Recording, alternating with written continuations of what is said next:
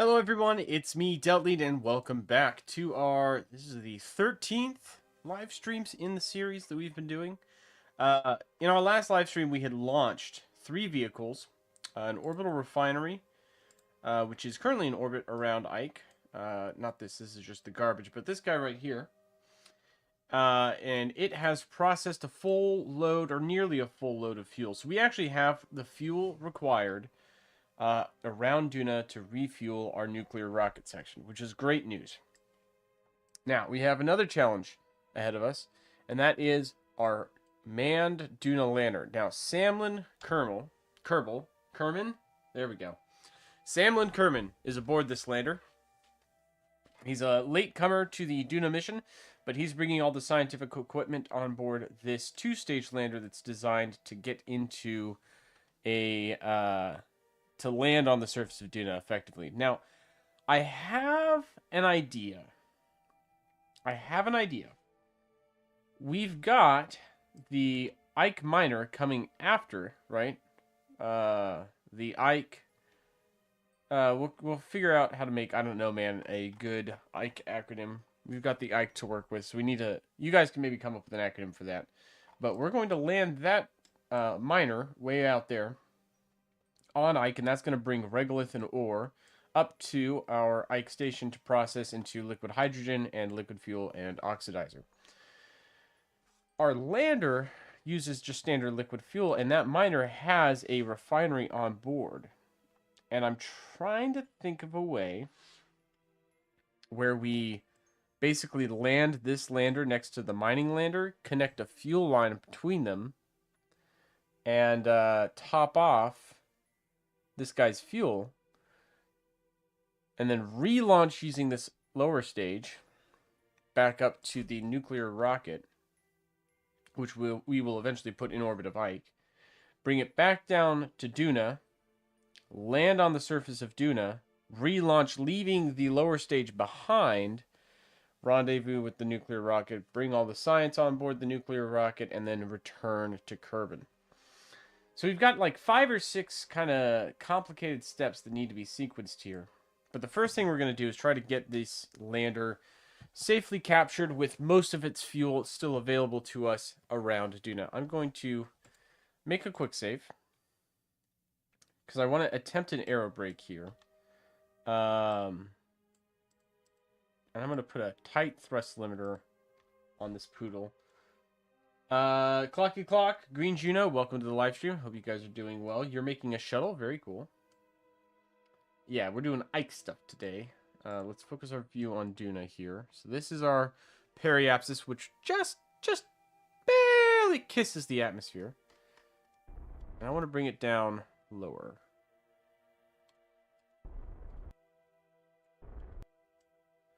I think that's as low as I want to try to take it.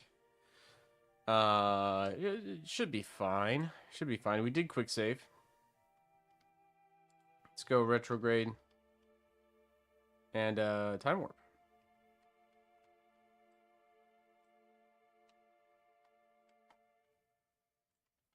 Time warp a little more.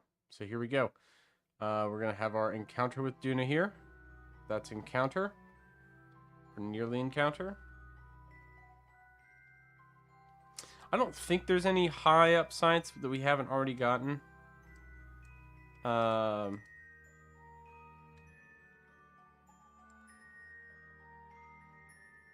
over Eastern Canyon, we can keep that. And then crew report from high over Duna, but I think, yeah, that's all already been done.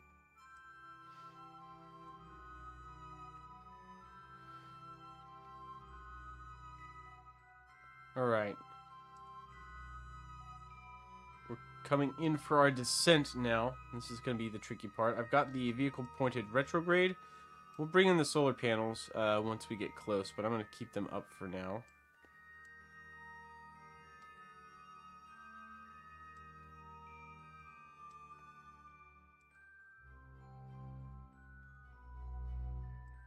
Okay. Let's stow the antenna. And stow the larger solar panels. We've got a little solar panel down there. That'll keep keep just a little bit of spare electric charge available to us. I'm going to keep the small antenna up. And we've hit atmosphere. So, we'll see how much braking force this actually gets us. We are still accelerating. But we have not reached periapsis yet.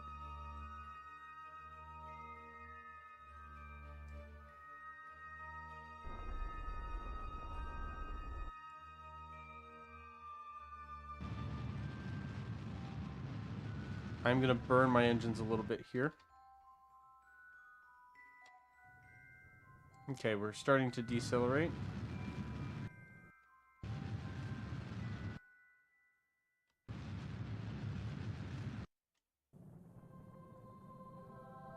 Getting hot. The air brake is pulling our orbit in. We're not burning fuel right now. We are decelerating. But I'm going to have to use engines here to bring it down lower. So that maybe saved us maybe 100 meters per second to delta V total. We're still in the atmosphere. Will the Duna landing be today? Yes. Theoretically, I won't have to go to the Space Center at all this live stream. Or at least until we're done. Aerobraking is not for nubs. Calm down. How do you even know that word?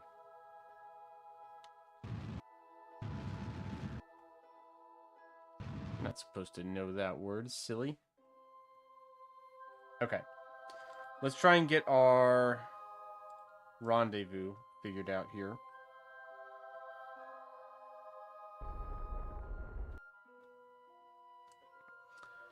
We'll start with a burn at ascending node.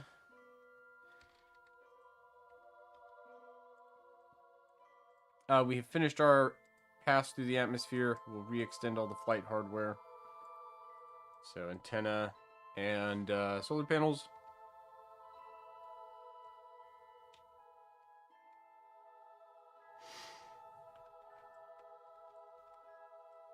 Now, goal here is to do a burn at the ascending node. To do a plane change. This will cost about 100. Hopefully this is the most expensive part, but I fear it may not be. We'll also raise, nope. Raise periapsis a little bit.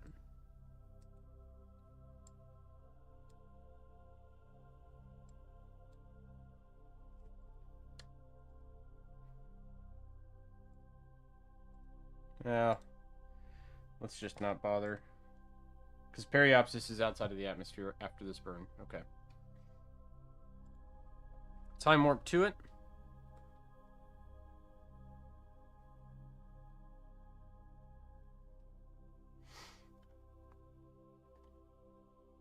Let's get ourselves pointed at our maneuver. And 138 out of 949 meters per second. So we still have plenty of fuel. We'll just go ahead and lock normal.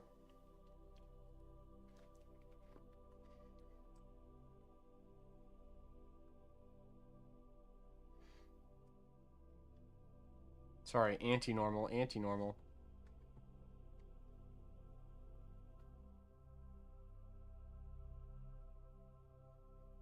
Burn time is 13 seconds, so we'll start burning at about 7 seconds from the node, maybe 8 seconds from the node. 2, 1, start the burn. And then the last couple of seconds of burn, we will throttle down. I'm not going to follow the maneuver node, I'm just going to follow our anti-normal node here. And we'll actually delete the burn. Okay. So we're pretty close now.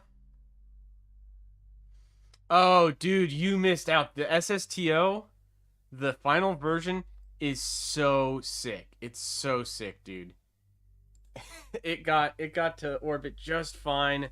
We deorbited the station. Yeah. And we got the full value back, too. The only thing that we spent money on was the fuel. Everything else, price-wise, got recovered because we landed it on the runway. Well worth the effort. Let's boost periapsis out of the atmosphere. And then we're going to have to do a burn here. This is probably going to be the expensive burn, because this is the one where we force the orbit to align.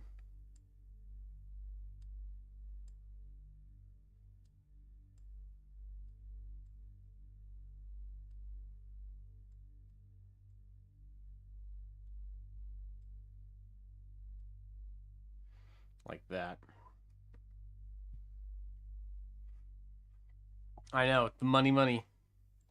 I think the total cost was 132,000, 137 or 127, 123, somewhere around there, and we got like 125 back. So it cost a couple thousand to launch. Which is like, it cost about as much as the cheapest possible rocket I could launch, and we could bring up to 4 Kerbals.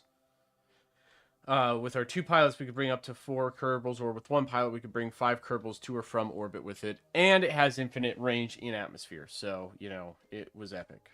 It was really cool, and I really enjoyed it. And it will be, that is our new primary means of getting to and from Kerbin from now on. It was awesome.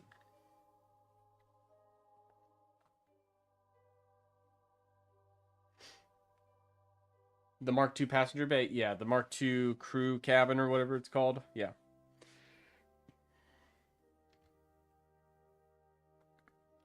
All right.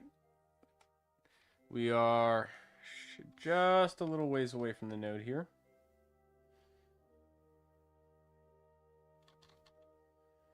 Start the burn now.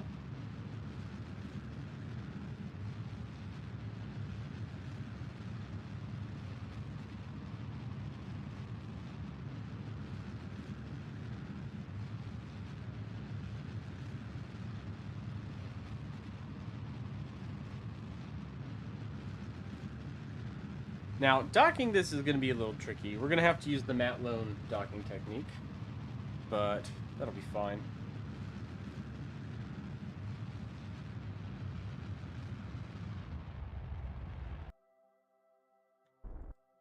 That'll do. Okay. So we're in orbit,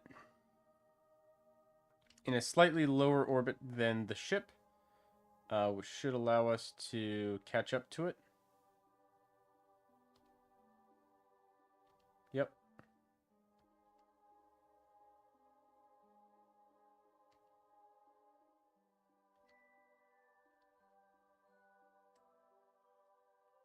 Okay, I think we just passed it.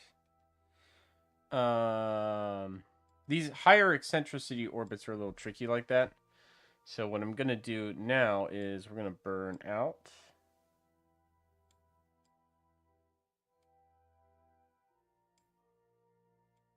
And that gets our intercept right there.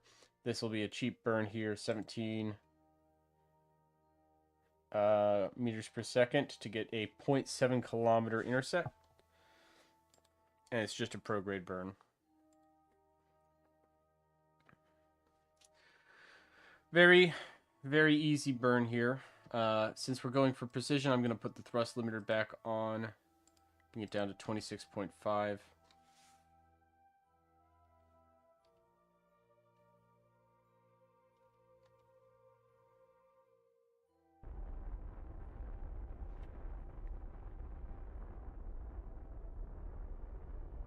Okay. We'll just do it manually from this point because we can watch our intercept get close. Close enough. We'll go around another orbital pass. Switch to target frame of reference. We're in that slightly higher orbit, so the KSP Hermes catches up to us, and then we fall down together, basically side by side from this point forward, and get closer and closer and closer. I'm going to do a slight burn towards... Yeah, rotating 6 Kerbals is kind of overkill. 5's really all I need. Because if you think about it, the KSP Hermes has a nominal crew of 5 with a max capacity of 8.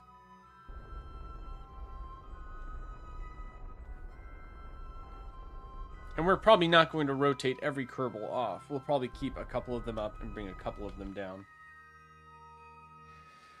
That's 1 debris orbiting Duna. Yep, that's 1 debris orbiting Duna there. And then there's 1 orbiting Ike as well. That is the nature of space exploration, is you do litter as you go. Somewhat unavoidable.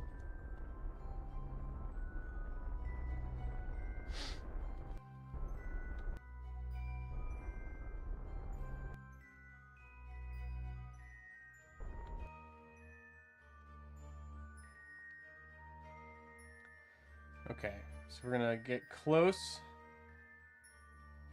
start getting farther away, and then start getting close again. I mean, we could pretty much just manually fly it from here.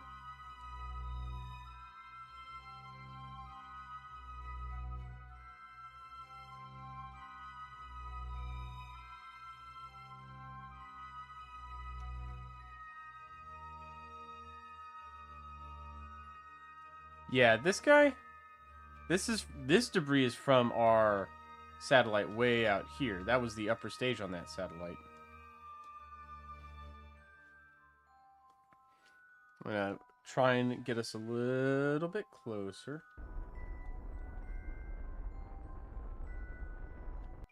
Okay. And we're gonna go retrograde to target.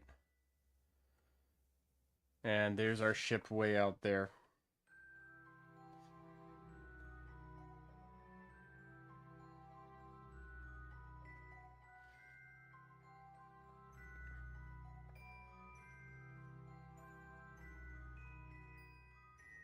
Okay, nice and slow. 300 meters separation will be our final separation.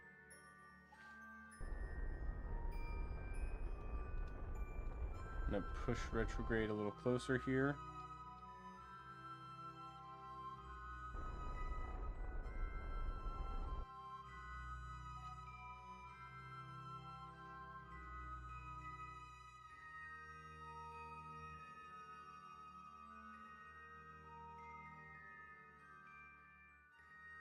No RCS? No, we're trying to save as much weight as possible, so I left off the RCS.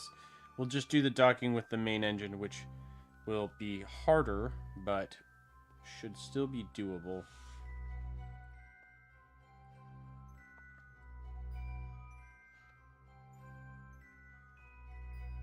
I guess I could probably ditch this. Which will give me a little bit more command authority. That'll float kind of away from the station. There we go. I've used up about every little bit of fuel that I want to on that, which is good.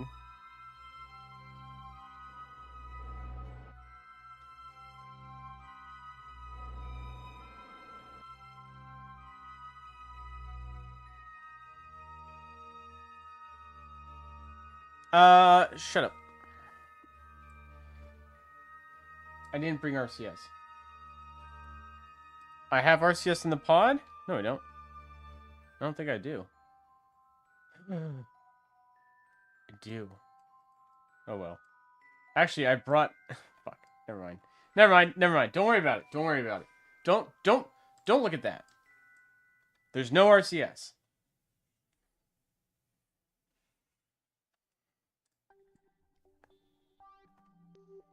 It wasn't a mistake. I deliberately chose not to bring it. It's fine.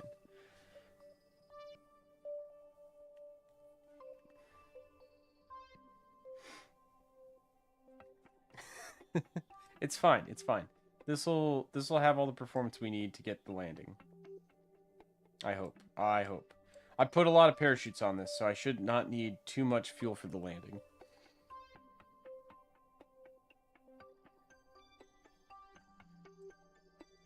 We're getting nice and close here.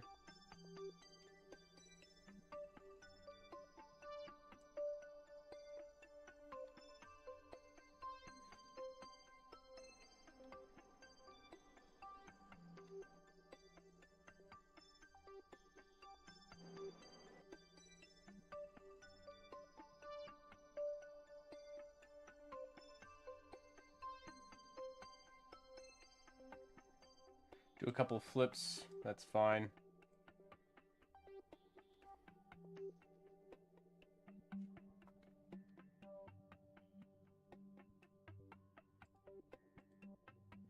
Alright, set that as the target. We're going to switch over here. Set that as the target. And we're going to lock on target.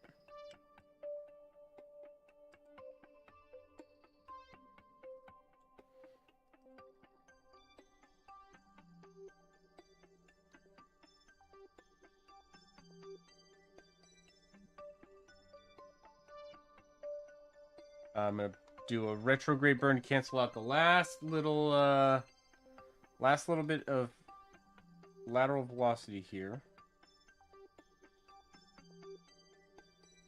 And now that thing's targeting this, so all I have to do is point them at each other. Alright, that's good enough.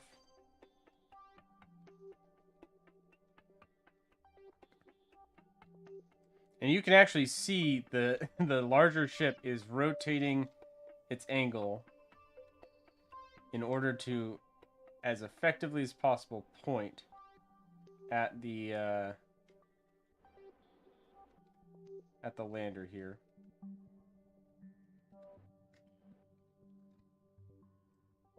So this is, I think this is the Matlone docking style. It is a bit of a cheap shot, but it works, you know. It's definitely going to get me there. And that's how you do it without RCS. Just takes a little bit more patience, but that actually is going to dock very nicely. I'm going to turn SAS off on this one and just let it fall into place. Boom. Perfect. Perfect connection. So Samlin Kerman, who is ready to spend some time off of his little lander. He's now in with the other engineers, and we can go look at the view from these guys. These are our two researchers. There's Samlin down there. One of those guys is Samlin. Or researchers in the lab. Or no, this is Samlin. Maybe this is Samlin? That's Samlin's eyeball. Matt Dorf and Bob. Jebediah up here in the cockpit. Pretty good. That brings our total up to 6 Kerbals now. Yeah, 6 Kerbals on board. Which is awesome. Alright. Let's save. Just for the sake of if something were to crash in the game, some weird physics bug, who knows. Let's save now. Let's think about getting up to Ike. So if I do a burn at periapsis now, up into Ike's orbit.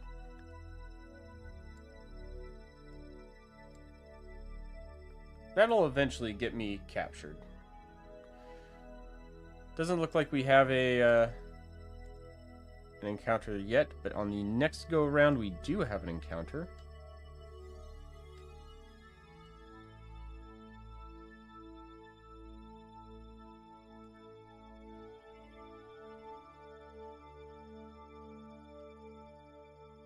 And that should be fine, actually. We'll be orbiting in the right direction, too. Yep. 25.7 meter per second burn. We will control... Well, one, let's shut down these engines.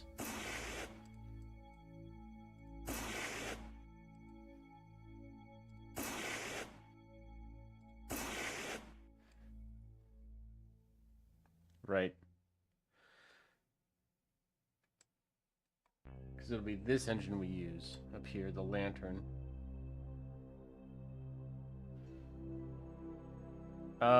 Also, things to think of. We do have science to transmit. And that brings Samlin up to level 3, so we've got another level 3 scientist to work with here.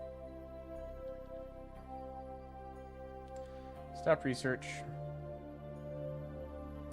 Transmit science.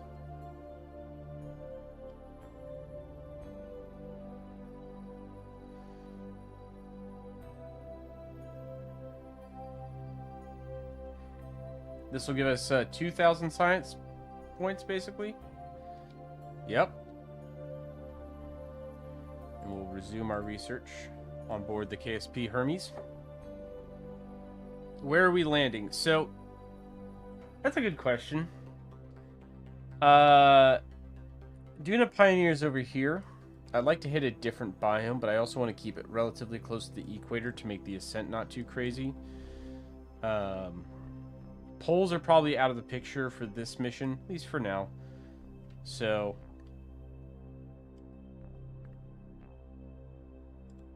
not sure. But while we are getting everything set up and ready, I'm gonna auto strut the vehicle. And this should help with the wiggling. I think it already has helped a little bit.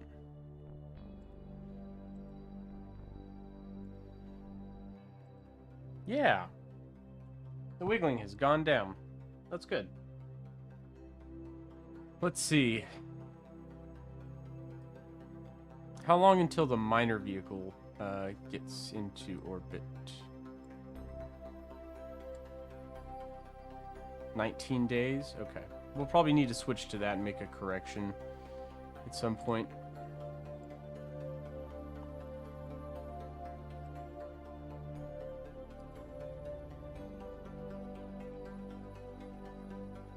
I also like the comms network we've started to build here between Duna Voyager and this damaged satellite up here, which I can't do anything with. Actually, I don't even have control of it. Never mind. Alright, we'll time warp to this burn.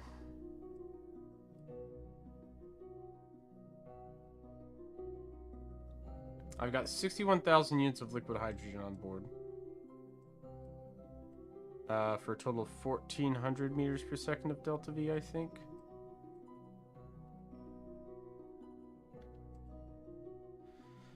Activate this engine. Unsure what the staging order is telling me delta V wise.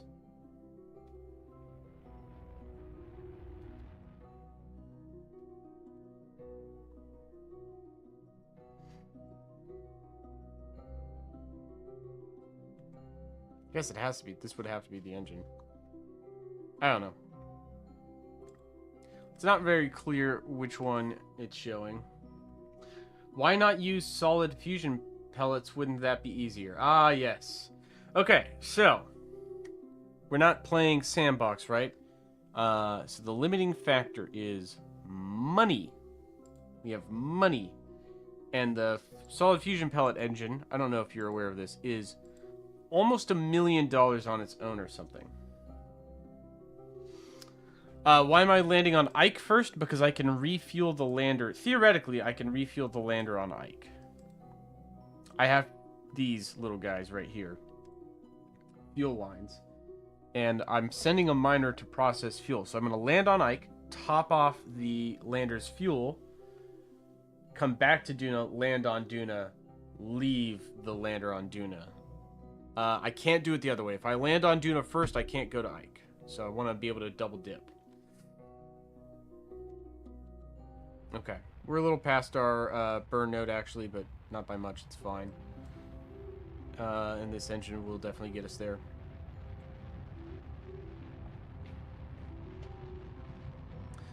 So the other thing is this is the lantern, which is like the upgrade from the Nerva solid core thermal nuclear rocket engine. I'm going to upgrade it again to the liquid core one. Okay, looks good. Engine's shut down. We do have our encounter with Ike. We are going to need to do a plane change, it looks like.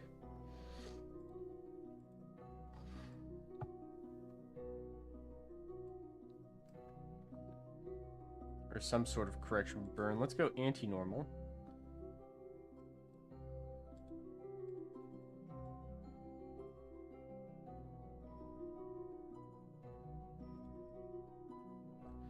Try and get pretty close to equatorial.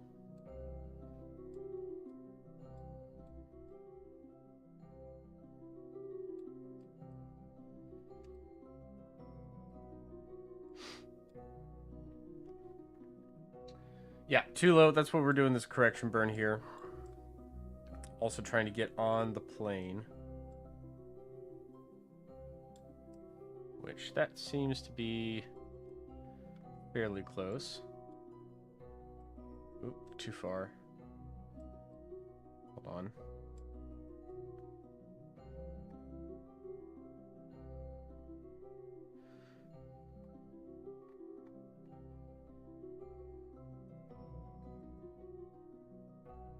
That should do. Okay. Let's lock on the maneuver node. Just trying to be nice and slow with this big ship, you know, not whip it around. When I try to be fast, I make mistakes. So we're trying to avoid mistakes.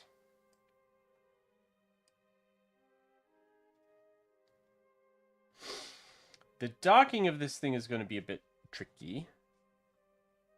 And I may have to separate the lander and dock with the station nose on, and then bring the lander around and dock it to the side. That might be what we have to do.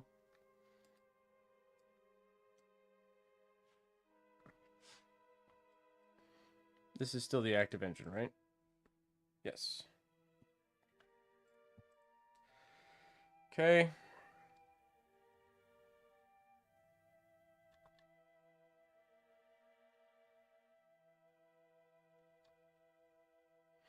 Start the burn slightly early. That'll give me time to throttle down at the end of the burn.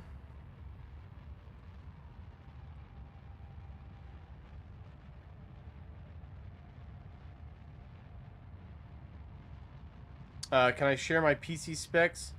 I don't have them memorized. I'm not going to pull them up right now. Maybe I'll post them on my Discord if you want to look at them, but I'm not gonna post them just on the stream. I have a mid-range PC. It's good enough to run most games just fine, and I can run some games while live streaming. I need to get a new hard drive. I currently have a hard disk drive, and it's starting to show its age. It's time to upgrade to a solid state. It's been time to upgrade to a solid state for a while.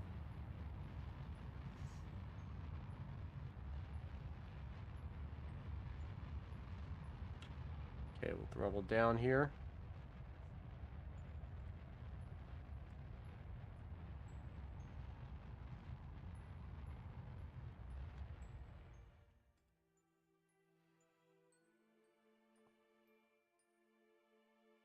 Yep, it would. It would make everything faster. Because the biggest thing, it can process... Like, this game can run most things. It just takes a long time to load stuff. Long time to load stuff. That's where I feel it the most.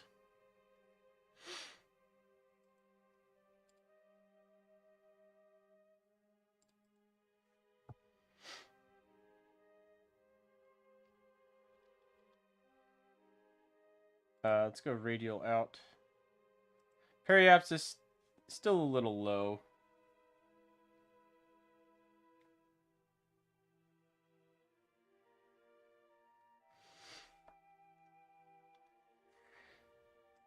Yeah, this is more than 100 parts, I think, at this point. And it runs okay. I've noticed though, just as a rule, the more parts you start introducing, you're probably going the wrong way after you've introduced, so many parts.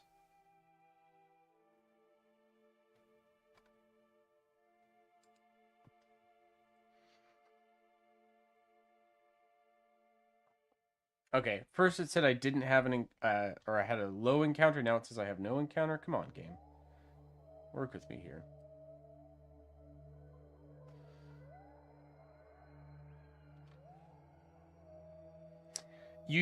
I would recommend paring down your mod list. I would guess probably about half of those mods you don't actually want or use, really. And it would be a good idea to bring that number down a little bit.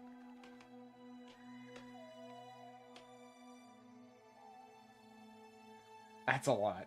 And there can start to be some issues when you introduce that many, where if they are conflicting, there's like hard mod conflicts where they're trying to share files and then it bugs and crashes.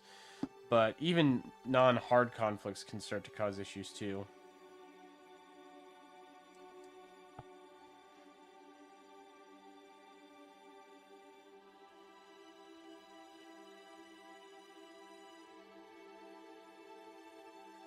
Oh, the Ike encounter's in a day. I see. Oopsies, oopsies, oopsies. I've made an oopsies, everybody. We gotta make a correction here.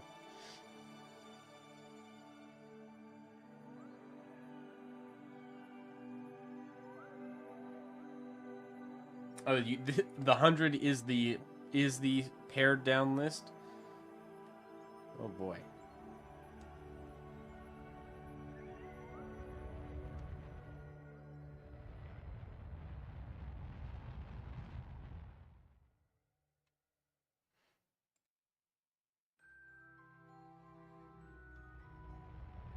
Trying to get out of the atmosphere here real quick.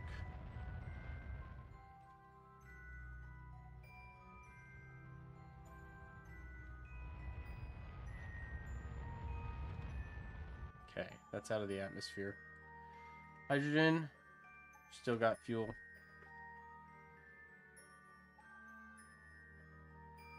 No, I don't want the atmospheric effect this time. I used it to get get our stuff from Kerbal to Duna using a little aero braking maneuver. But now that we're here, I want to stay out of the atmosphere, especially this guy. This is not built for atmospheric braking.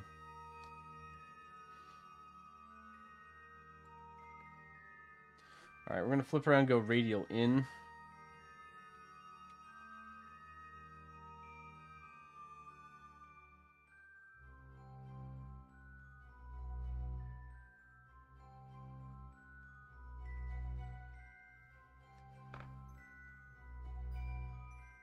Oh, I'm still time warped. I was like, why is the ship not turning?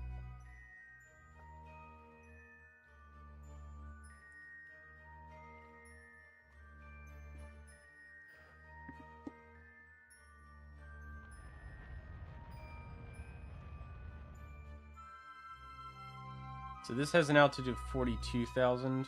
So we'll bring it in slightly here.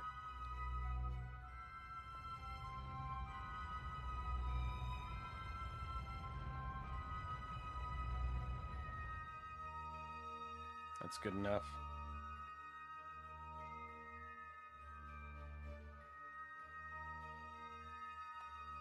How far away is our lander out here? Still a little ways away. We got time.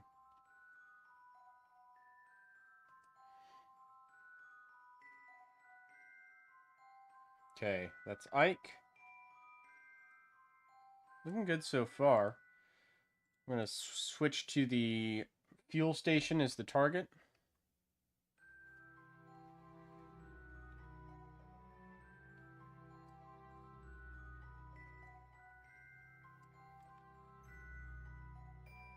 Make one burn at the ascending node. Anti-normal to get on plane.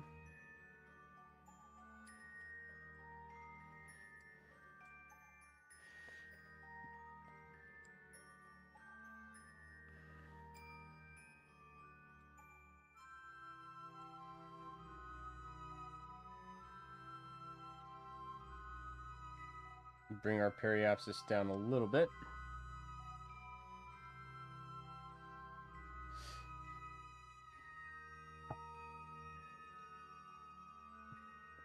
If this were a smaller ship or a less expensive ship and it didn't have almost half of my astronaut program on board, I would be a little bit more quick with some of these maneuvers, but I really want these to be precise and accurate and careful, because losing this ship, or if something goes wrong, to rescue it would be a huge pain in the butt already. It has already been a huge pain in the butt to get everything situated properly.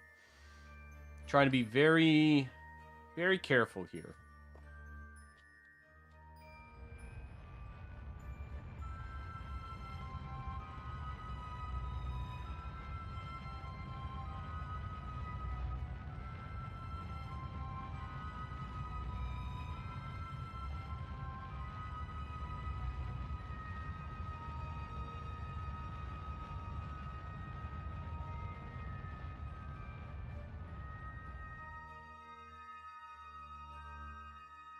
Good enough.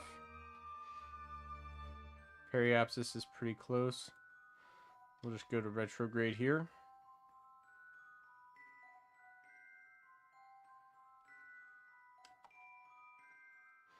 And I should be able to retrograde pretty much directly to our transfer. To an intersect at least, because we're ahead. We're ahead of them. We'll lower our orbit to probably something a little bit more eccentric. And then as we come around, we'll get an intercept right about here. That's the goal.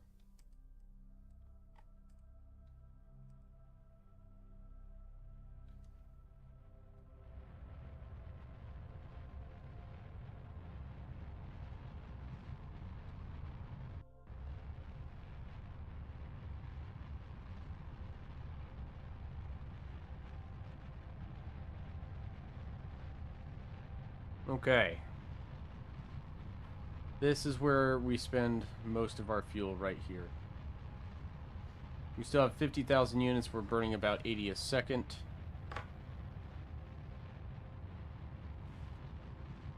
At periapsis, we're pretty much at the target orbit. We just got to get it down, down, down, down, down, down.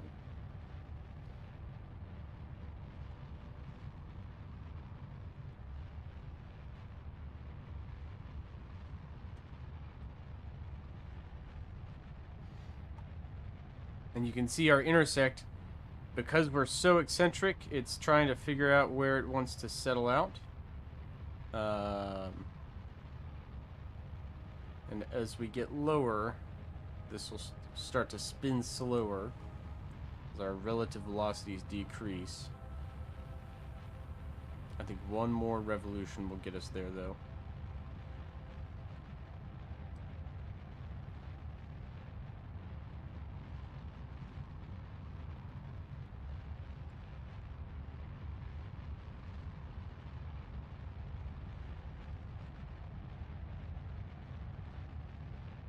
Going to be slightly off because this burn took longer than anticipated.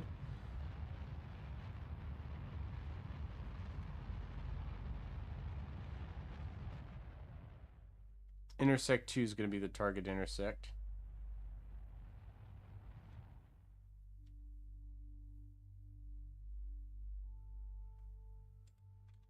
We're at 43,000 units of hydrogen left in the tanks.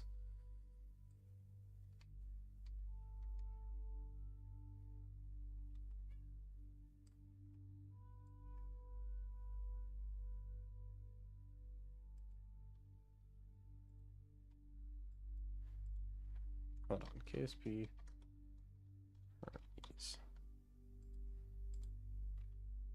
There we go. All right. So far, so good. Someone called a bit of a sloppy intercept, but it should hold.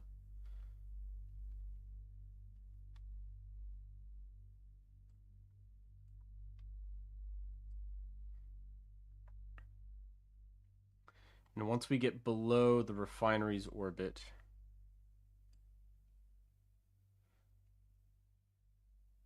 We'll cancel out the relative velocity as we get close here.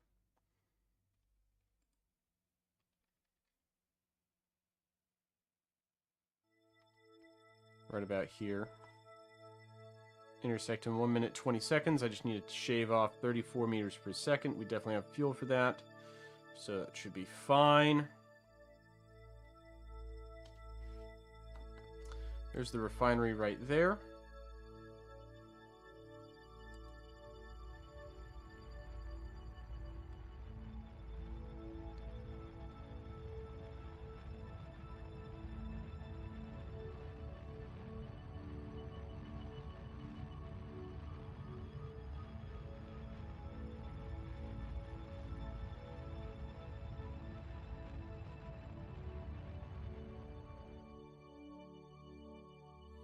Okay, looks good so far. Intercept is now 0.2 kilometers. That's about where I want it to be. We'll go retrograde and physics time acceleration just a little bit to close this gap here. 14 meters per second relative velocity between the two vehicles, the refinery and the ship. Should be getting close now.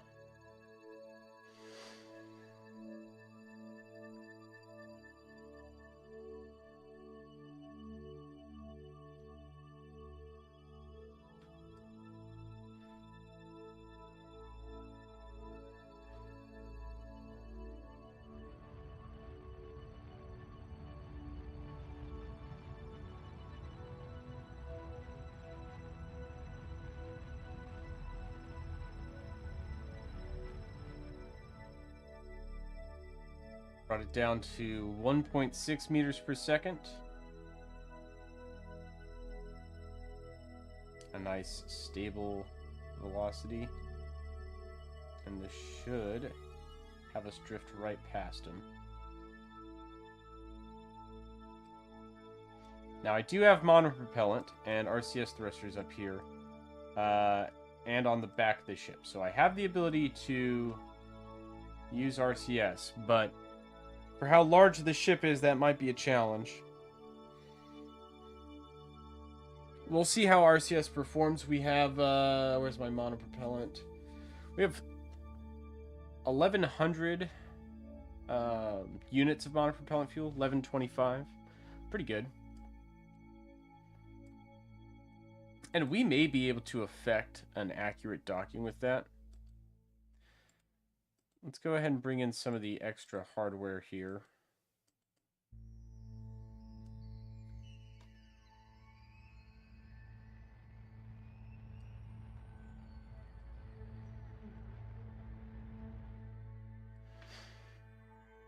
We're down to 41,000 units of liquid hydrogen in the tanks.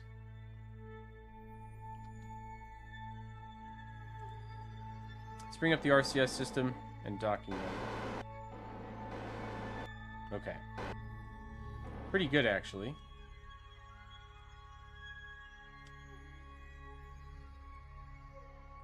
Let's bring in all of our breakable stuff. We're going to try docking that clampetron with this docking port. So I'm going to control from here. Let's turn RCS off and lock to target.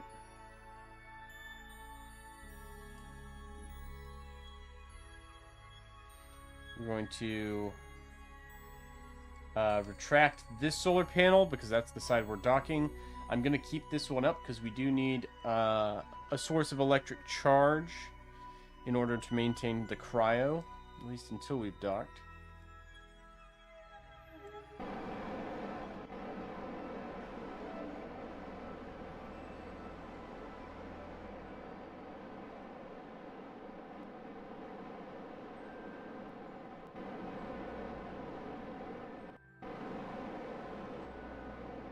Okay. So we're making our approach now. Again, this docking port is now our frame of reference. Turn RCS while we're not using it.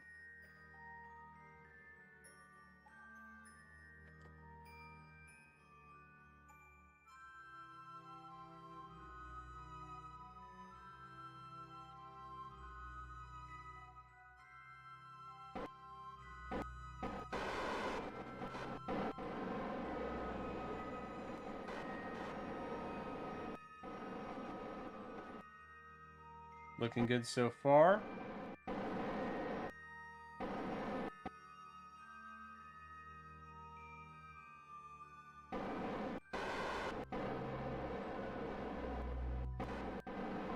It's about what I want to see.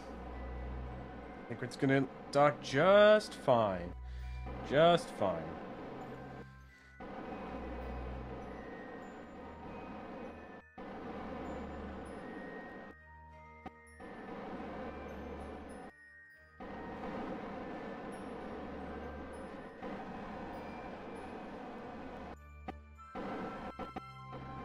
Oh, never mind.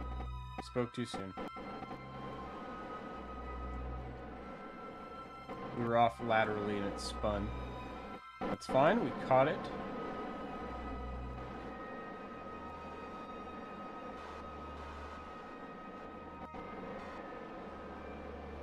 Keep bringing it around.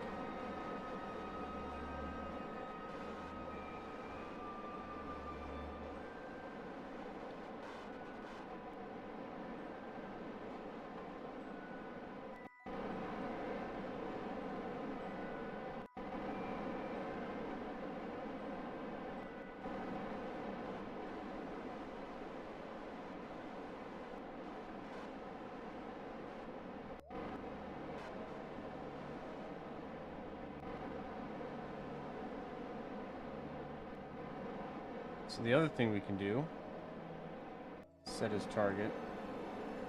Oh, this one doesn't have the advanced docking port. Never mind.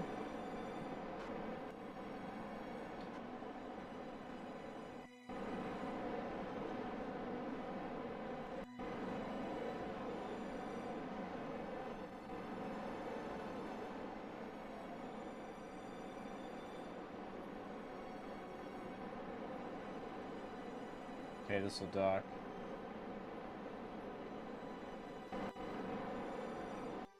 There we go. Alright.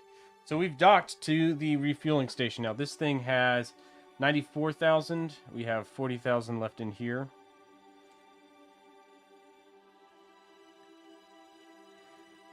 In these tanks. Go ahead and transfer the fuel that we have processed into our ship's tanks, which will top them off.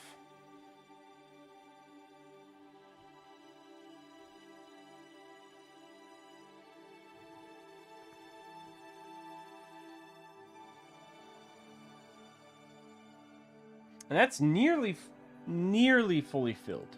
It's not fully filled, but it's close. So not too terrible right there. We can go ahead and activate the other receiver. And let that sit. Oh, there we go. Okay. So the mission is working. The mission is coming along nicely. We've got our hardware all in orbit here, which is great. We have one more piece of the puzzle. And it's still incoming. So we're going to switch to the Ike miner. Right here. This thing, as it comes in, it's got a lot of delta V on this booster stage, and then also its subsequent actual landing stage. We do have an encounter with Ike.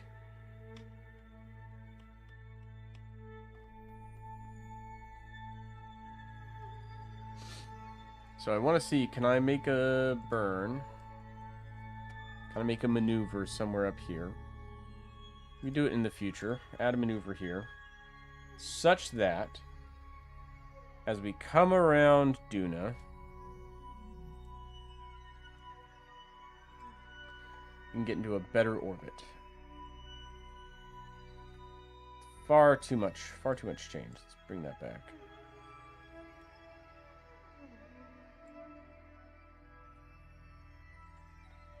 There we go.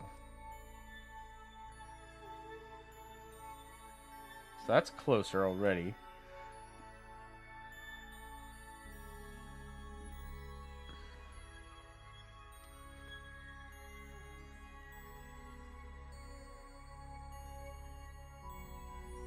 Okay, now my Duna periapsis is 55 here. We could take advantage of a little arrow break.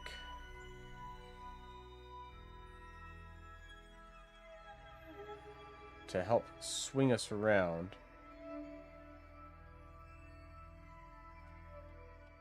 Because as we're going slower, we do get closer, which is what we want to see.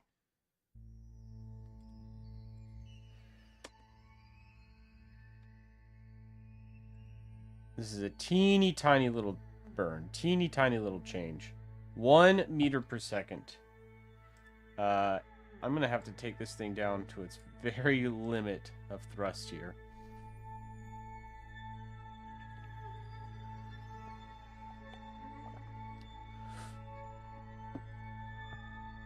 We'll wait for it to get on the maneuver node. The maneuver itself is going to be in 12 days as we get closer. We'll do it right here, and that will hopefully thread the needle, get us into upper Duna atmosphere. We'll slow down, and as we slow down, that'll make it easier to get captured by Ike, and then we'll spend most of our fuel in the Ike capture up here. That's the plan. We'll see if it pays off.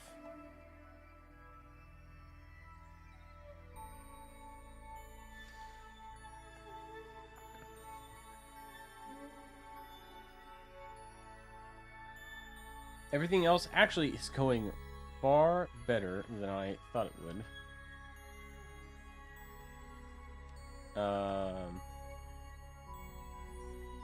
It says we have no comms. There we go. That was just an artifact of time warping. I was a little worried for a second.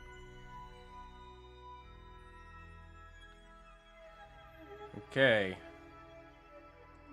Can I get this any lower? 1.5? Sure. Barely any thrust. Barely any thrust.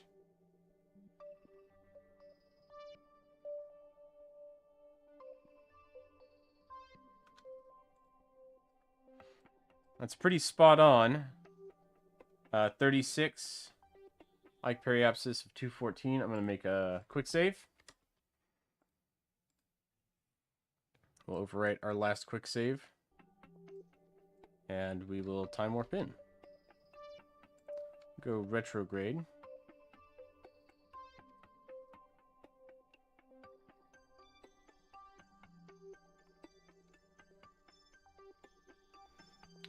What kind of electric charge are we working with? Not a lot.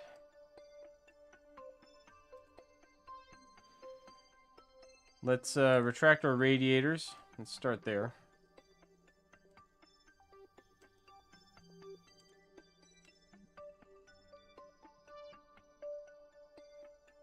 They're not going to let me retract the radiators? That might be a problem.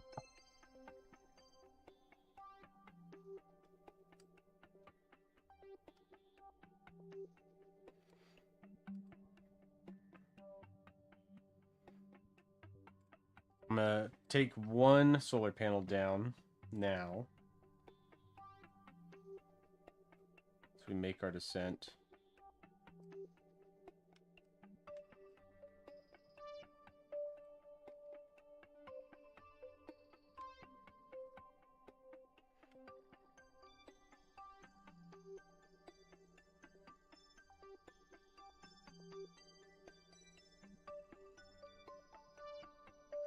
Okay, we'll bring the other one in now. Ooh, we run out of battery real quick. Never mind, that's going to have to stay out. We'll bring it in if it starts overheating.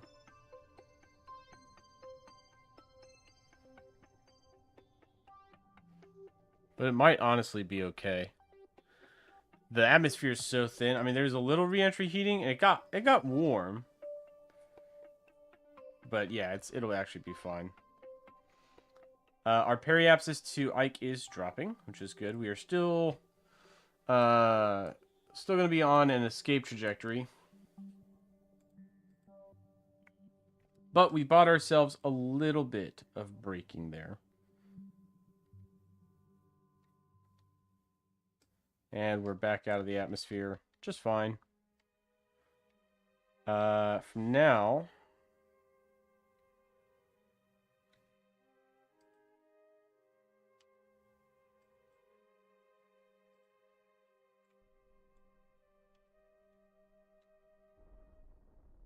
we're going to throttle up and use our engines to start decelerating us.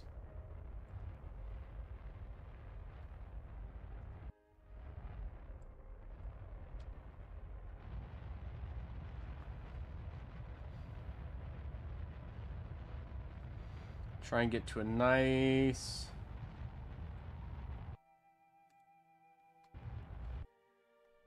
44-kilometer orbit. Let's go normal.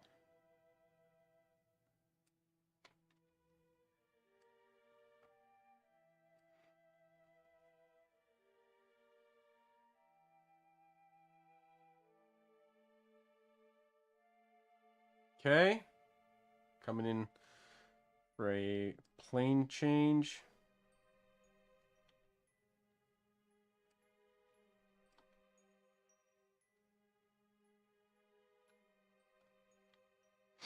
Try and get my periapsis at the ascending node.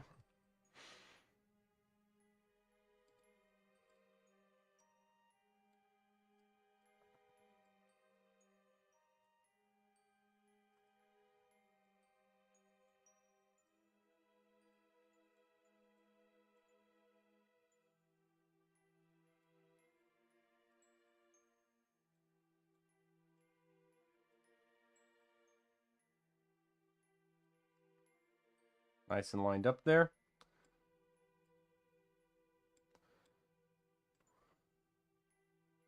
"18-second burn.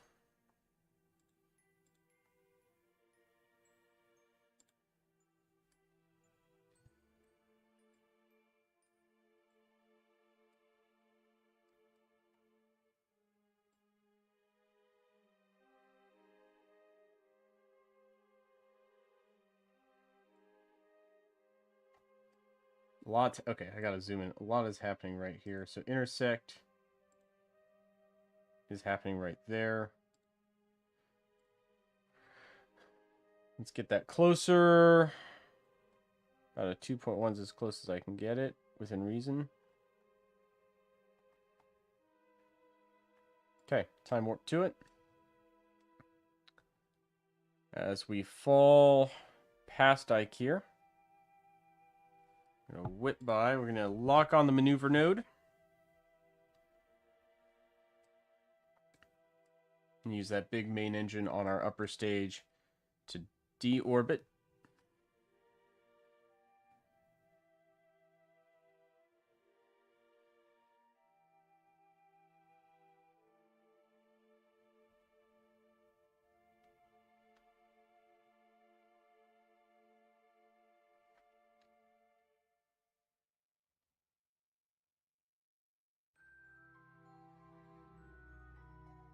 Okay, almost at the burn now. Going to light it right at about the 9-second mark.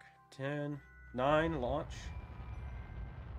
Full thrust on this Rhino liquid engine.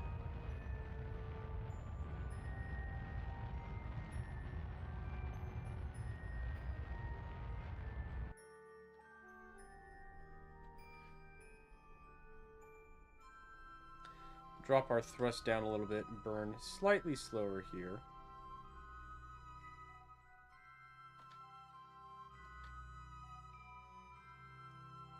That's good enough.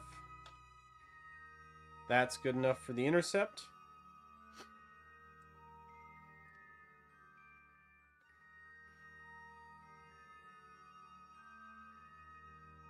And as we come around here, go retrograde velocity vector to target.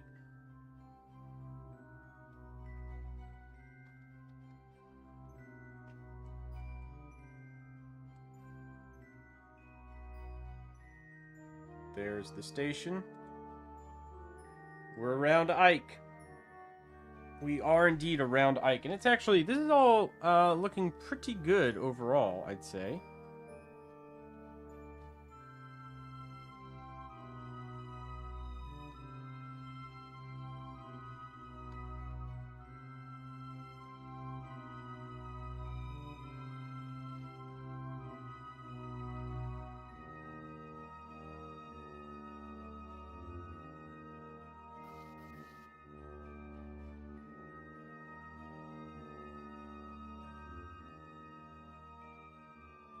So far, so good.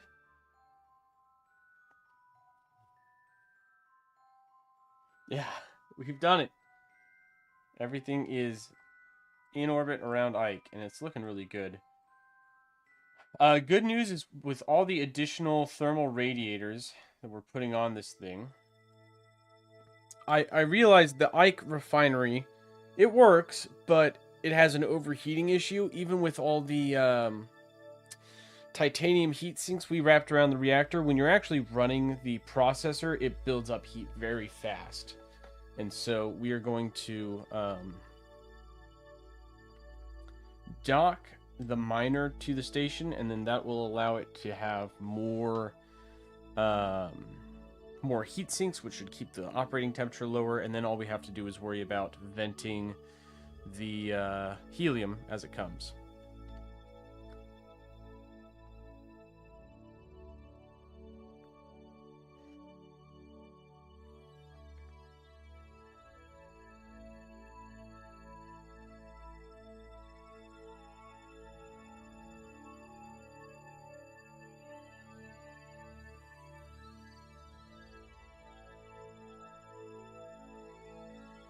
Looks like we're not actually closing the distance anymore. I'm gonna burn towards.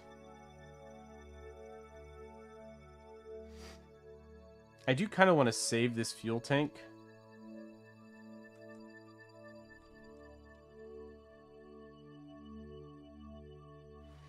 Let's put a thrust limiter back on this bad boy.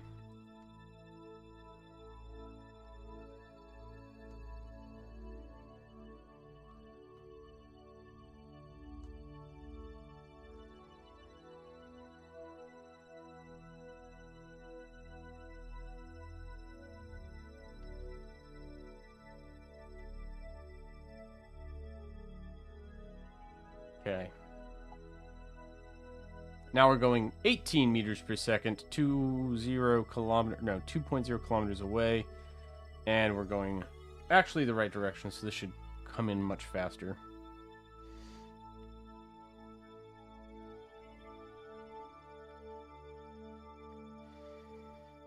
Now, docking this will be harder. This one has no RCS, and it's also heavier.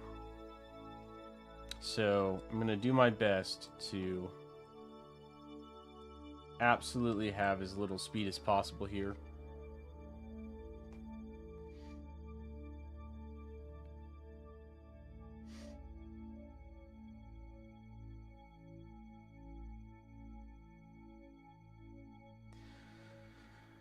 And then we'll try and line up a docking port for a direct shot. Same way we docked the other two.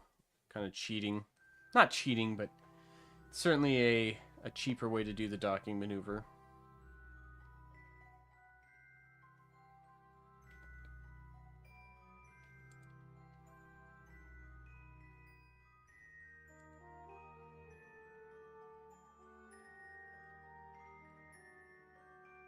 Alright, coming in nice and slow. Look, this is a huge win. The fact that we got all three vehicles captured and on the orbits we wanted them to with enough fuel to do the stuff we need them to, huge win. Huge win for our program.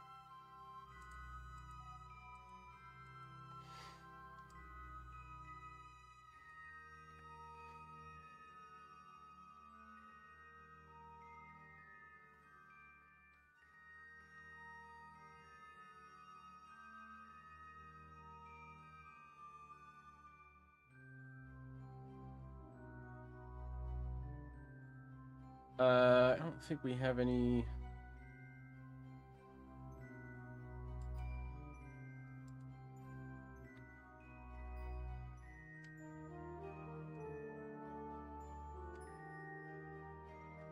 Thing's about topped off. I guess we actually don't need to dock, do we? With the station. I don't have any regolith on board. Do we go straight for the landing?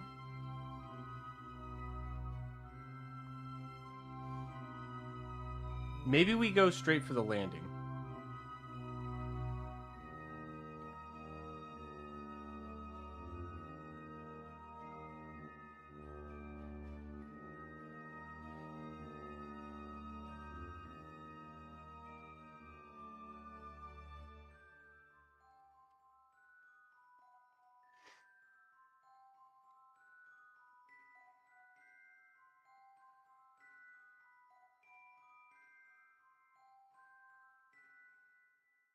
Yeah, and we actually don't need to save this. Okay.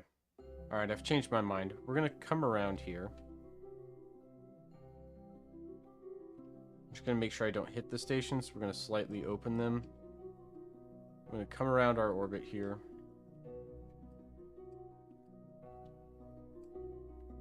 We're going to go straight for the surface. I think this little area right here would be perfect.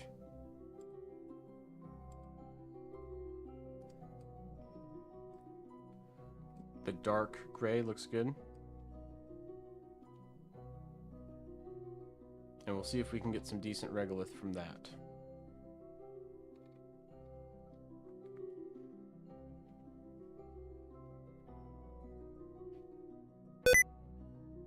No sticky keys.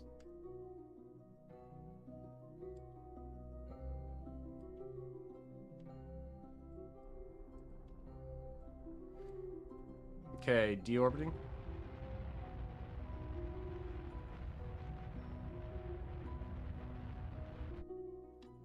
I'm using up all my upper stage, all my upper stage fuel here. No sense in keeping it on board.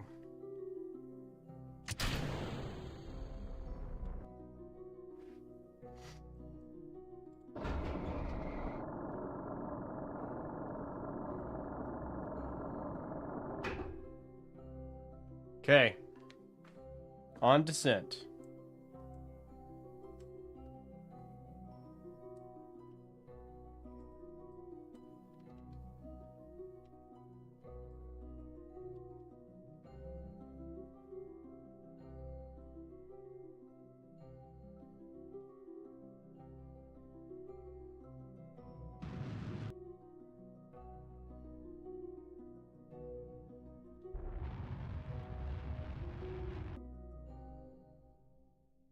That's going to crash into the ground real hard.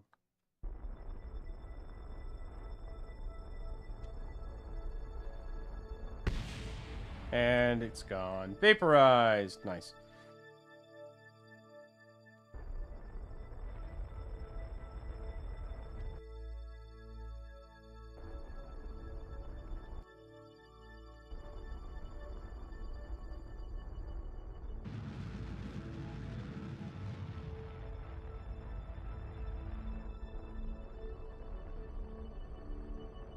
Oh, we got a little lateral velocity.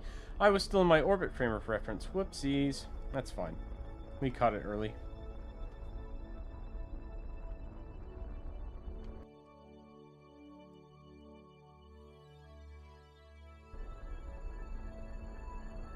$200 meters up.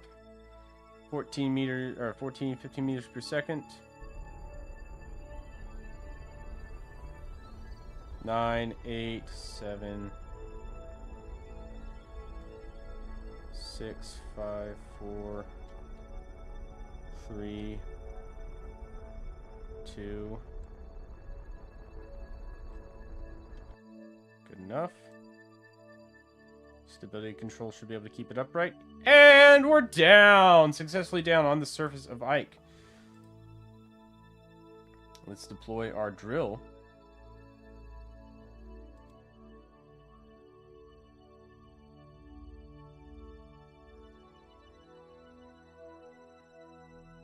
How much regolith are we producing?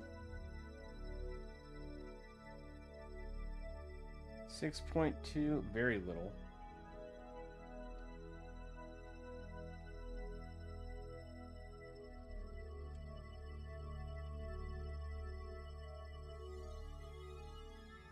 Heat exchanger is getting hot as waste heat starts to build up from the drill. I don't think this is a good biome for it, actually.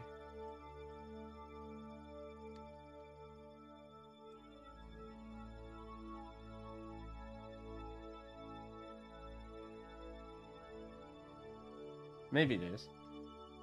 It says regolith concentration 166%.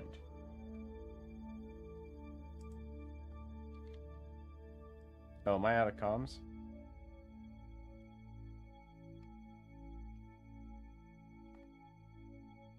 Uh-oh. Out of comms.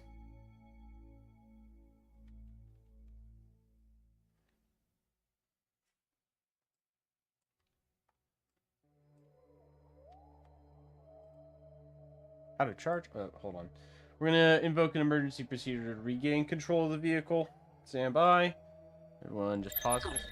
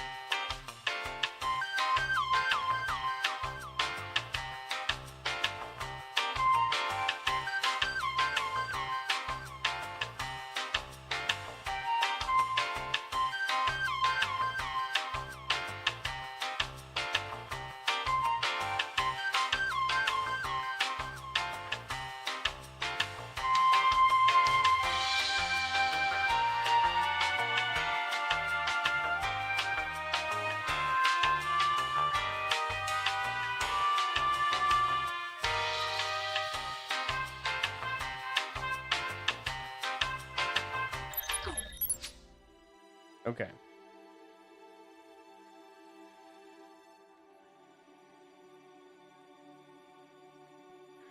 All right, I don't know what the issue is here, right?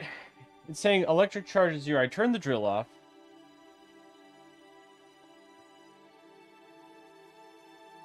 Current solar power is 0. Are we in eclipse? Oh. Ike is in eclipse. Oh, there we go. Okay. Then it should have been dark.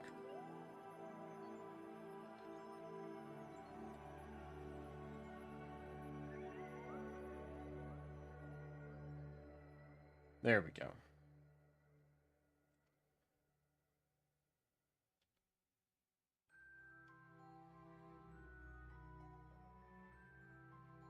Alright, so we're mining regolith, slowly.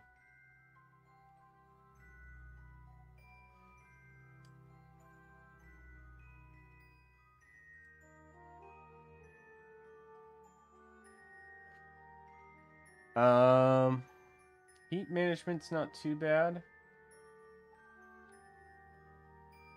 We'll have to deactivate the drill for night. That's okay.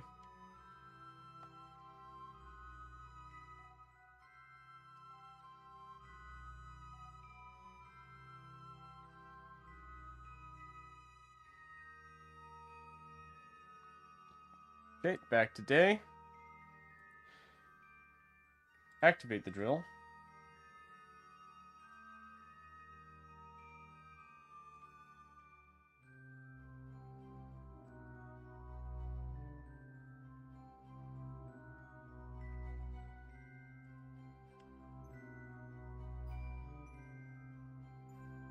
And we're collecting regolith. Alright, this is going to take a long time.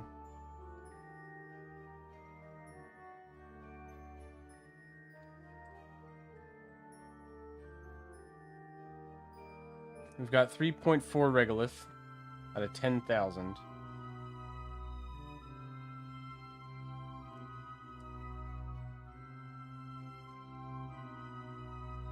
Now 6. Now 10. This is taking literal days to accomplish. Do we want to try a different biome? I probably should have scanned for regolith before we flew down here. But that opportunity has gone past.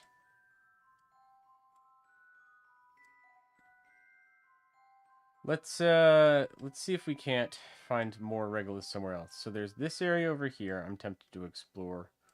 Or we come up to this area over here to the east. I think the east is going to be our go-to place here. So I'm going to retract the drill, bring the hardware back, and we have plenty of Delta V to try finding a better landing site for us.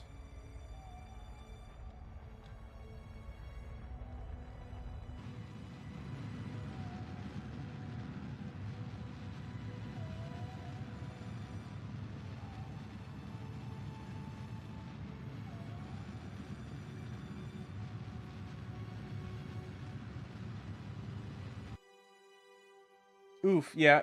It's just slow. It's just slow. It works, it's just slow. So we're going to try somewhere else. Looks like this dark region was too little. We'll try the lighter region over here.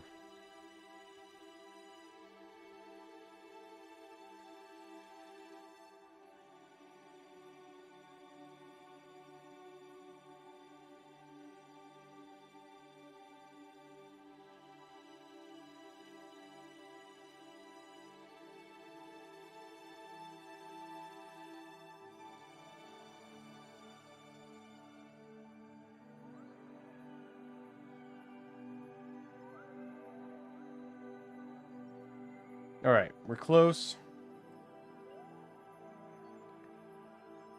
Let's flip back around.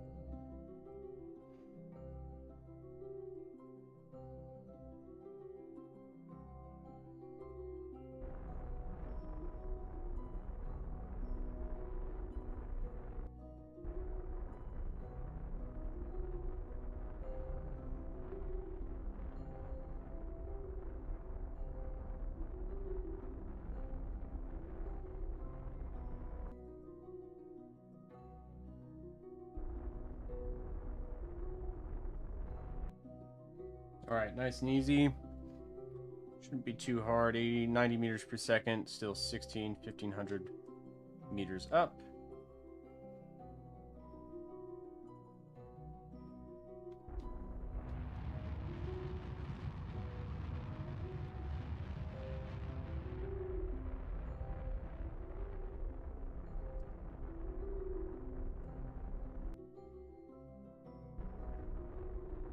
Nice and easy. Looking good. Not seeing any real issues with the landing, which is good. So we should just come down in a nice controlled manner. Not too fast, but not too slow either. The slower your descent is, the less efficient you are, because you're fighting gravity for longer.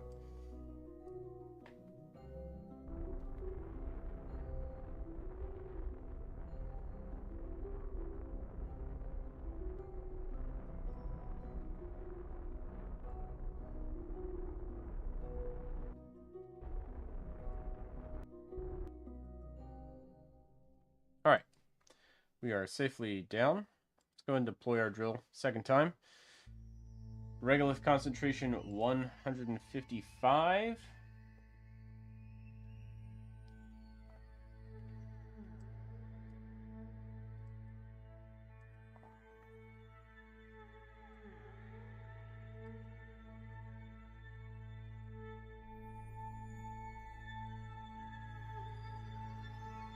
Not any better.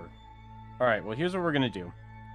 We're going to let that mine for a little bit. We have another lander that needs to go down. So let's go back to the KSP Hermes, because our second lander is going to go down and attempt to gather some resources, gather some research. Let's send down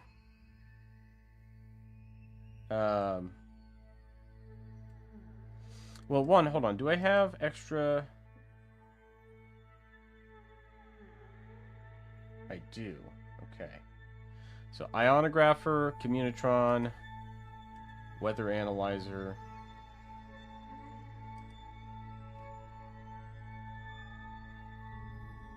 The goo has to go to Duna, right? Mystery goo observation from the surface of Duna. So mystery goo is going to Duna. We could just send down, or just deploy the ionographer, because I think I have an ionographer on both of these. Yes.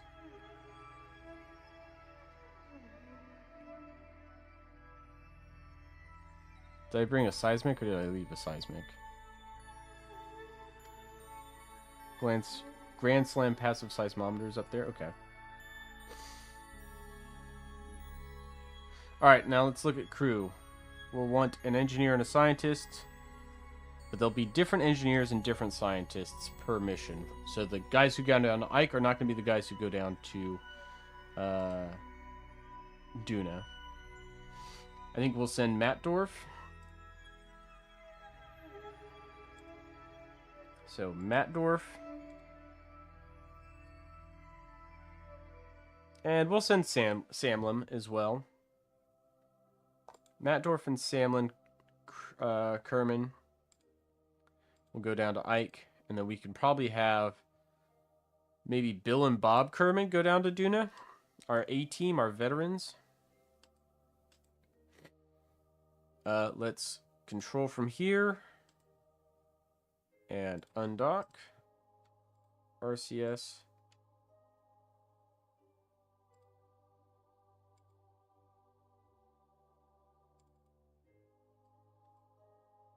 Oh, it did use up our RCS. Well, that's fine.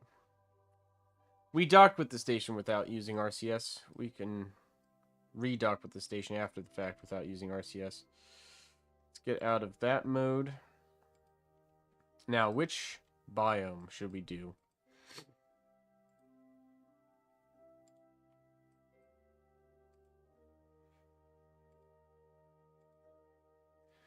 Central Mountain Range.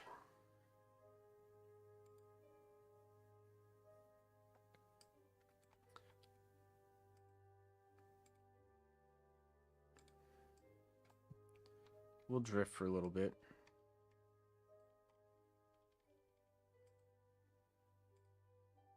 Lowlands. I guess we can also extend our solar panels. That'd be smart.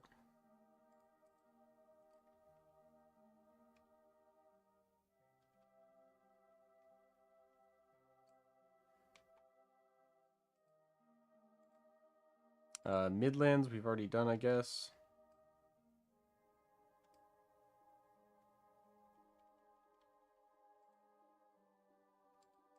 That's the Central Mountain Range again.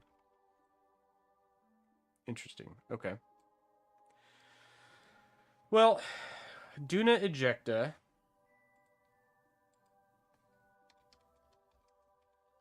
Where can I find Duna Ejecta?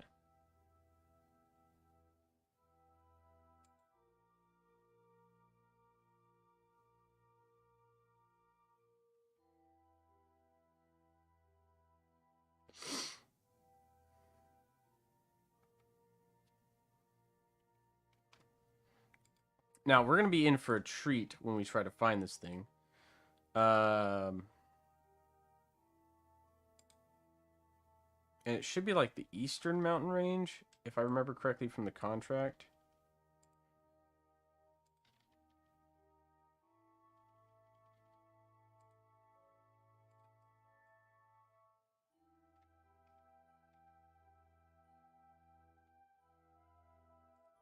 So right now I'm trying to find the Eastern Mountain Range, wherever that is. Maybe it's way over here.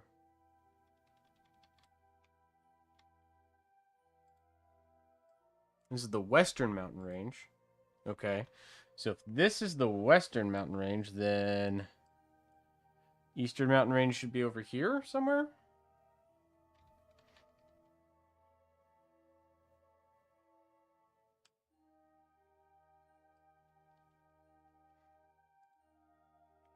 Lowlands again.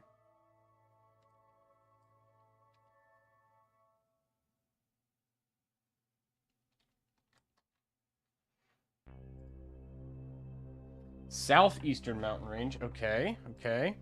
We're getting close. So Southeastern Mountain Range is probably somewhere in this area, actually. Do we go for it? Let's spool up our engines.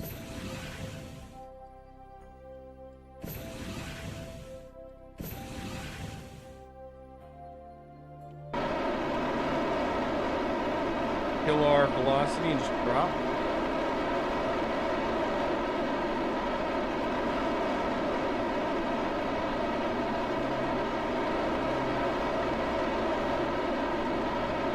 It is. Ike looks like a big lumpy rock. That's because it is a big lumpy rock. You've just accurately described Ike. Okay. I understand we're coming down on the dark side of the planet. We do have a decent amount of electric charge, and we can stay down on the ground long enough to charge the batteries back up.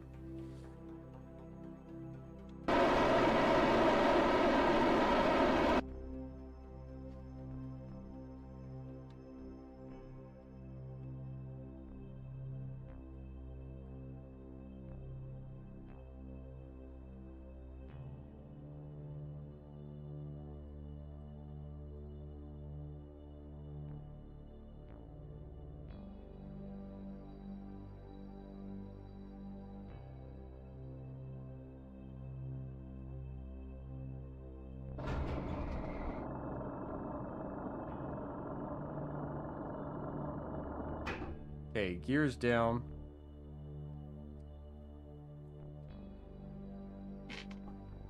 And let's start our descent proper.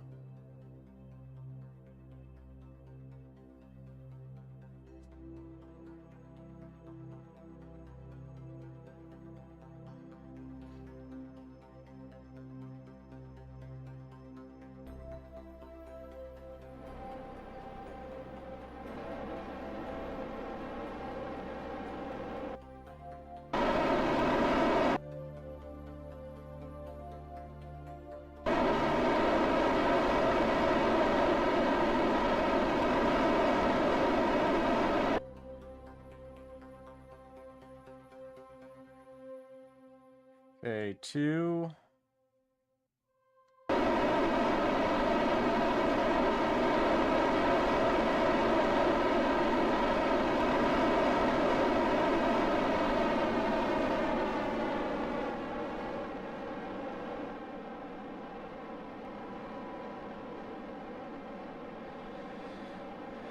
$55 meters per second and closing in on the surface. 50.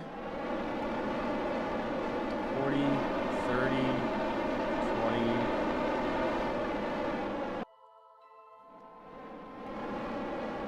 10, 9, 8, 7, 6. A little bit of wobble here. Okay, let's kill off that wobble.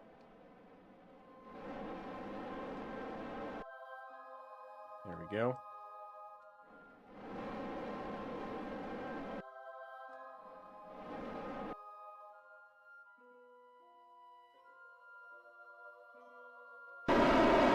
Okay, uneven terrain, aborting landing.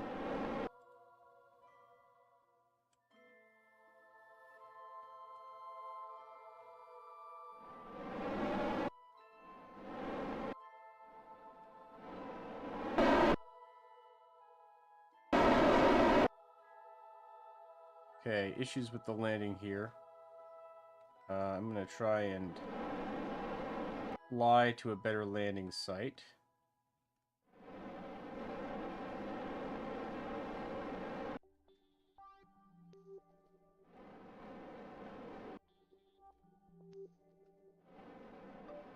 It is dark. Ground is lumpy.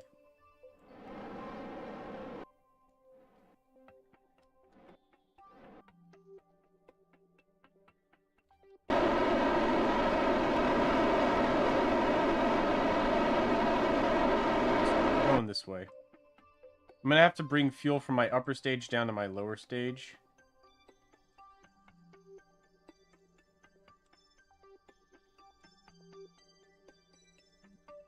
Oh, never mind. I can't do that.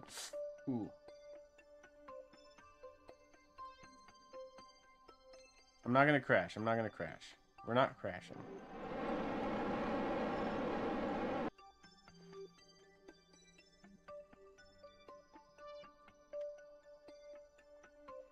The only problem that I'm gonna really have right now, the good news is we can kind of fight through this problem, is we may have to reconfigure our lander in orbit. Because I may expend the whole bottom stage here trying to get down to the surface of Ike and back. We have the upper stage, so, like, even if I expend every little ounce of fuel here, we'll be fine getting back. The Kerbals aren't lost, but it may require us to replan our Duna landing.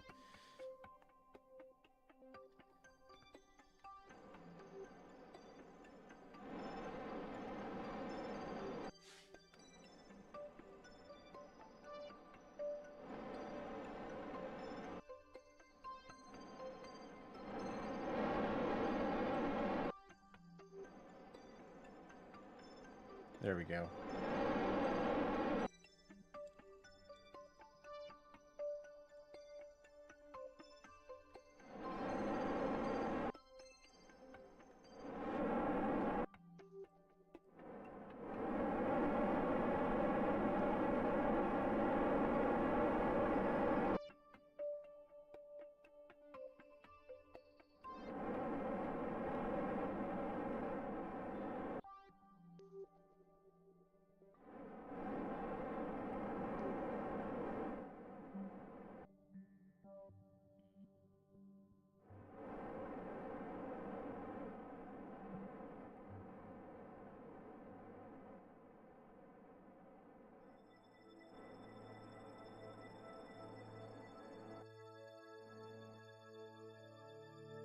Okay.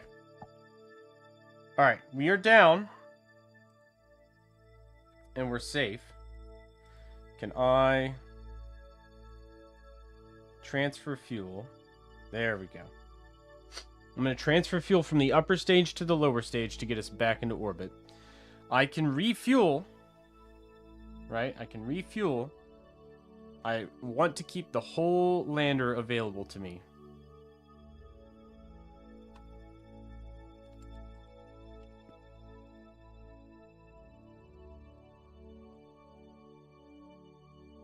Sweet. Well, we're down. It wasn't easy, but we got there. Let's go ahead and pop out our landers.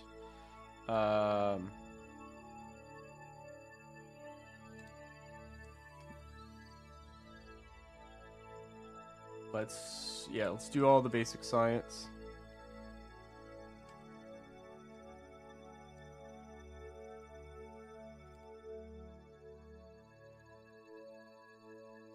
Let's get Matt Dorf out. No lights. No, I don't think I did put any lights on this. It's fine. We got helmet lights to work with.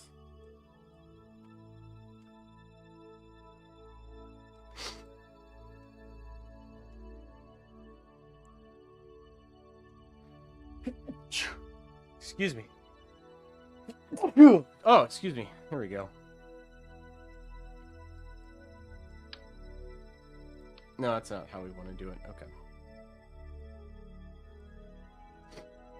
Let's get power.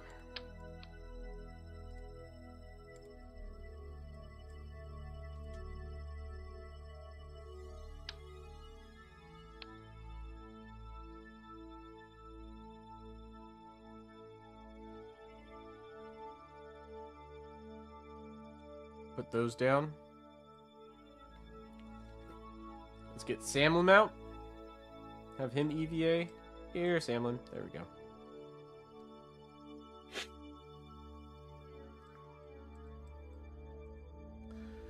So we're bringing the ionographer, the communitron, and I think that's kind of it. The weather analyzer is going to be useless. We're keeping that, and we're going to keep the goo. Oh, seismometer. That's the other thing we're bringing.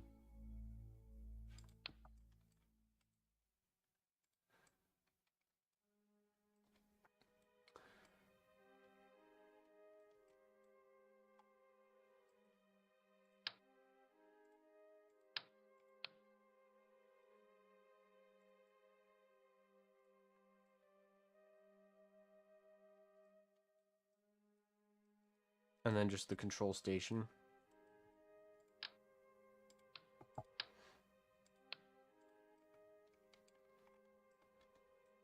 Oh no, the ionographer fell over.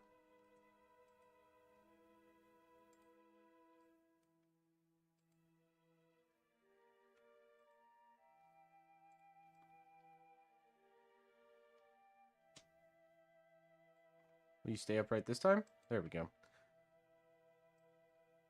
Alright, no comm signal.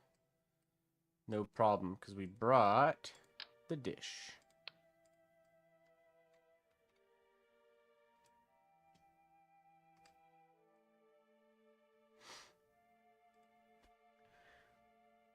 Power available 6, power needed 4, experiments connected 2. It looks like we just don't have a comm signal here, but that's okay. Let's take an EVA report from the Midlands. We'll keep that. We'll take a surface sample as well. Keep that. And let's plant our flag, shall we?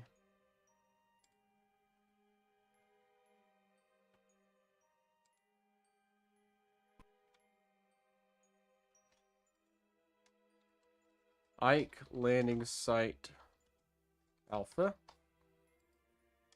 Mattdorf and Samlin Kerman bravely landed their craft on the surface of Duna's rough and rocky moon Ike. Okay. That's the flag. I think I have an EVA science kit. Ready? Yep. Let's get away from the equipment and perform an EVA science.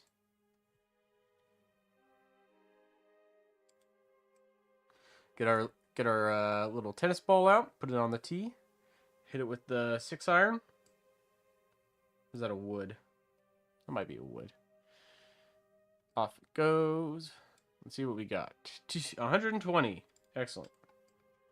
That's a good chunk of science right there.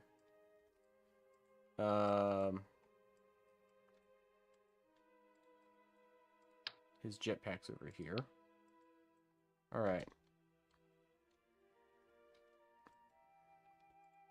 Now we need to find this mysterious Duna ejecta.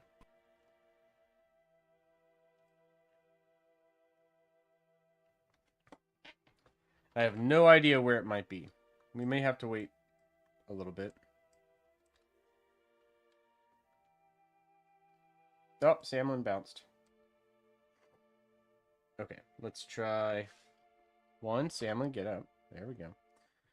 Let's save real quick, because things tend to be funny when you time warp.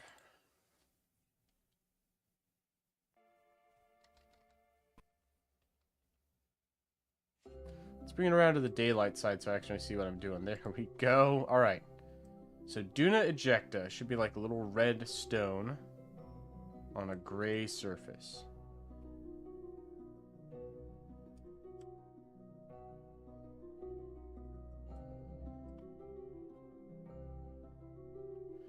I'm trying to just look, use the camera to scan and see if I see anything that matches its description.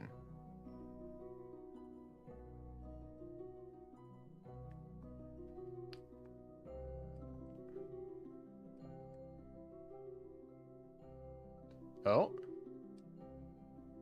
I believe that's one right there. Up that hill. Okay. So that way.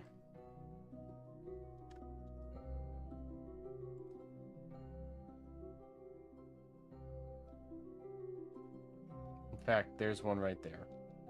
I think that's what I'm looking for right there. Thankfully, that wasn't too hard. You just have to look carefully. May have gotten a little lucky. Ooh, no sticky keys, no sticky keys.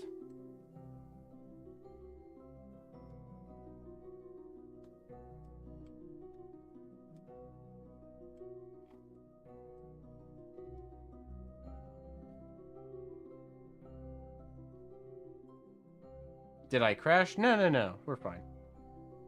We're fine. We're fine, see? There's Samlin, and there's the Duna ejecta.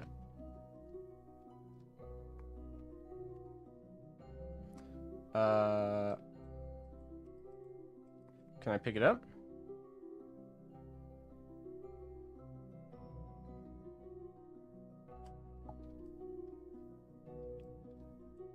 Do I need to be, like, on it?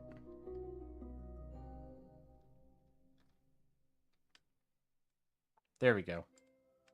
Alright, pick up Duna ejecta. Got it. So we're going to keep that. We're going to bring that back with us.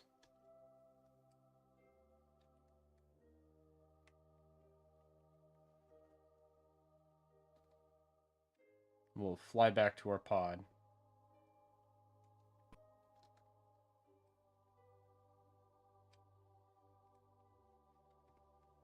That's kind of the, really the only thing we came here to do. Like, properly came here specifically to do was get that piece of rock.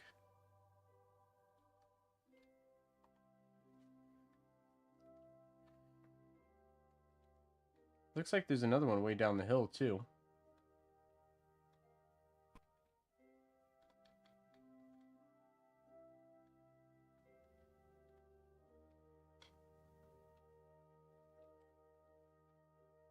Plop down. Nicely done, Samlin. Nicely done.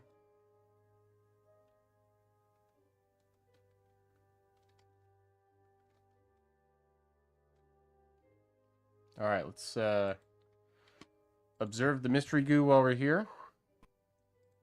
Keep, collect, and restore the goo canister. And then we'll transmit it. That one can be transmitted. We'll restore that.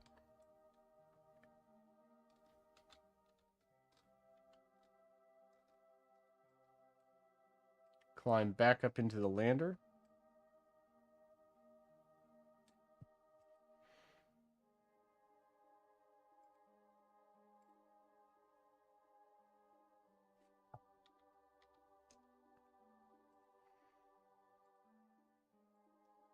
We'll review, transmit all these, and then log them again.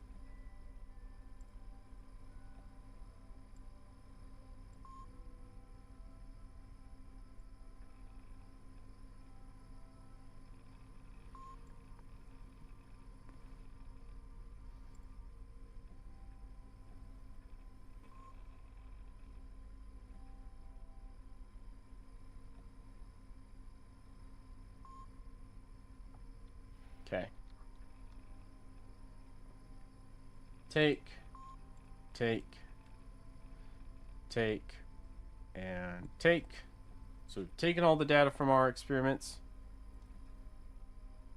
And I will...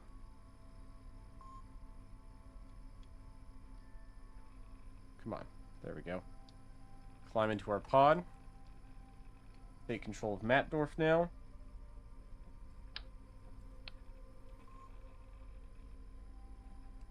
He's going to take the more direct approach to the pod and just fly up with his jetpack. And board that way. Alright, let's button up the ship for reascent. We've got 1,300 meters per second of delta V. Should be enough to get us back to our rendezvous.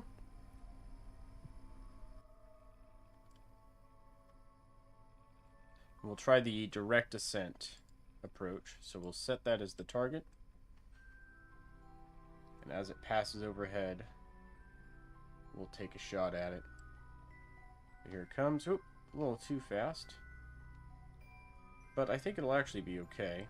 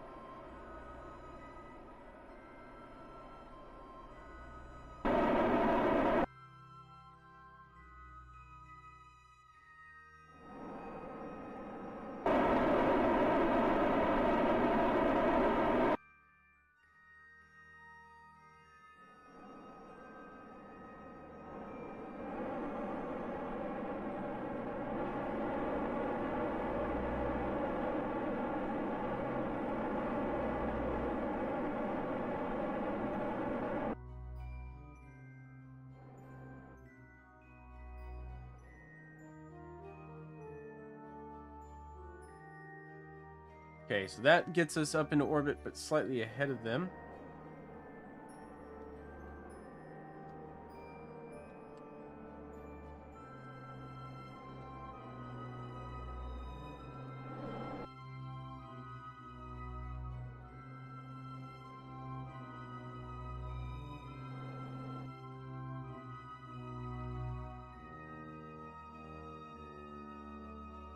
That's fine.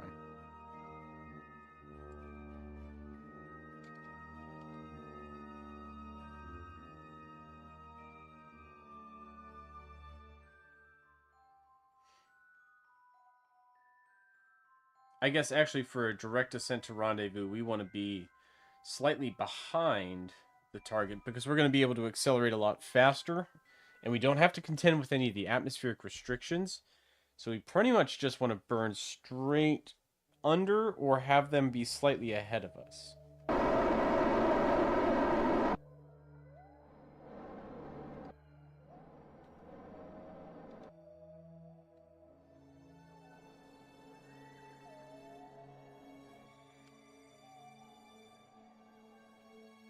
Okay. That's rendezvous.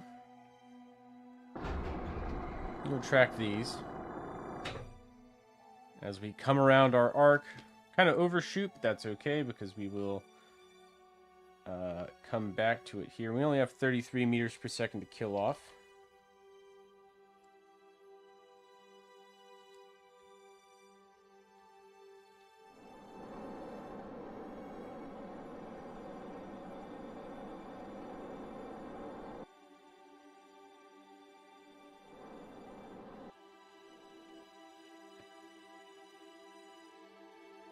All right. So far, so good. Just pretty much approach the station normally now.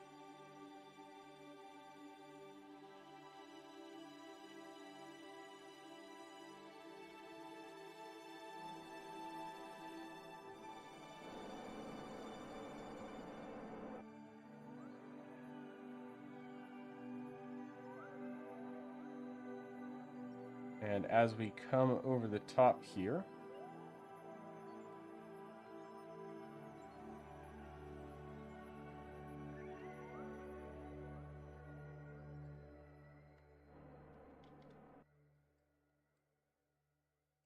let's go ahead and set that as the target.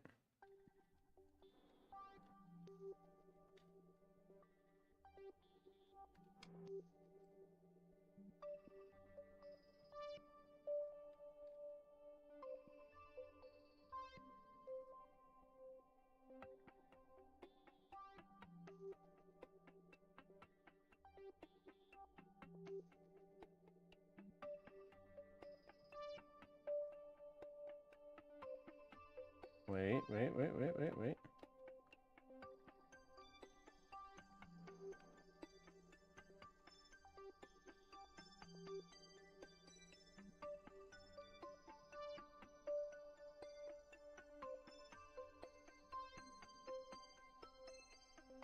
Let's go this way.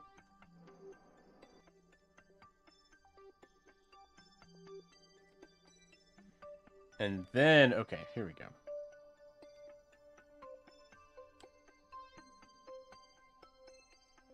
And as we pass over the top,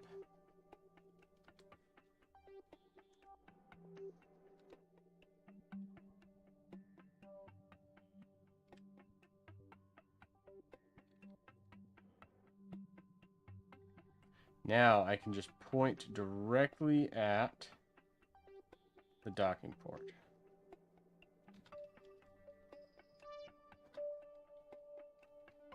There we go. Okay. That should do.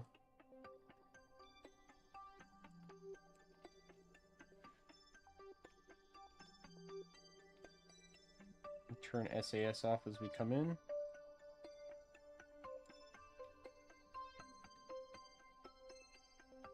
There we go. Sweet. We are back with the station. We can move some of the research we've done. We'll put the Duna stone. Let's see. Let's have a Samlin EVA here.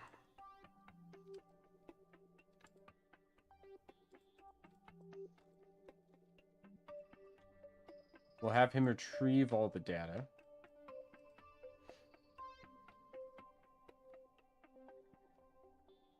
So take all the experiments. And we will store them in the hitchhiker. For now. So off the lander, on the hitchhiker.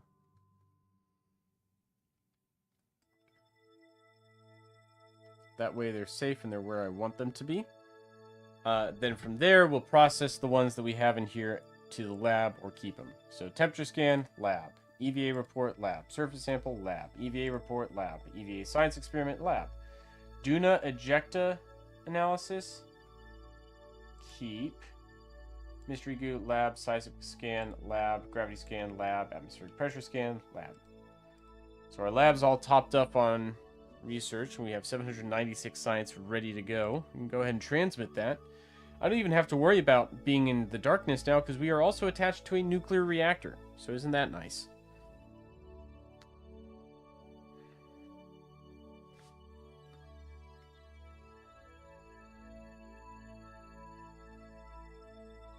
And it's off. We have 796 science transmitted back to Kerbal. All right. We're going to take a pause from the flying around. So far, this has gone very well. We're going to take a little pause here. And we are going to go back to the Space Center because we have almost 3,000 science to work with.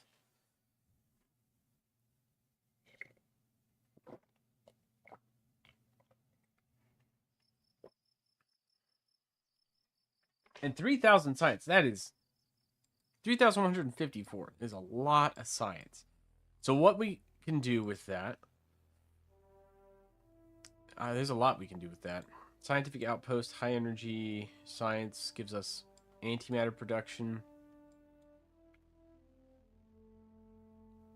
And this actually gives us a potential way to make some really good money. Maybe not fast, but you can sell resources. And if we have like an antimatter factory, basically, we could sell the antimatter on the ground and make a lot of money from it. That's my idea, at least. We'll play around with it a little bit.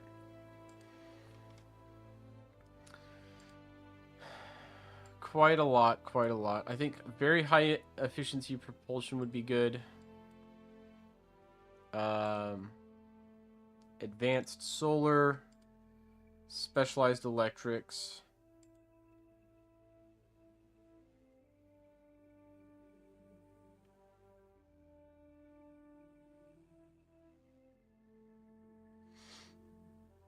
A folded solar shield would be interesting.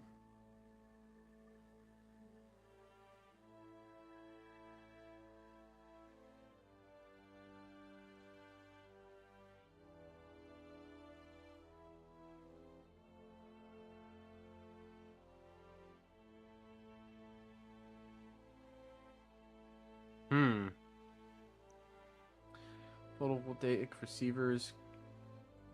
I am curious to try and experiment a little bit with beamed power.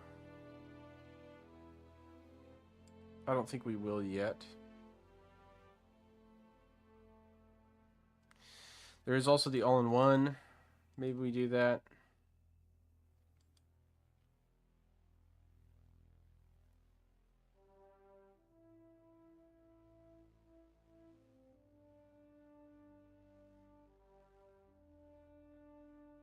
This one would also be cool because we would get the halberd, but I'm pretty happy with my current SSTO. I don't think we need to go too crazy with it yet. Orbital assembly, or this would give us the option to move into metallic hydrogen and antimatter.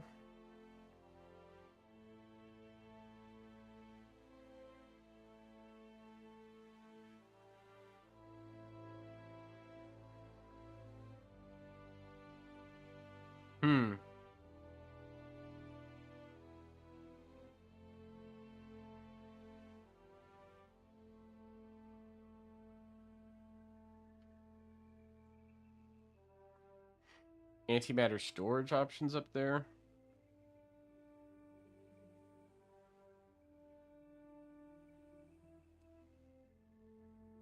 Nuclear fuel reprocessing also would be cool. Jeez, there's just so much.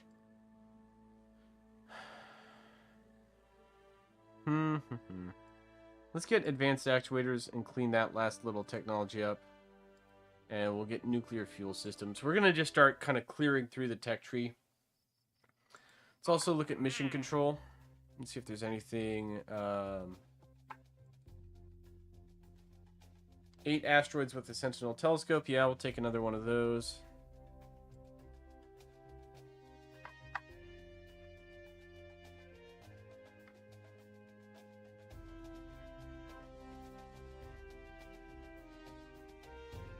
Oh, boy.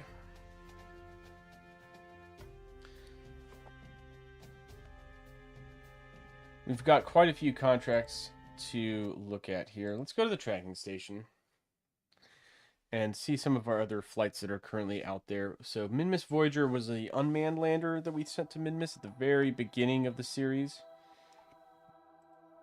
Temperature scans near the Minmus Voyager. How near are we talking? Pretty near.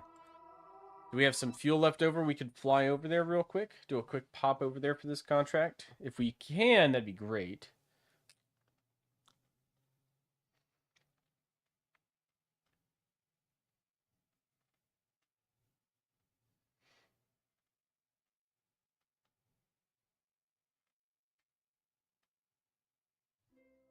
Oh, we do. We do have a little bit of fuel left over. And a thermometer. So let's activate navigation. This is to the southwest of us.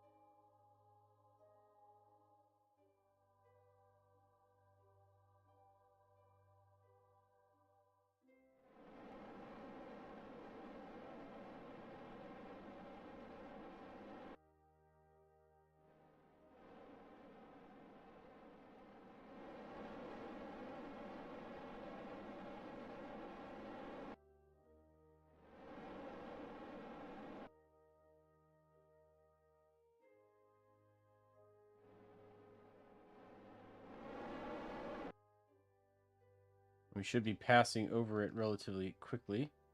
Yep, there it is.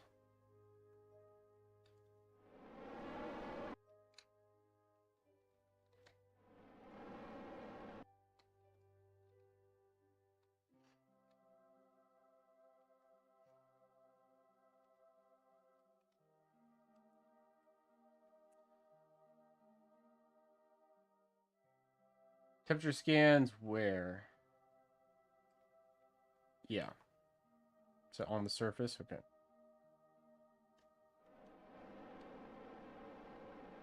We're in the area, so we'll go ahead and get ready to land.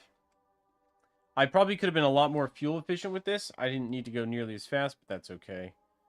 This thing has been out here for 15 years. This lander has been on the surface of Minmus for 15 years. It's okay.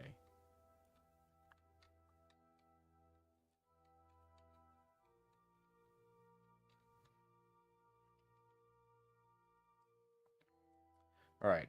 Almost down now.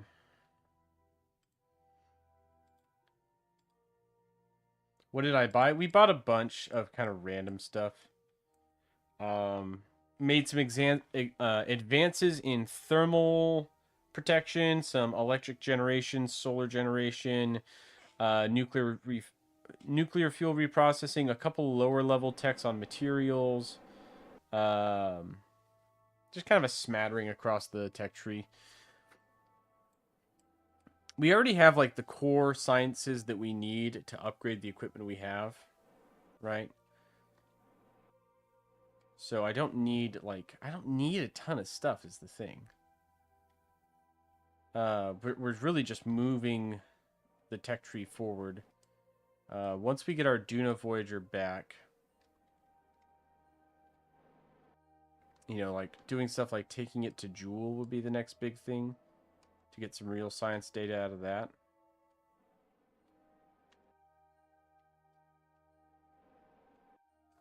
Okay, we're on the ground. Log temperature, transmit. What? I gotta go a separate jump? Oh, son of a bitch.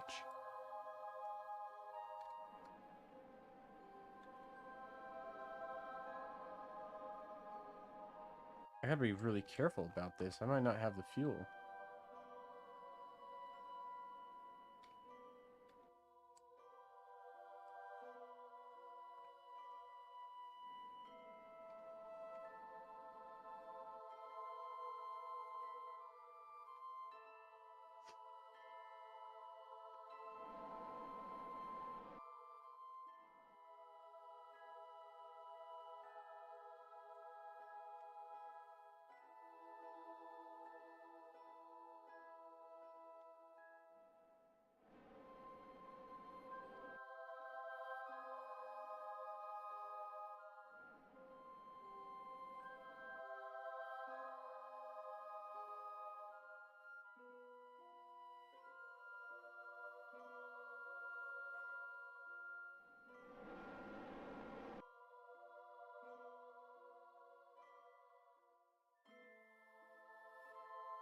This has to be good enough, basically. Because I will run out of fuel on the landing here.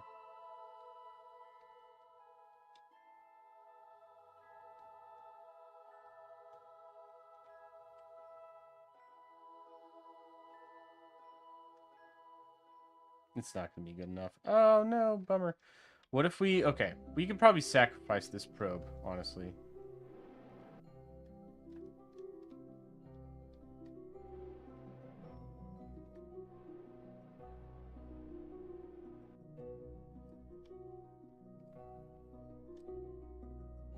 I just need to get it slow enough that it doesn't completely, like, break apart, right?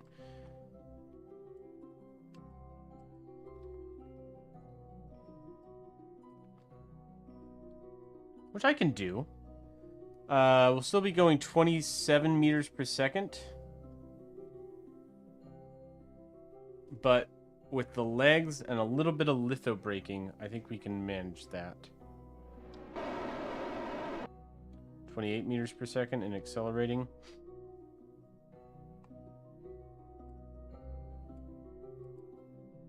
Let's retract this antenna and try and minimize damage. 15 years and the Minmus Voyager lander is about to end its service life. Oh, shoot. We left the area. Okay, maybe we can bounce and roll down into the area, depending on how hard we hit here. Because it is downslope of us. We may be lucky in that regard.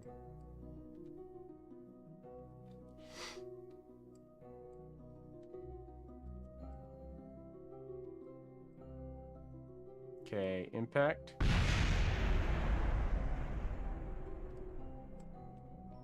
Alright, well, the fuel tank and the landing gear are all broken off.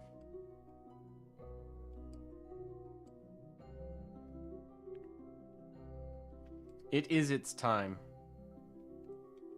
It is time for it to depart from us. 15 meters per second.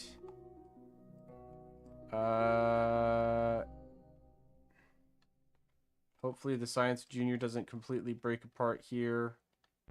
May be able to survive this.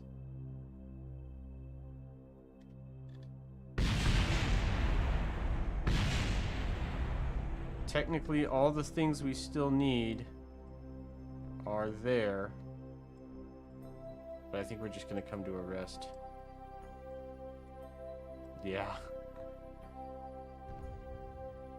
And we have no solar panels here, so...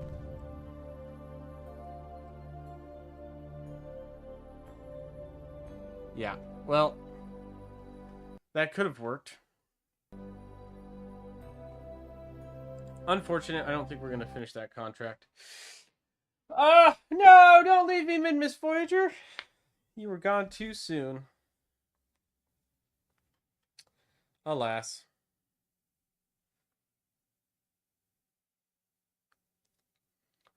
Okay, well. Not to let a failure like that deter me. We have a satellite deployment. I'm just going to go ahead and cancel this contract. Yep, it hurts a little bit, but it's okay. Switch over to KSP Overwatch to start this contract for an extra 100,000. Absolutely want to do that.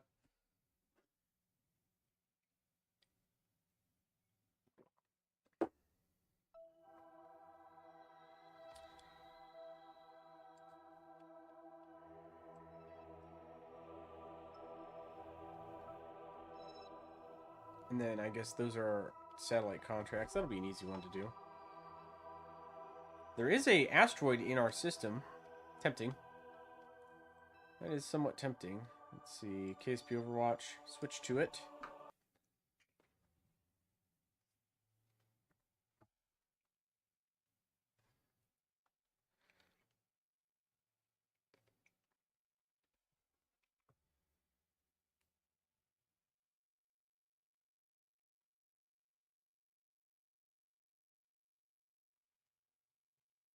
Okay. Now we just need to map 8 asteroids. That's easy. 1, 2, 3, 4, 5, 6, 7, 8. Done.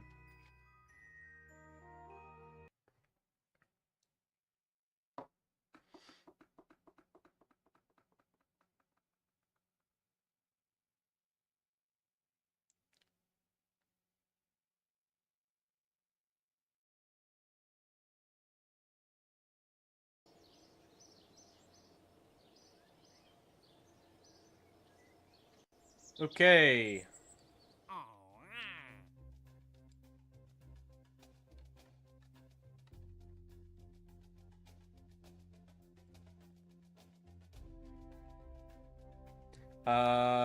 Near of the moon near Minerva 1. I'm not gonna accept that contract quite yet because I'm not sure if we can actually do it, but it is tempting. Instead, let's try this out.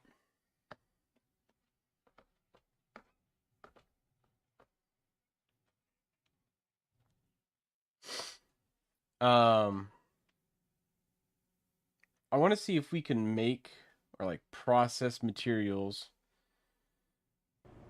and sell it for monies, if that's a thing we can actually do.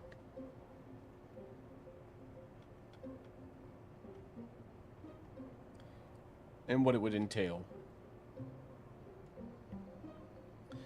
So my idea is fuel tanks.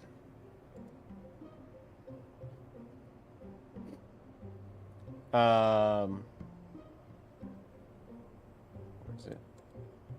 Utility. Here we go. So we have the ISRU refrigerator. Where is it? This unit. And this can pack air.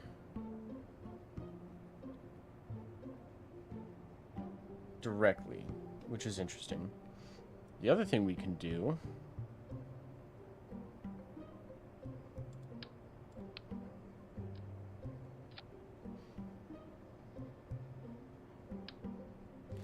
I was thinking we could potentially do is drive out over to the shores or even drive into the water, honestly.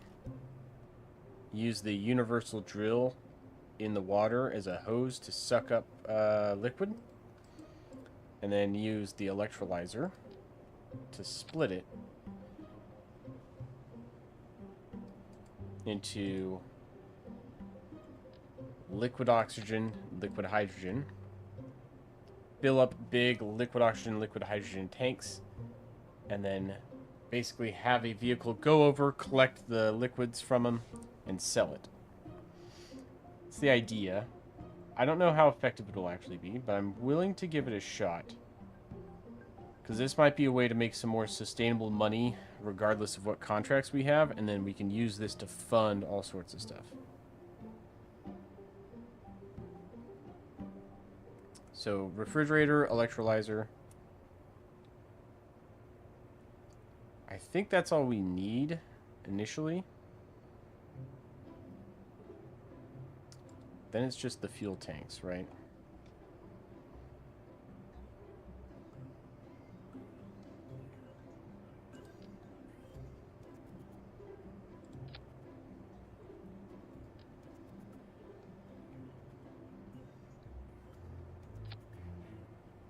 We can use a couple of these big cryogenic tanks. Keep them empty at the start.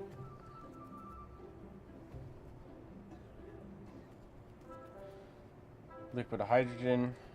Kind of break symmetry on this.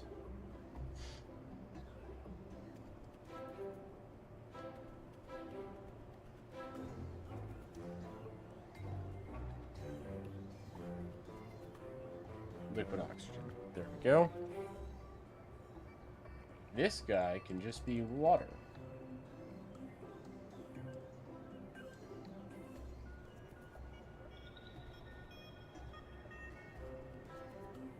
No cooling required on it. Shouldn't require cooling. Now, ground game.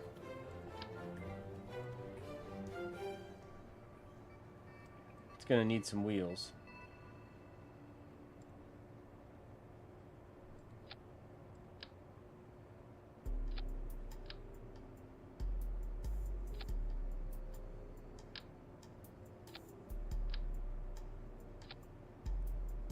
Let's put a couple on.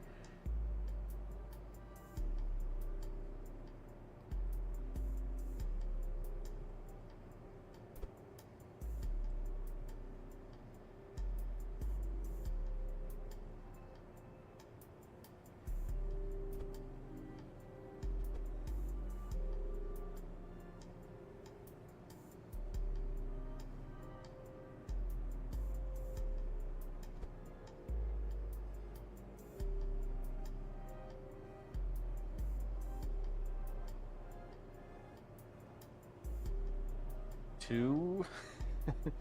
Those wheels are gonna be working real hard. Should be okay. Should be able to handle it. So we're gonna add a lot.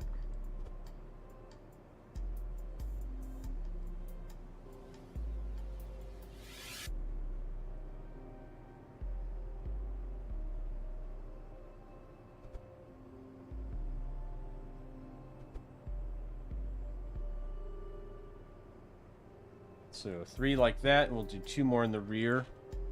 And that should probably be good enough. Really?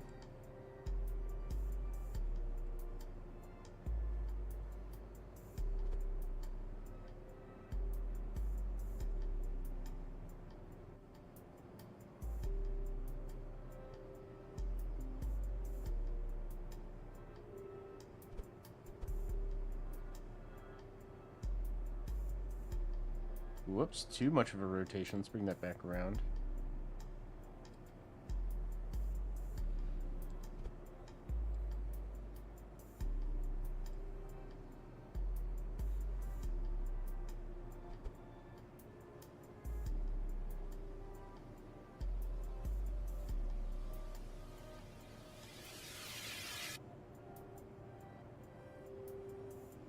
Okay, so that's that. Let's put some electrical power generation on it in the form of some big old batteries.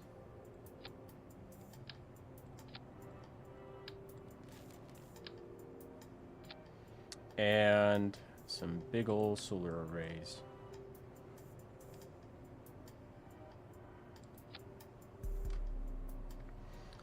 I don't want to use a nuclear reactor here if I don't have to. If I can get away with just solar, then I'm going to try doing that. So I've added a lot of solar arrays. What is this? We're thinking up new schemes for making money is what we're doing. All right? New money schemes.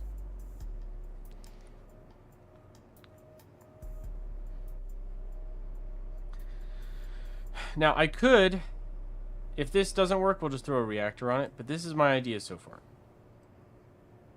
Right? We have electrolyzer, refrigerator, and then we just need the drill itself.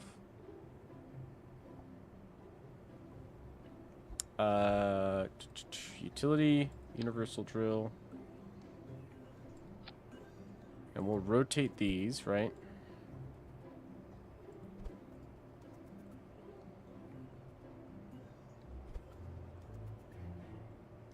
Kind of like this. So they'll deploy out and down into the water, maybe? Like a big drinking straw. Okay, retract. Thermal management is going to be important here.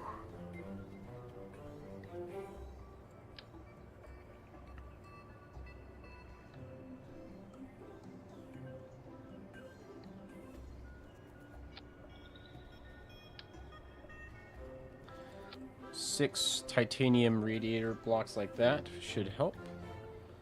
Ooh, that's not gonna work. Let's do 3.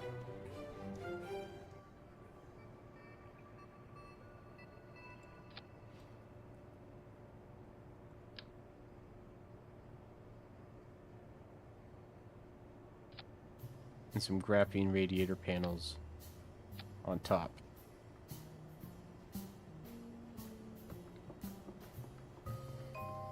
Hydrolox tanker.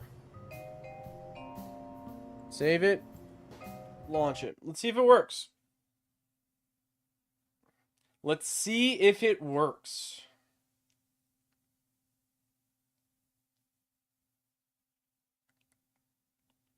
Green Juno is back to the stream.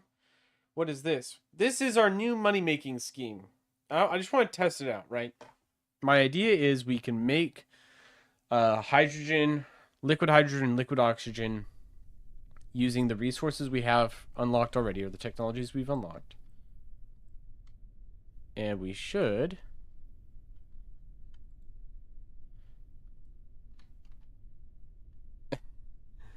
Okay, speed is not what it has.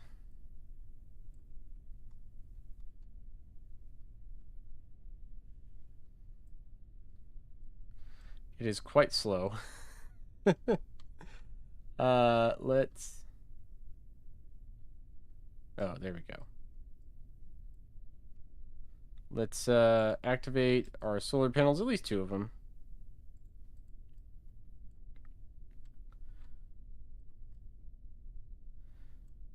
These tanks are full, I guess.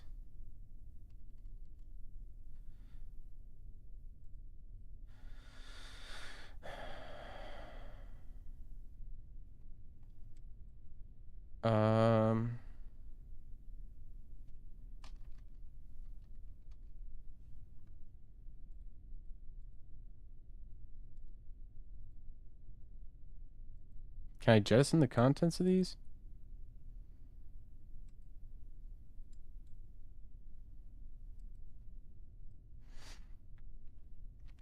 Guess not.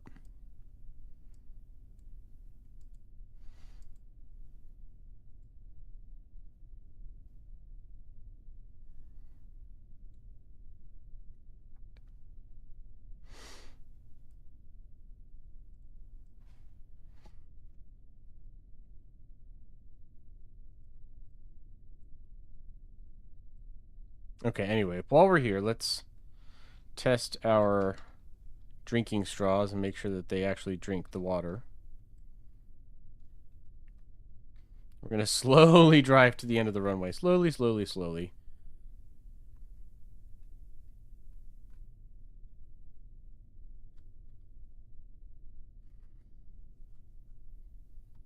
No, they're fine. They're not going to explode. That's why I have 10 of them.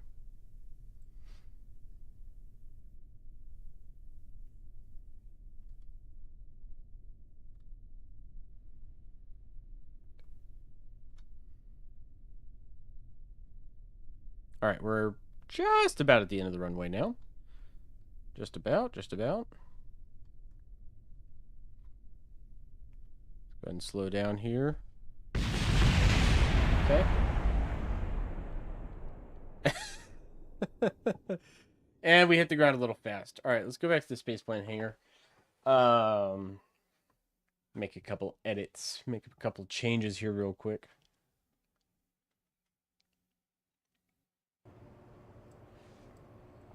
To this thing. Okay. So 1, empty that tank. Empty them both, yep.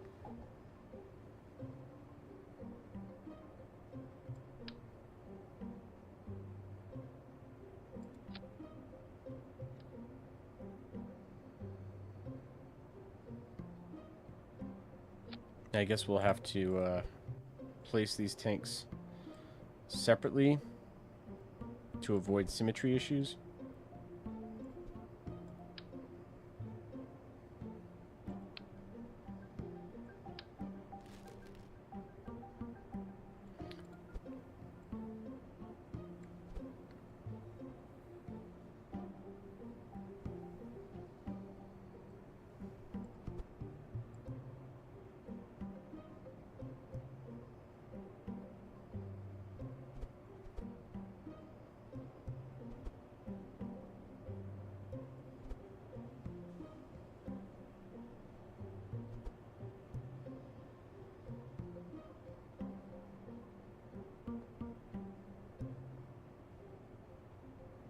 There we go. All right. So they're not symmetrical anymore. This one is going to be liquid hydrogen.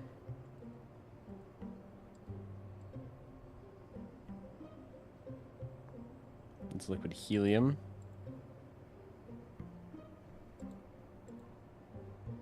There we go. Liquid hydrogen. Okay.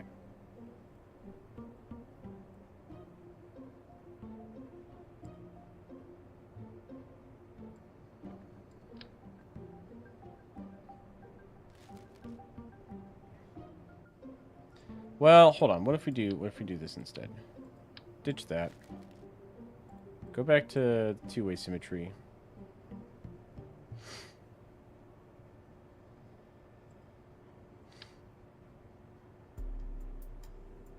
Could we get better landing gear if we use like aircraft landing gear, basically?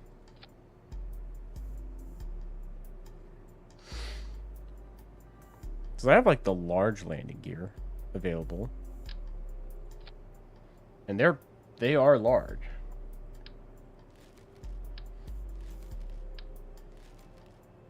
It's no joke. They're big landing gear.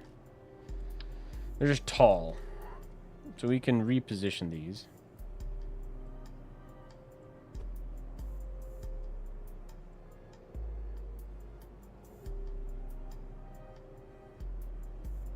Like that.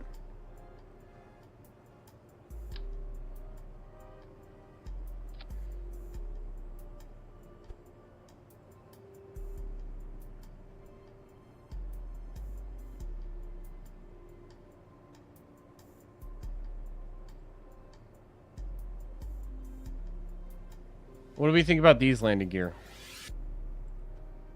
Any thoughts?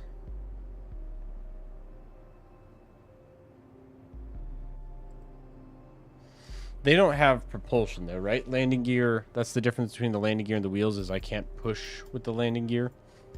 So we'll need some sort of engine.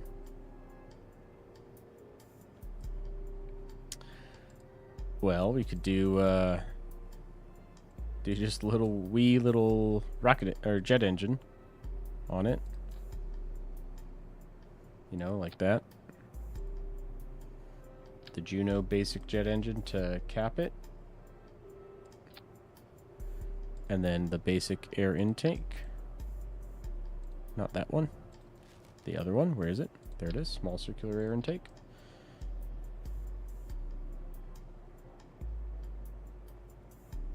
Okay.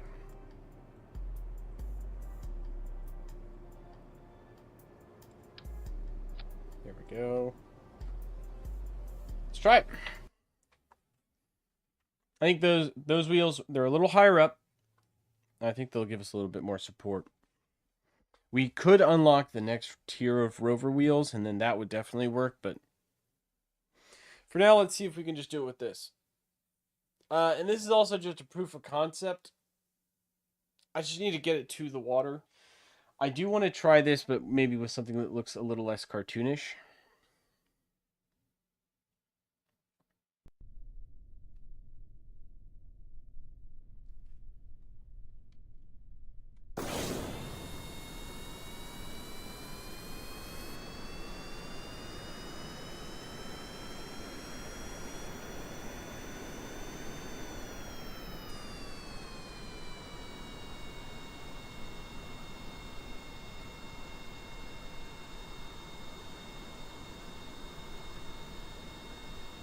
Okay, didn't like 4 times time acceleration.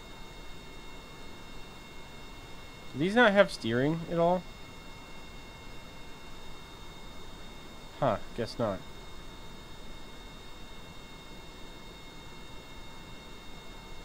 Well, that's fine.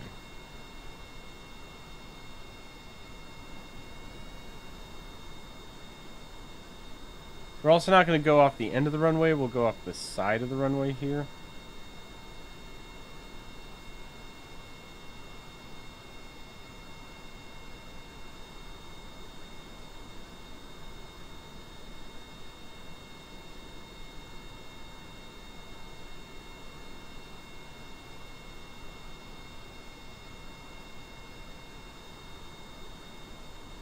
Why are you shaking?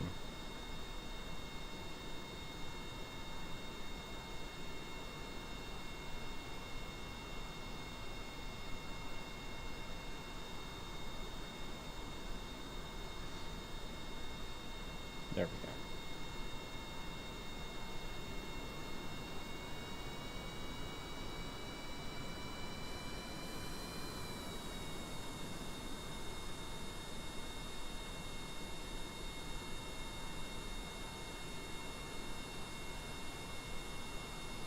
Come on, just get over there, please. I thought these could turn. I guess the medium ones can, but these can't?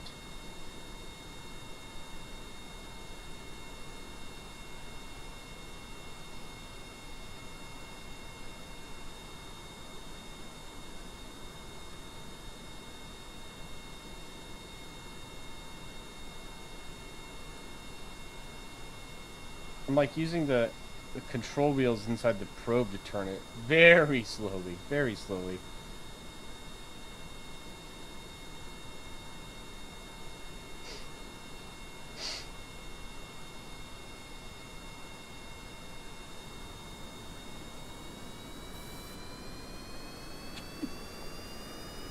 Let's get a little bit more speed going. This is ridiculous.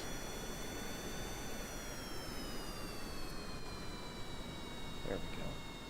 Alright, where's the water? Not far. Brakes are plenty powerful.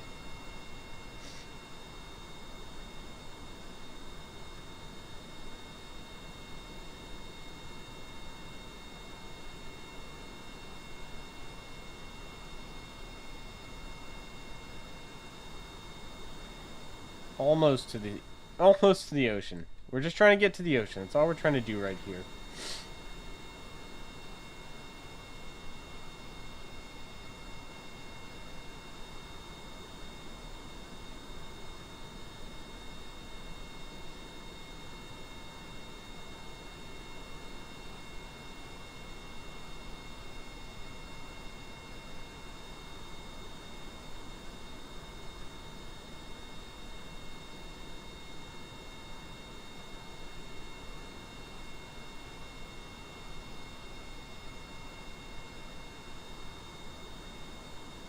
Okay, brakes applied. Not too much.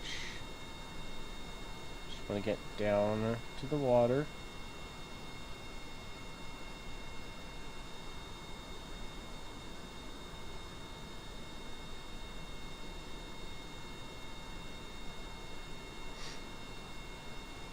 Almost there, almost there.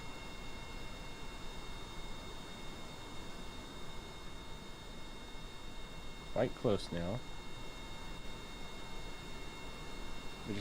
We gotta dip our little straws in the water and then we're good.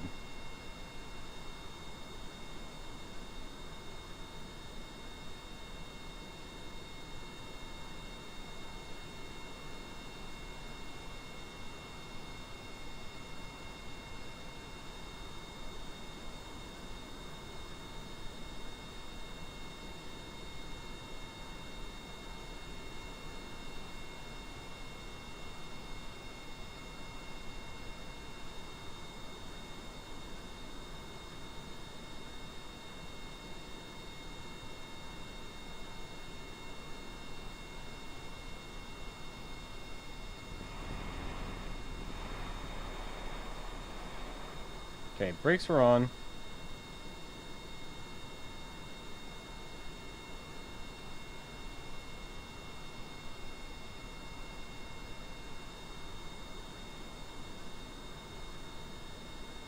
This should just be water, right? Like, we should be filling up with water, right?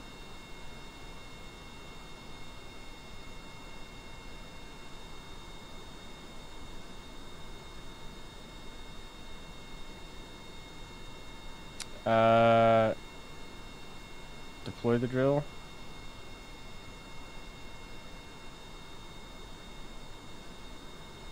Maybe they need to be down into the water. Give me the ocean water.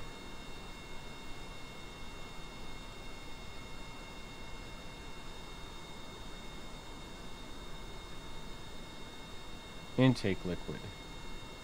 But what is intake liquid?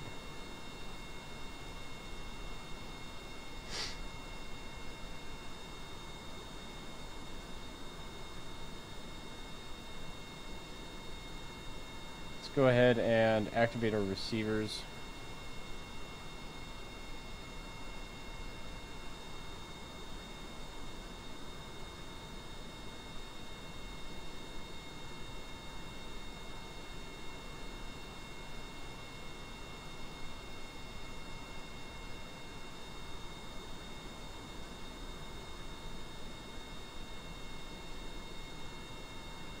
Alright.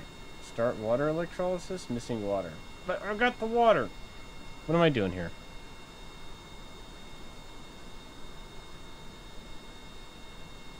Let's try retracting the drill.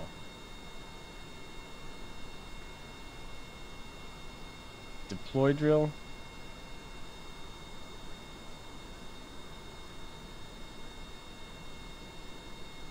Vessel is not landed.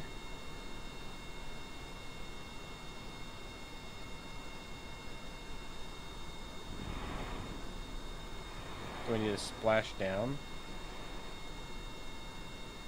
Do I need to be floating?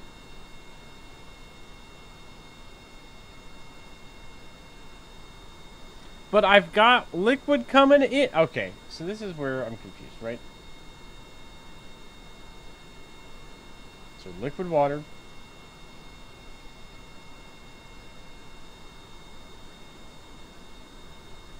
Nope, doesn't let it. No ground contact. Okay. All right. Well.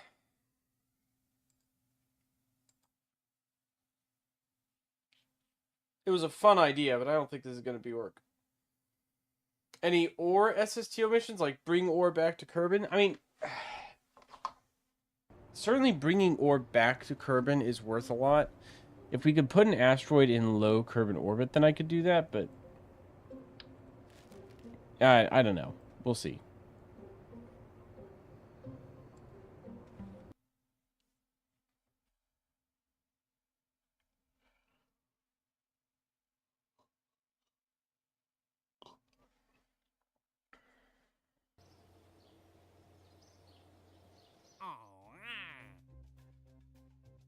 Oh, ooh, look at that.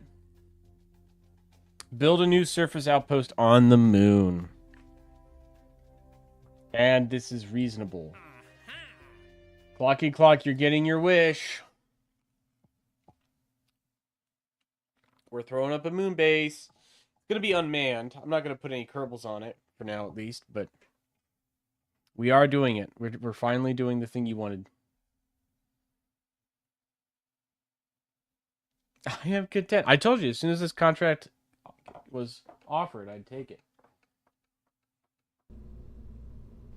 Alright, so moon base. Here's the gist of it. We're going to use the Hitchhiker as the core. Only needs to support 5 Kerbals, so this works. I did have an idea, though, about using... I don't know if there'd be a good way to attach them, but have these things basically on the sides. Like this.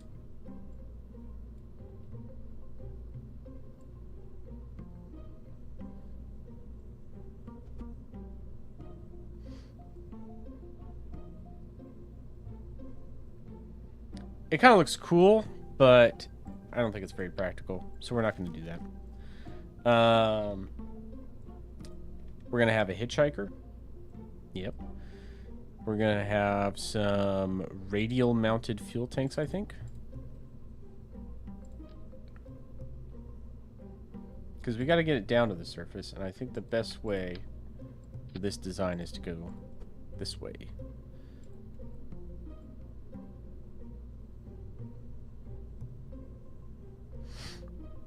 And then obviously we're going to have some engines on those. I think the Terrier is going to be our go for this one. Where is it? Where is the Terrier? There it is. Because it has 345. Everything else I could use is worse. Terrier 345 is actually pretty efficient, so we'll use that.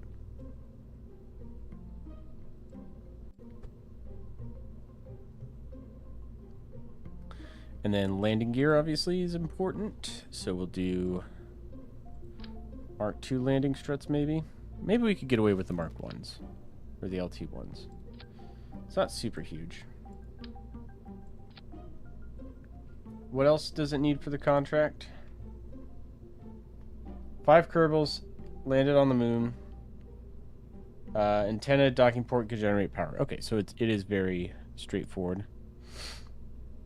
Docking port wise, we're going to throw the standard clampetron on the top, but I want an inflatable airlock on the side.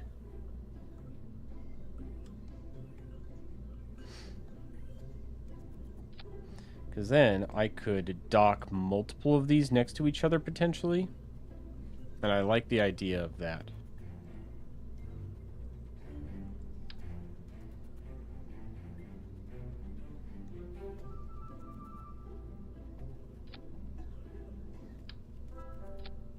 We'll have them at a couple of different heights as well.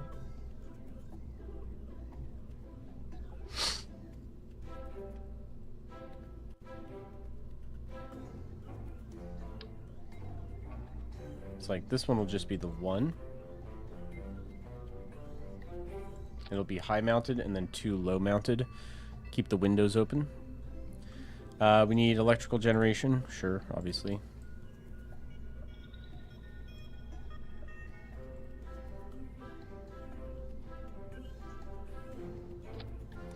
And we'll need some power, which we can make with rechargeable battery pack on the top here. Or maybe we do something a little different. Do that, and then we do a bunch of batteries. Yeah. It is going to need a probe core because it's going to be unmanned.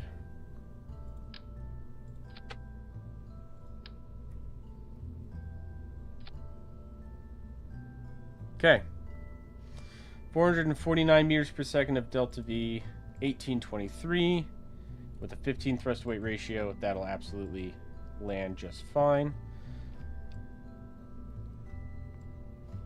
Some science wouldn't be bad, you know? Like, we're taking it there. Might as well get some science out of it. Maybe. Actually, let's ditch these. We'll keep the other one. Keep it a little simpler. Okay.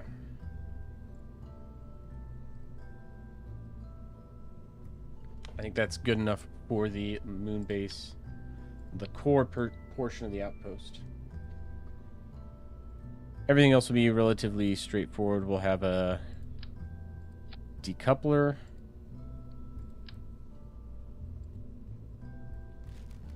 And then we'll want to put a fairly large strut on it.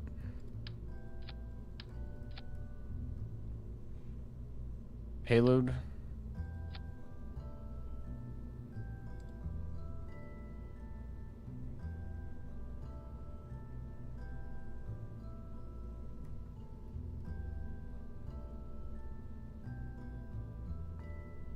Kind of goofy, but sure. Why not? Engines and our fuel tanks. This thing only weighs 10 tons, so it really shouldn't be too bad. Should be able to get away with just this guy and a poodle.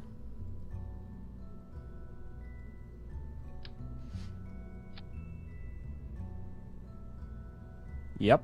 And then we'll do...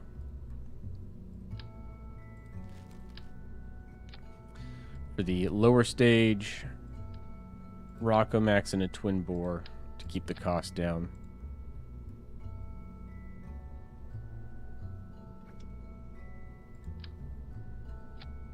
And that brings the total cost of the mission up to 44,000. Definitely within reason. It will need, sorry, it needs an antenna. Almost forgot. Let's see what kind of antennas we can put on this bad boy. I think just a regular like little Communitron. Maybe 2 of these, but we mount them. Maybe 4 of them, I guess. Sure, but we mount them at angles. And then our standard backup.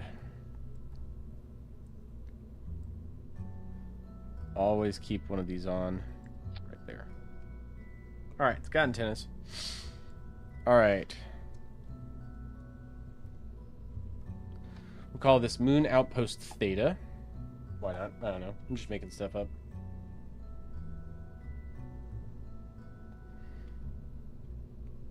Launch it.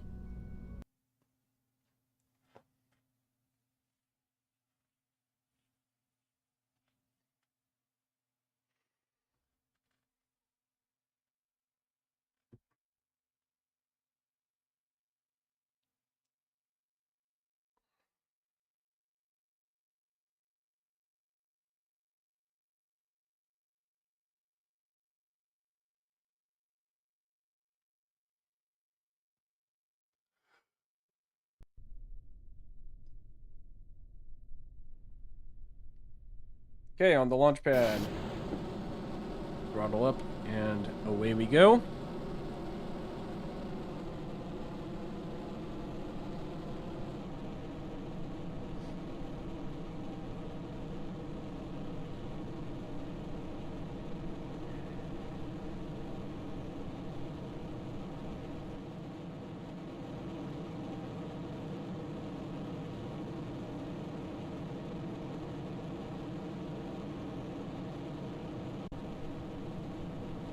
And she's looking pretty good overall. No real issues on the launch here. Throttle down a little bit.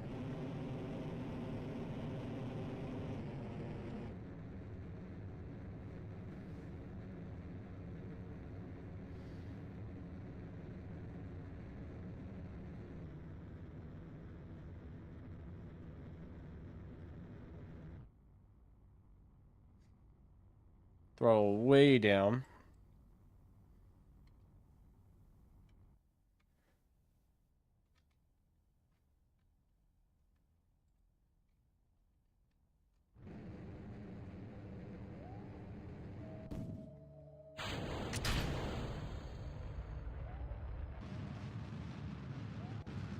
Alright, poodles are burning now.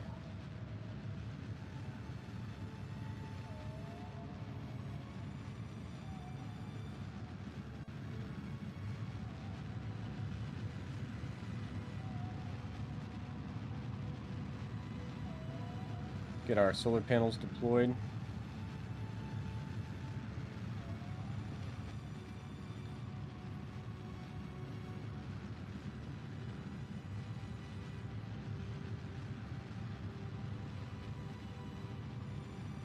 Almost into orbit.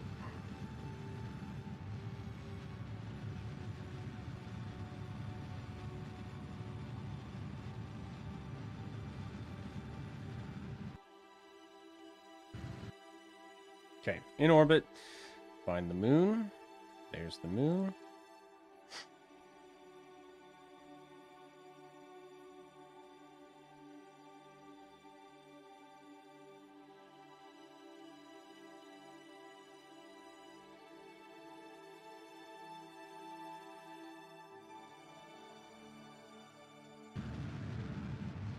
Okay. Transmuter injection burn time. We've got 1,200 meters per second left in that lower stage.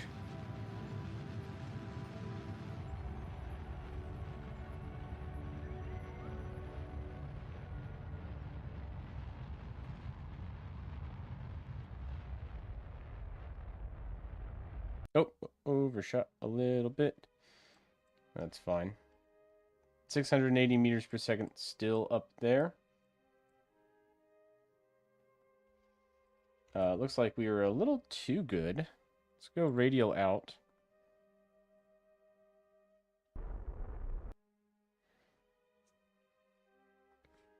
As we flip the vehicle around.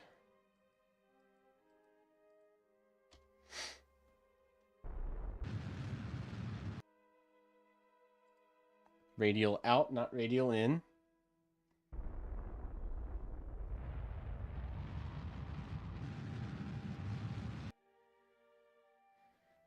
Okay, looks good.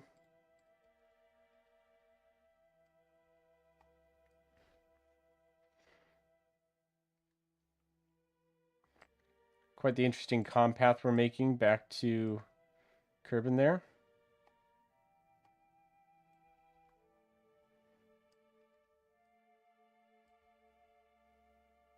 We're actually going to come down pretty close to one of our previous landing sites, so I think I want to try and land right about there.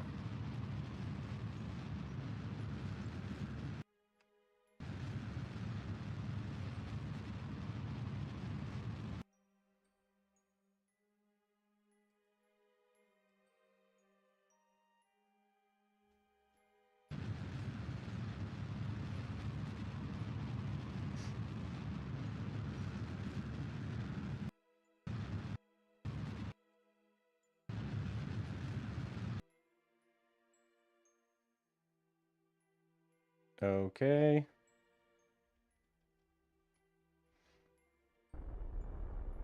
Looks like I'm going to want to burn a little bit south here.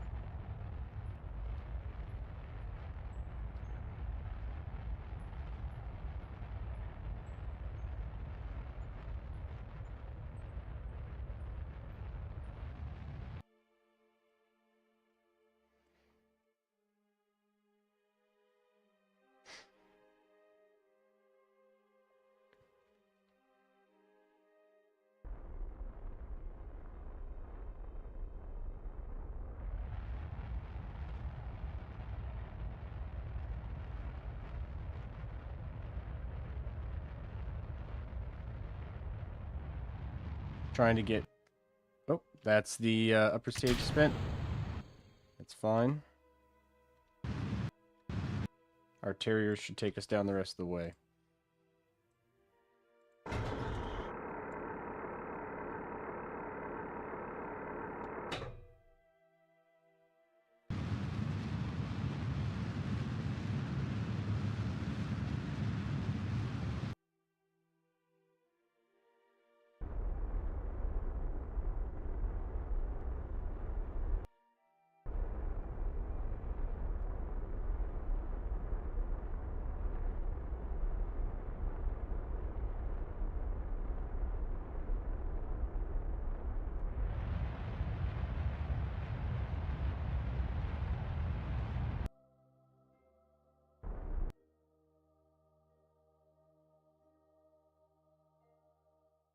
All right. Switch to above ground level as we get closer here.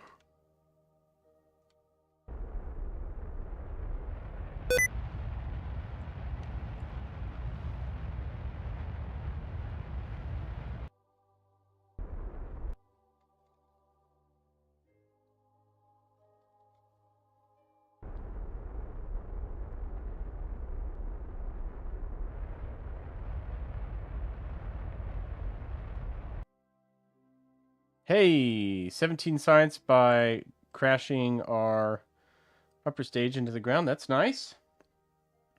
It's a nice little kick of science there.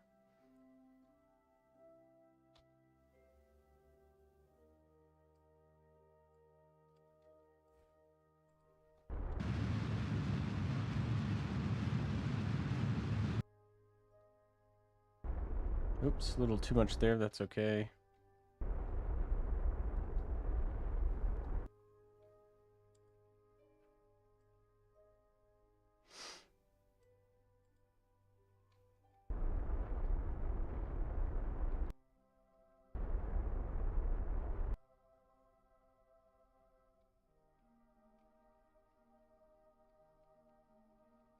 Okay.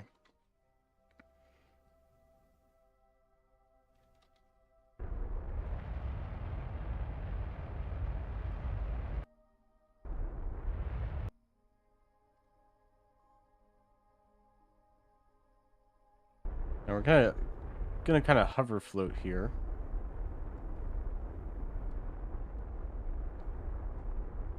So we've got a little bit of lateral velocity that's carrying us towards the landing site here. I'm gonna not cancel out that lateral velocity quite yet.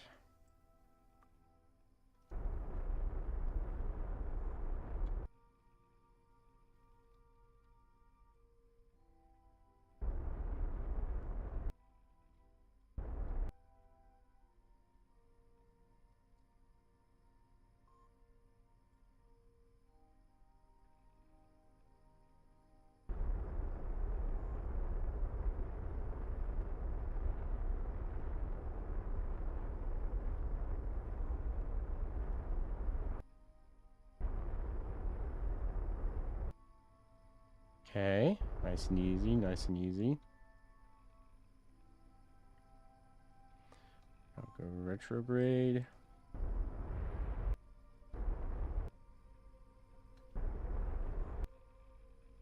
That's close enough.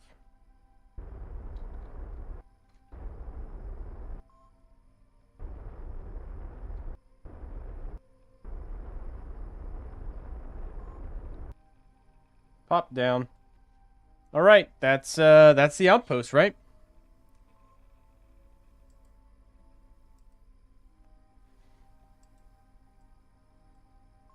Have a facility supporting at least 5 Kerbals. This supports 5 Kerbals. Ah, whatever.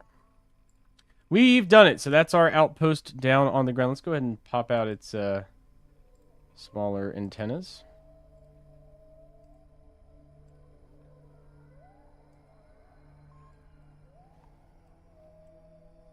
There we go.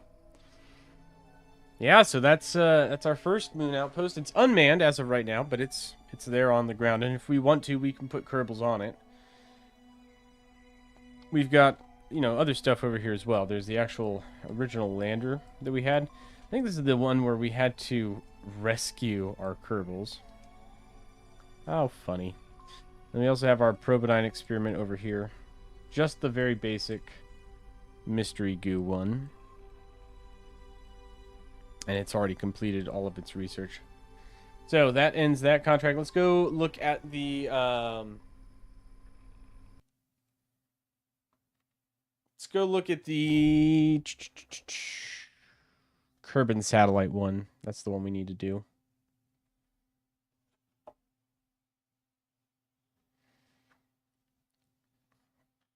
We'll do that, and then we're going to land on Duna. We're going to finish that mission out.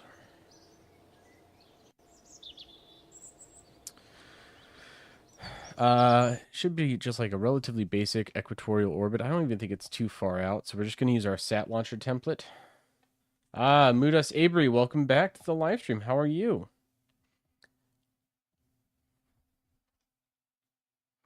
We've made big strides since I've last seen you here. Big strides. We have nuclear reactors all over the place now. Doing all sorts of crazy, silly things. Let's open up our sat launcher template.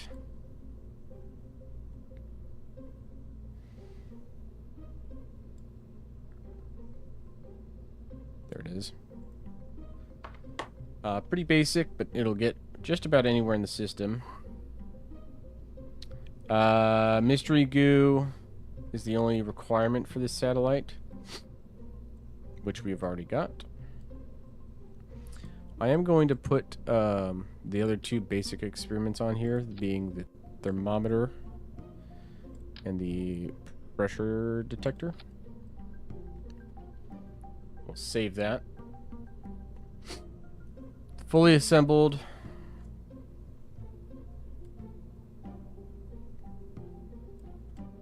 Yep. Looks good. Launch.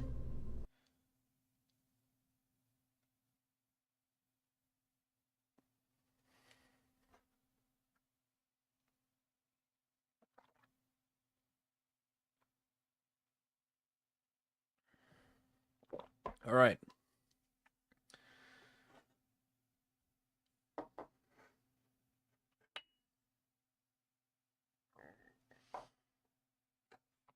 Loading up. Just takes it a minute to load.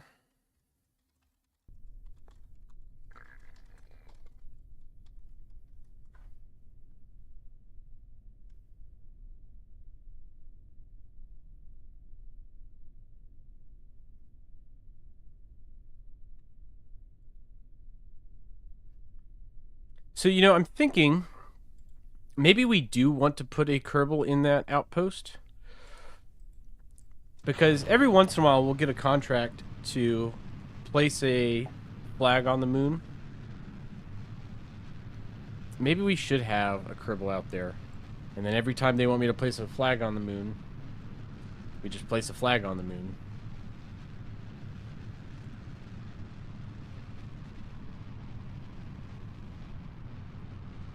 Simple Rockets are the best game of this. I generally agree as far as space sandbox games go.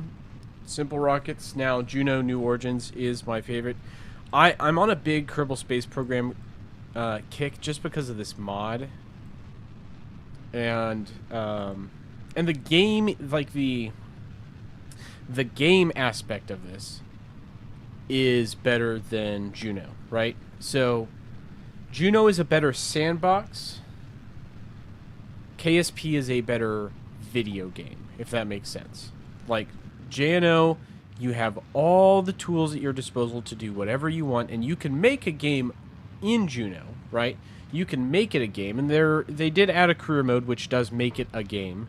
It gives you objectives and rules and things to try and do. And you can make it a game yourself by just trying to get to different places and everything, but it's all sandbox. This Kerbal Space Program, with its career mode, with its science system and money, contracts, the way you do experiments and all that, the way you utilize resources in the field, is far more fleshed out and a better game. It is not a better sandbox. It's not a better physics sim. It has a lot of issues that as we have seen during these streams, where I've been nearly pulling my hair out in frustration dealing with. But for all its flaws and all of its shortcomings, I do love Kerbal Space Program. It does have that little charm, yes. It does have a certain charm, a certain thing to it.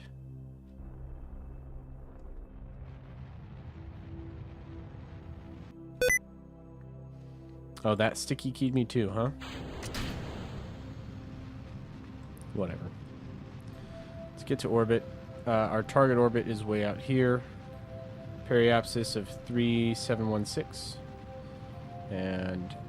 Or apoapsis of 3716. Periapsis of 2876. Go ahead and lock those.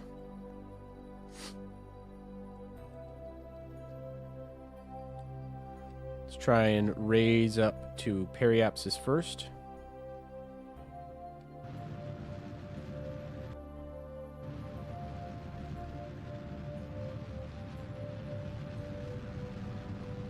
And we'll do a little bit of just pure circularization by burning slightly inwards, and that will help push my apoapsis around here.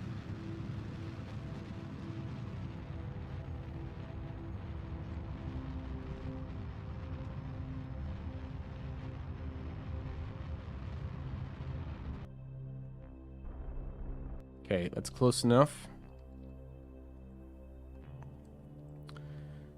We are off inclination, but we'll correct that once we're finished getting into the desired orbit.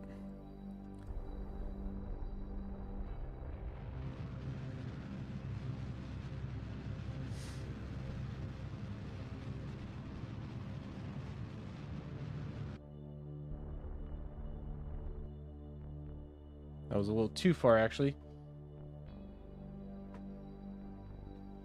It's hard for me to see a KSP playthrough without OPM. What's OPM?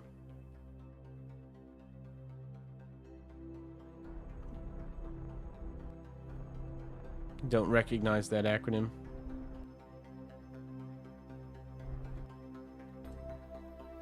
Okay. It's good enough for our apoapsis and periapsis. Outer planets mod. Ah, I see. Well, this mod, the mod I have actually does add planets, I think. It just adds them very, very, very, very, very, very far away.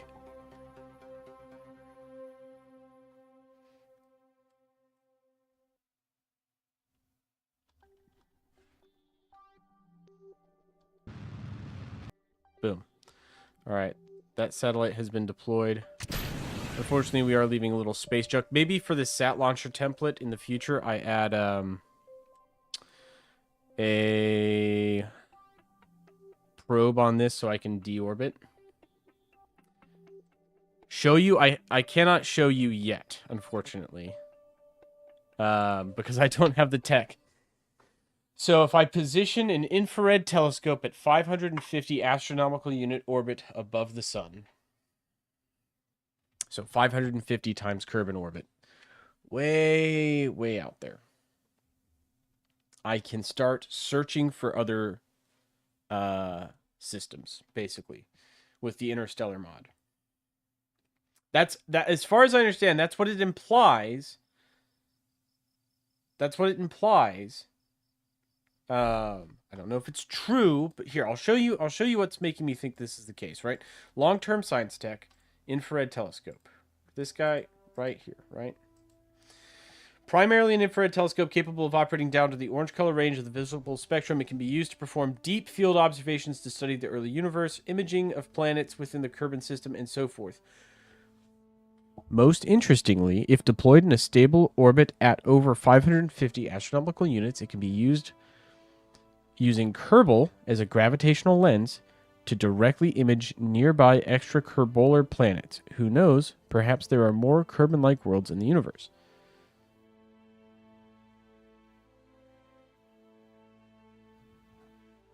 Now, I don't know. Maybe that's just flavor text. But it gave a very specific number, right? That's not just like a random thing. That's a specific number. And remember that we are ultimately working towards unlocking the Alcubierre drive for 20,000 science. So I think we can go to another planet or another system. I think. We'll see if that's actually true. We'll see if that's actually how they implemented it. If not, then maybe we install a mod to get some more. I'm sure there are mods to go to other stars for KSP1. Yeah, it's okay. I know there are mods to add, other star systems, and that's a thing we could do. We may do that. Do we want to get this one? I think we do. I think we do want to get this one.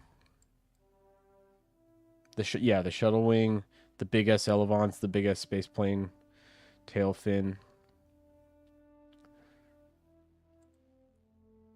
We'll research that. We won't buy those yet, but we'll get that available to us in the future. I'm gonna be right back.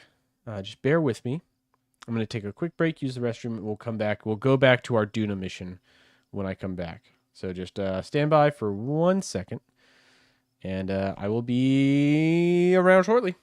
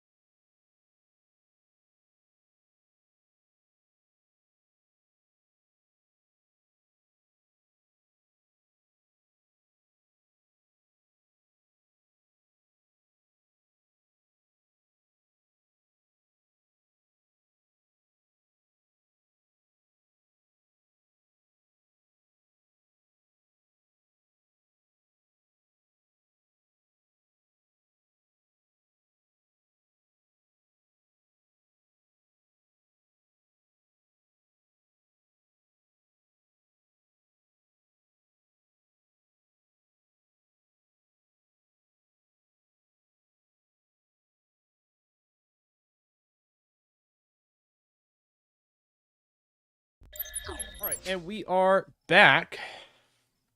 I in that little interlude took a couple extra contracts. So we have a new mission to plant the flag on the moon, which we accepted. Which means we're gonna want to fly a guy out and actually man that outpost, which we can do. Let's see, what was the other one? There's another satellite contract I took. 5 asteroid maps, easy. And then there's a Minmus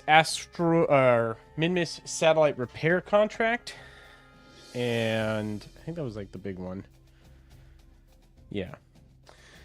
So we'll do those in time. It's time to go back to the tracking center and resume our Duna mission.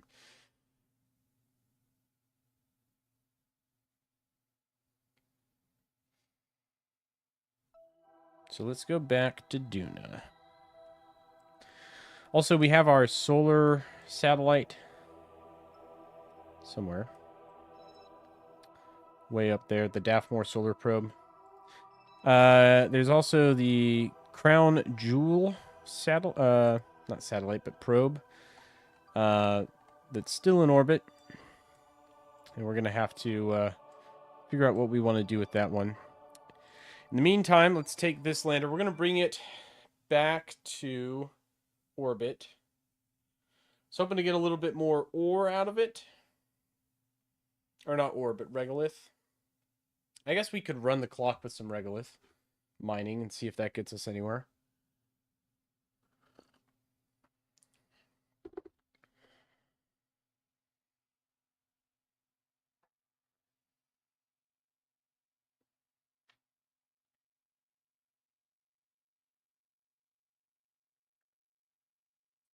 So, how much regolith do I have? Not much, right? Ooh, 1,000? Oh, so while we were away, it was mining. It's been mining this whole time. So that's good to know. We actually have a decent amount of regolith. Let's go ahead and time warp a little bit longer.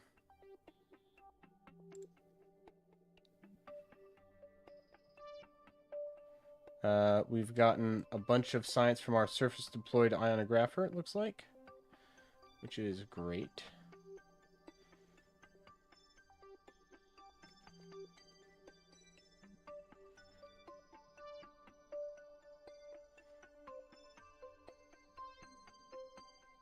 We've racked up another decent chunk of regolith, so we're at 2180.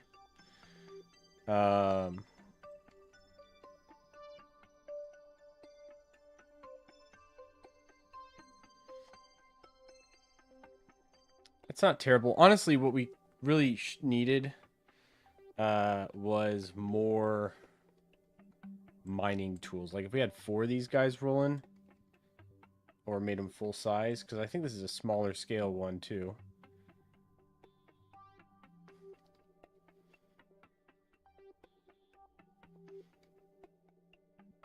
Okay, 2200's enough for now. We'll wait till daylight again. And we'll make one full daylight pass here while we've got good, we've got a decent signal, at least right now. We'll just get the last little bit of regolith we can. The Hermes is selected as our target. Let's go ahead and launch. So retract the miner.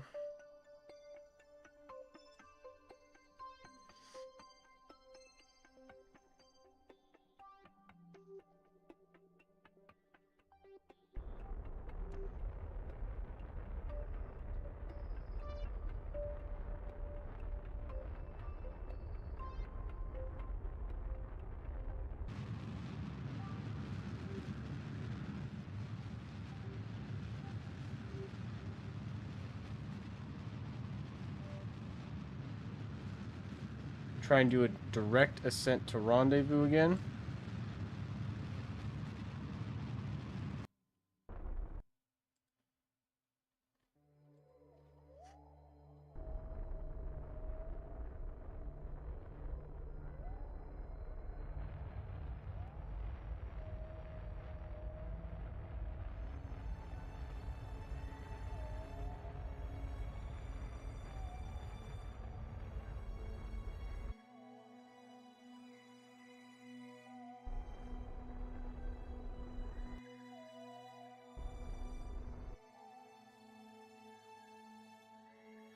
And we're a little off, so let's burn normal. Try and get our intercept to be closer here.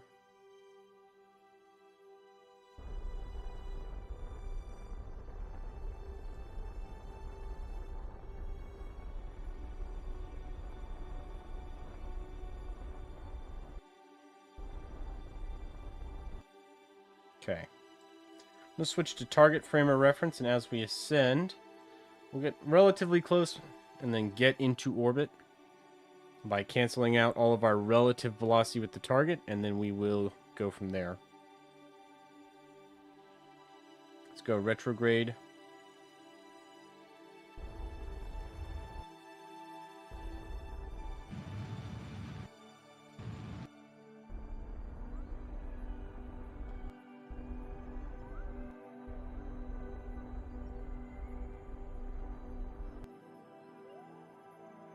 I'm going to point the target.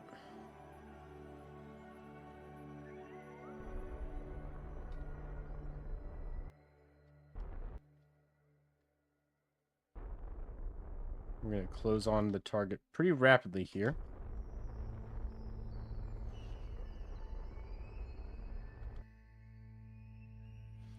And that gives us a near perfect intercept. We're going to fly right at it.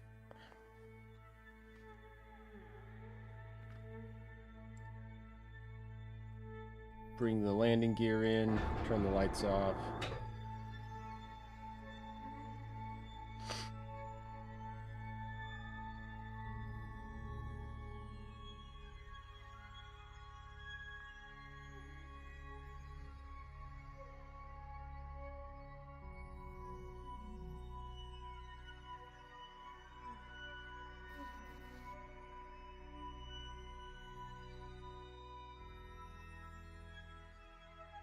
All right, there's the station.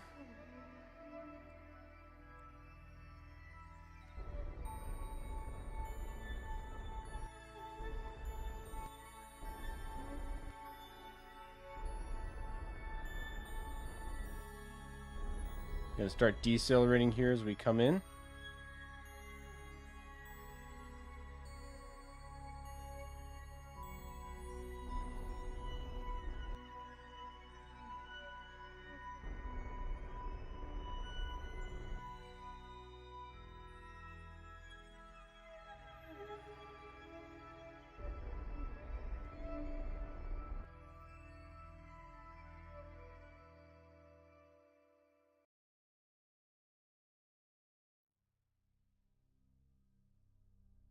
Now it's just a matter of lining myself up as well as I can here.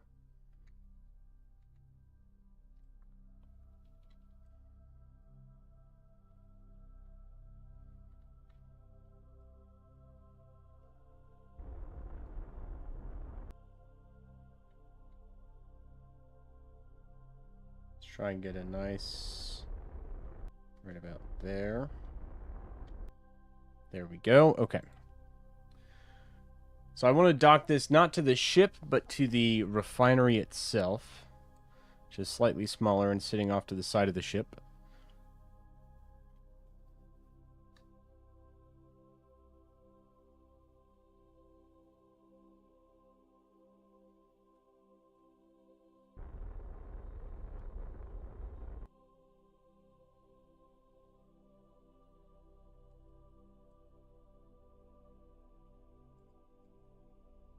Set that as the target.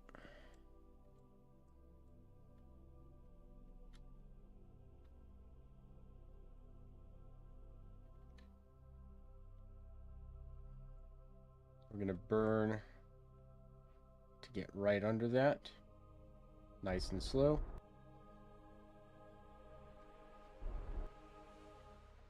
And flip retrograde to slow down once we're under it. And then it's just a matter of pointing.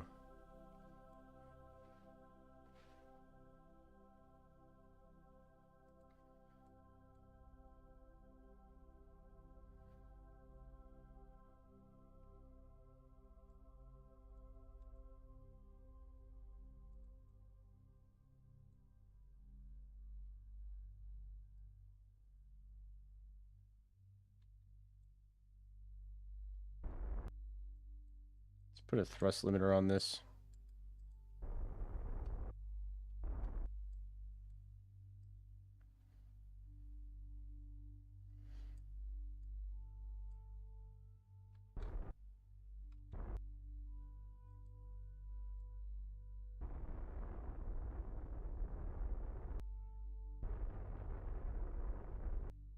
Sweet. That about cancels out all our velocity, so we'll just aim at the target.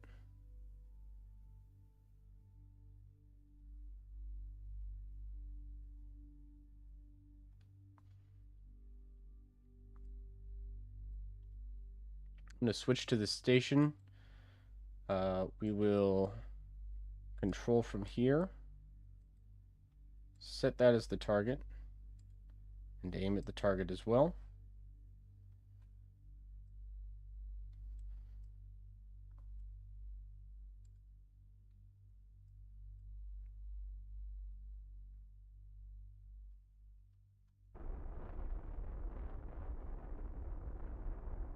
And we'll just burn to accelerate towards the docking port. And that should do it. So we're docked. The miner is docked to the refinery, which is docked to the overall station. So we're going to do a couple things. One, I'm going to transfer all of the regolith up to the station.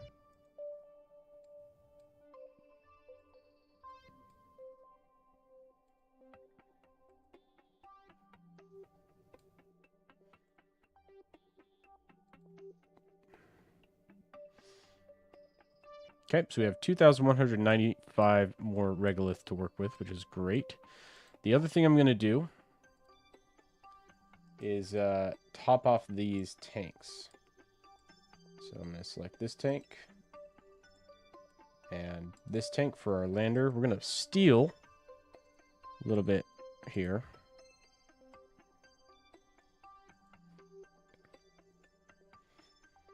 We're going to steal the miner's fuel and use it to fuel the lander.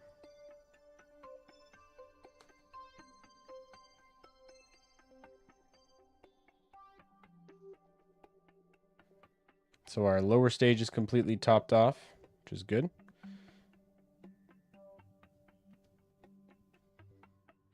And our upper stage is mostly full.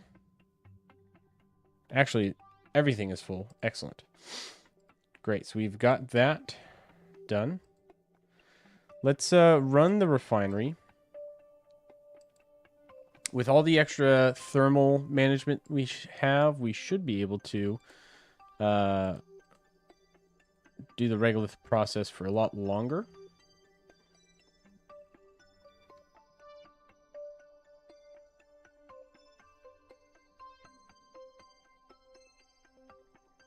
We will need to expel waste products as we go.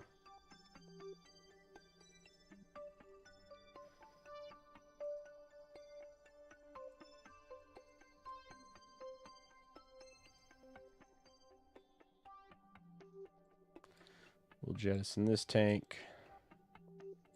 Jettison this tank. Also pin that tank because that's the one that will fill up the fastest.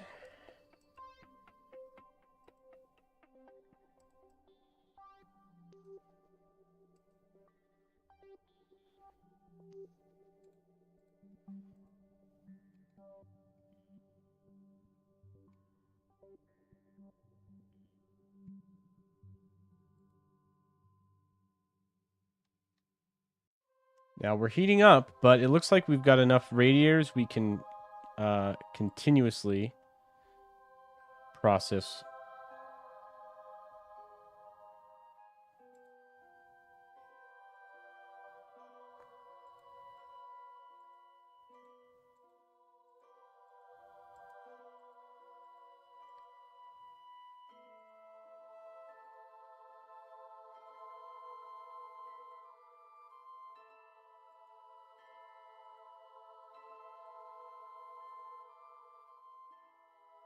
Oh, liquid methane tank just filled up.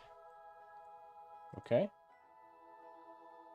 We're down to our last 156 units of regolith, so we processed that much quicker. Or at least with much less consternation. Liquid nitrogen. Liquid hydrogen. Liquid nitrogen again. Liquid hydrogen. Clean water.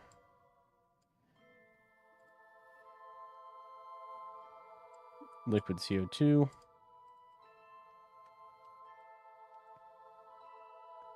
Liquid methane. There it is. Jettison. And we'll run out of regolith here fairly shortly.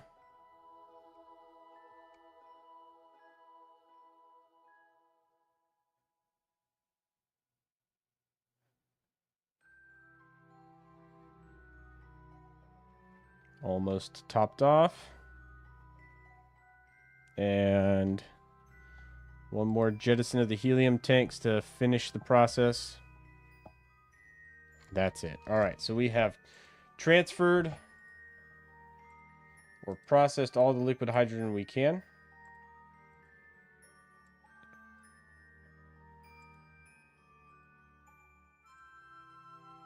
So these are our ship's 2 fuel tanks. They're almost full. Let's transfer that over.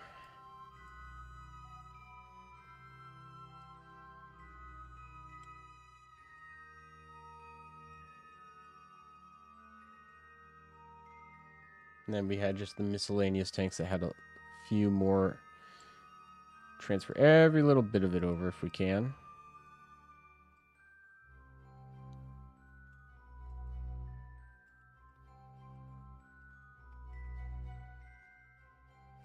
Yep, that'll be it. So we've refueled our ship, nearly. Enough. We've refueled it enough. It's time now to take it down to the surface of Duna. So let's decouple. I'm going to control from here.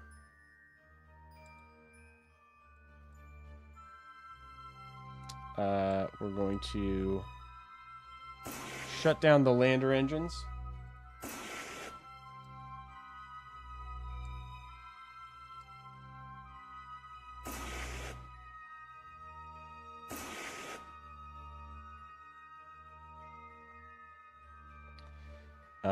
Where is it? Where is it? Undock. RCS on. Push away from the station.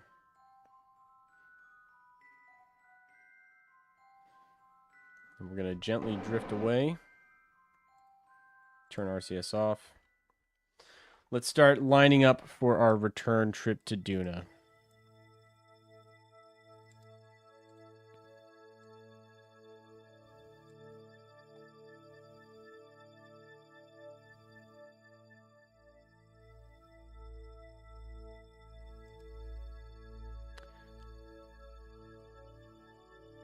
Got 100 meters per second to get off of Ike. We'll start there. Okay, looks good. SAS on. Maneuver node.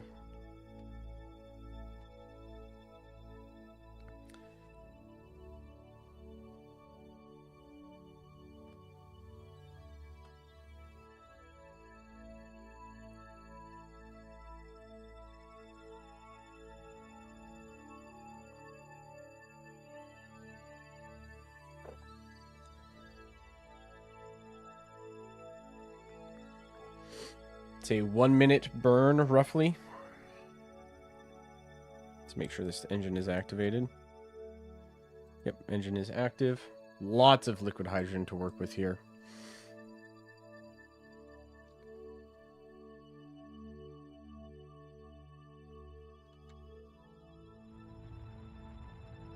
Rev the engine up.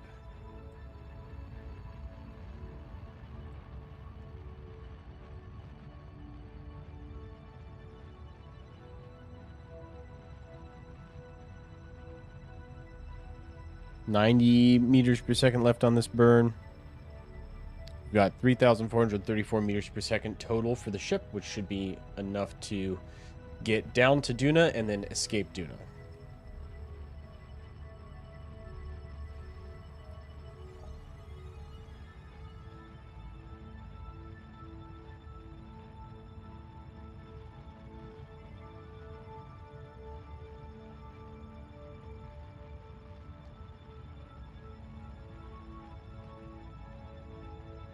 50 meters per second. 30. 20. 10. Slow down for these last couple of seconds here. My frame rates went up now that we're no longer attached to all that extra hardware.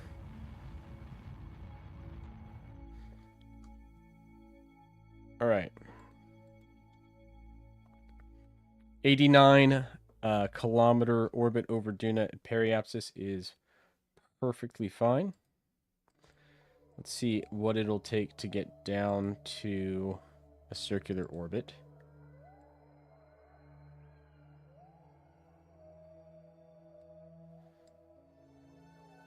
About 200, 250. Okay. Good.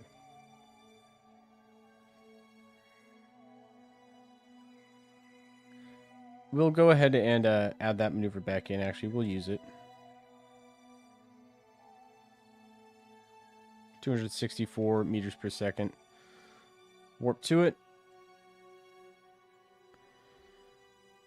Already locked on the maneuver node. And this orbit will enable us to deploy our lander for the final stage of the mission. This is the big one, everybody. Get ready.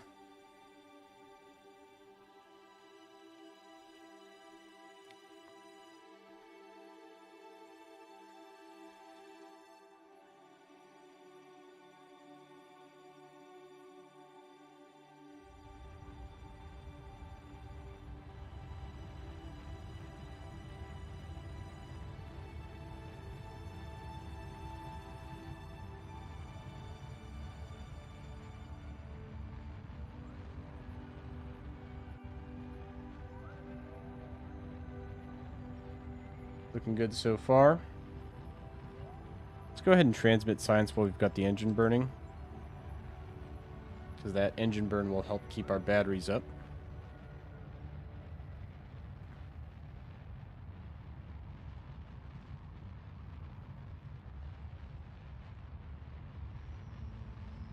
Maybe we may break this into 2 burns.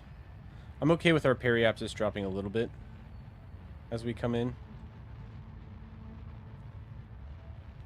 Not enough electric charge. Oh, man. Oh, well. Alright, that's close enough. That's a workable orbit.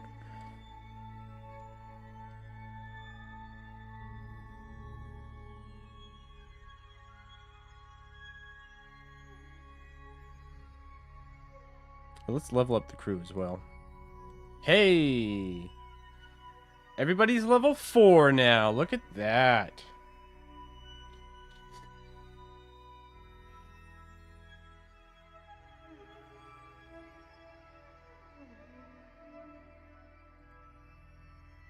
Very nice. We've got experienced Kerbals now.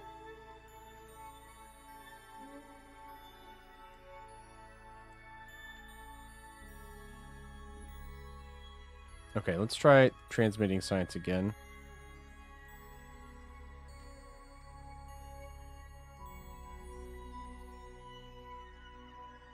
There we go. Now that we got some sunlight on us.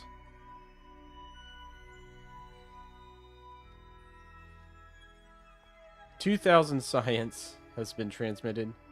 We've mapped 5 asteroids. We haven't even gotten down to the surface yet. Okay. Let's pick our crew. So, in the lander, we have Samlin and Matt Dorf. We're going to transfer them back. Hold on. Move this over here. Let's transfer these guys back.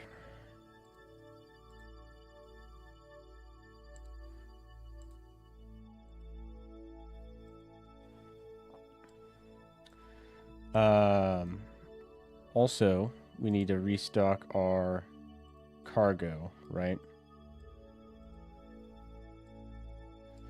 So we've got 1 solar panel. We've got a goo and a weather analyzer. So let's put a Probidyne control unit. The Communitron And the EVA science over here.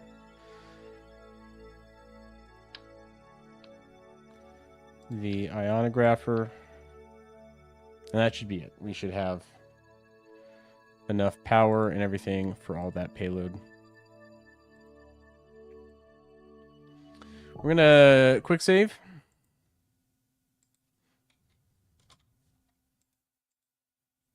While we're here.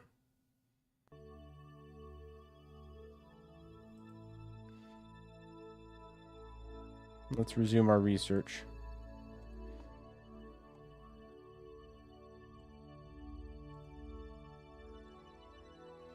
Okay. Let's get Bob and Bill Kerbal. So Bob's over here. Transfer crew over here.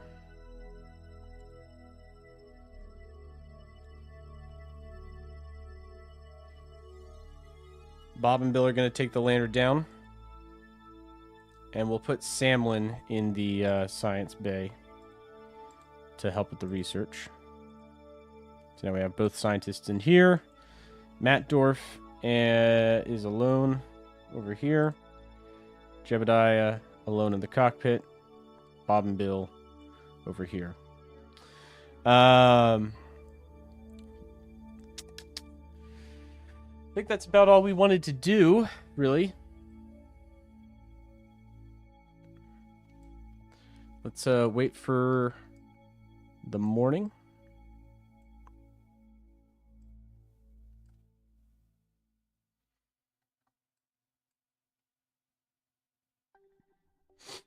I think we want to try putting it down in this crater.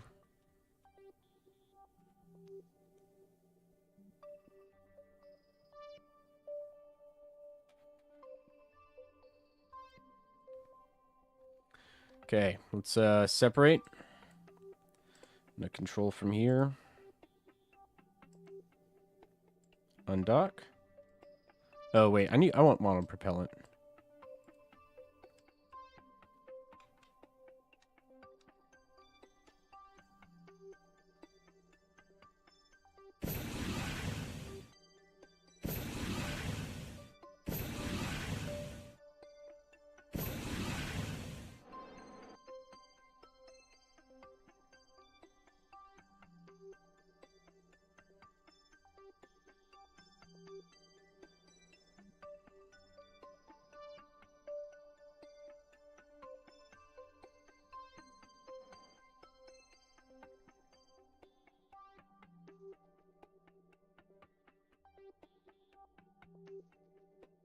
Let me dock. There we go. I'm going to transfer some monoprop.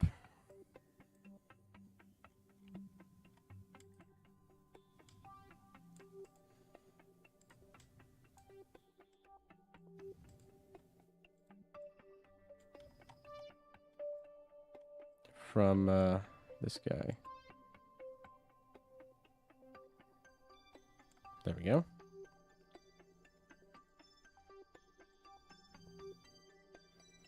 All right, from the big tank on the ship over to the little tank.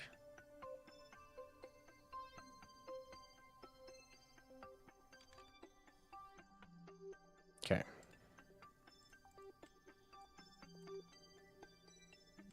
Now we can undock and use RCS to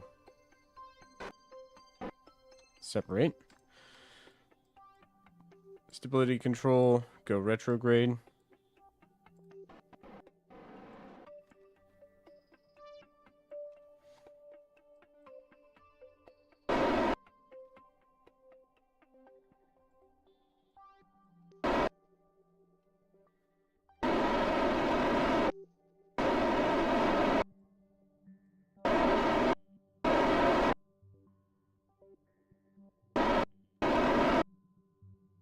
Okay. Let's do another quick save.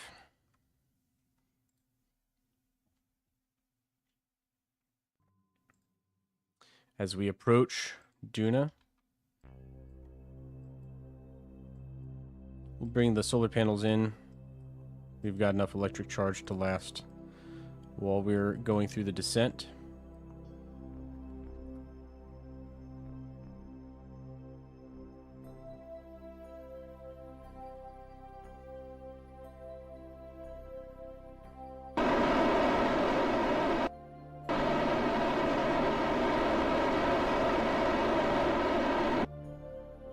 Okay.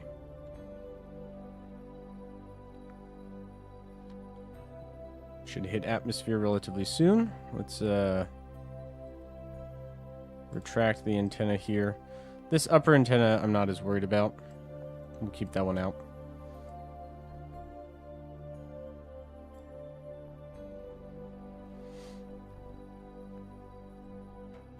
And then it'll be drogue chutes.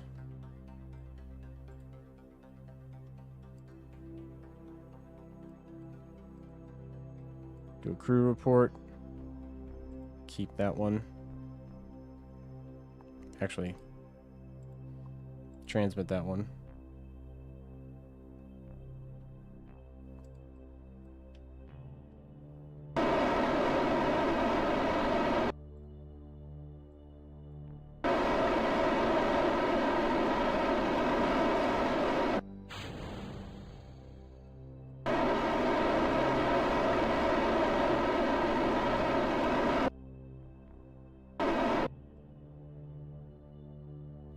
Wow, that atmosphere did nothing for us, really.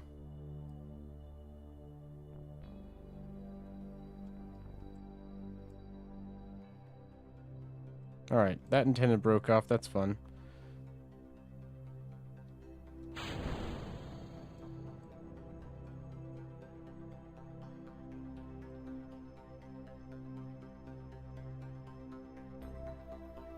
The drogue chute should pop out here soon. That'll at least flip our craft around the right direction.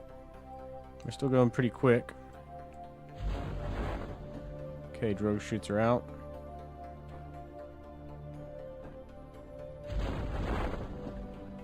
And they snap out. That slows us down. Good.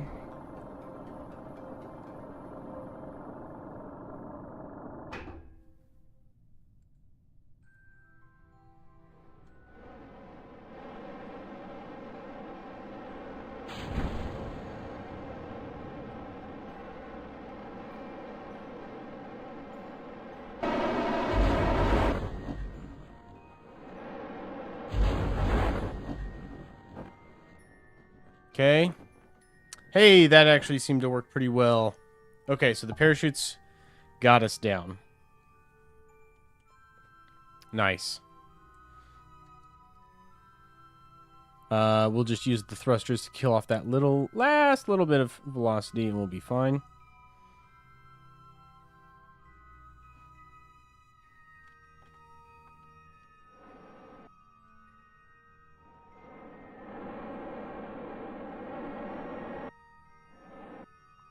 Okay, little heavy of a landing. Hold on, let's get back up. Oh no! Oh no! Oh no! Too heavy of a landing. Ah, shoot. That's why we quick saved. Okay, okay. Let's load quick save 2.8. Just bounced.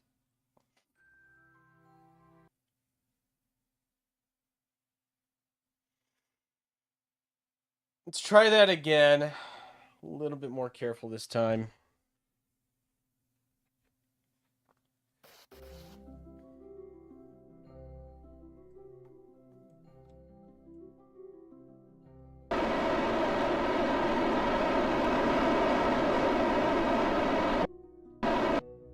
Okay.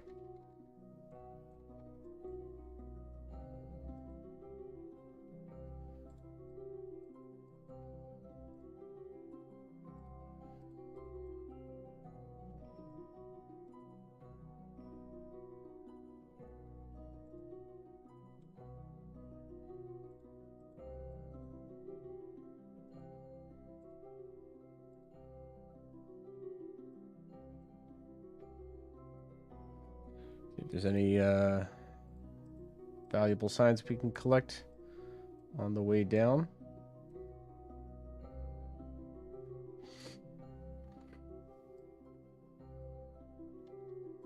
So re-entry heating at this like altitude or at this speed, not a thing. Orbital velocity is low enough and the atmosphere is thin enough you can get down without any heat shields or protection.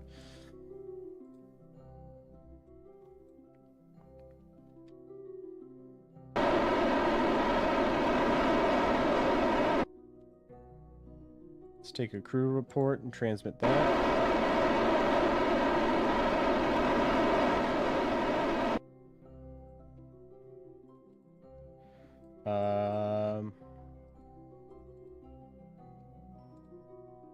Log temperature, log pressure.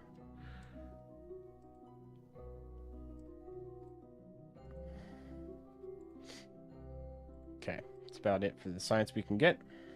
Up here at least.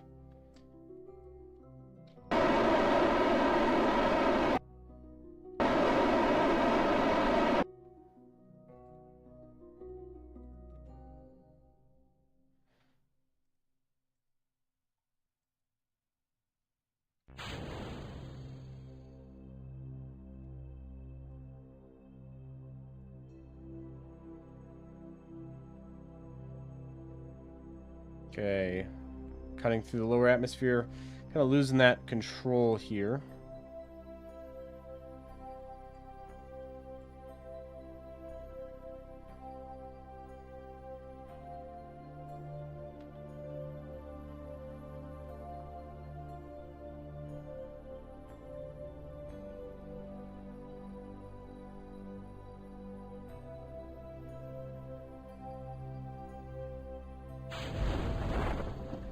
Go ahead and pop the drogues a little earlier this time.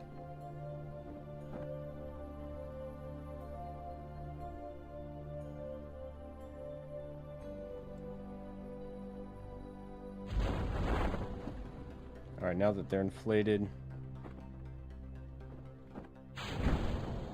arm the regular parachutes and deploy those.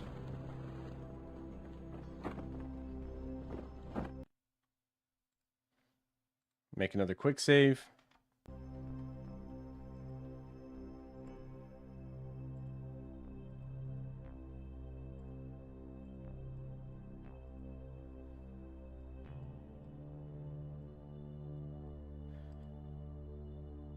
Crew report. Gear down. Parachutes inflate, slowing us the rest of the way down. Minus just a little bit. And we should come down nice and steady. Try and just use stability assist along with the parachutes to keep us easily coming down. Transmit that crew report off.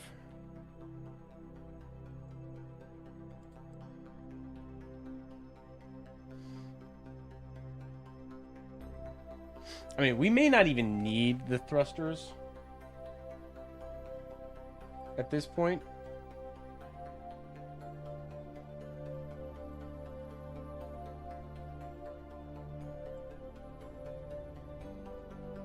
We should kind of be fine.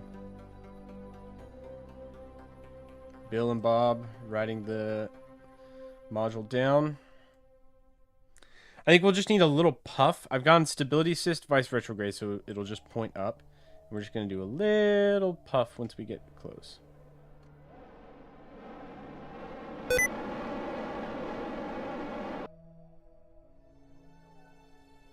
I think that'll do it. That'll do it. Yay, we did it! We have landed. Alright, let's start the science gathering process. First, let's deploy everything on the lander. I know, sticky keys is killing me, dude. Log gravity data. Keep that. Crew report.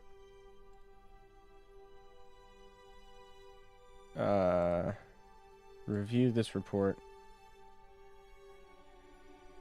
Yeah, reset that experiment. Crew report. Transmit that one off. We'll keep these and we'll get out and we'll do the other one. So we'll have Bob get out. He can do an EVA report. Keep that. We'll take the data from these.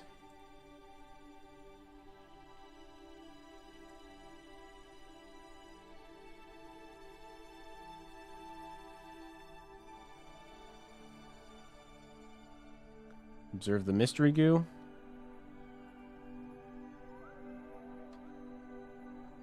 climb the rest of the way down. Nice. Collect data, restore.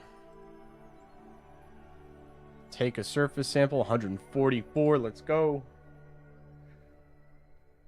And that'll be about it. We'll perform some EVA science. Look at Bob. Look how happy he is to be on a new planet. Perform EVA science.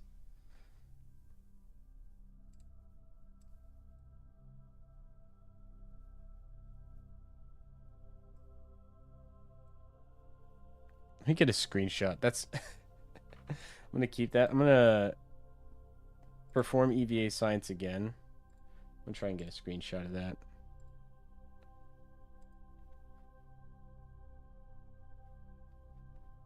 Hold on. Without the window. Hold on. Bear with me. Keep. Perform EVA science. Overwrite. Nice. That's perfect.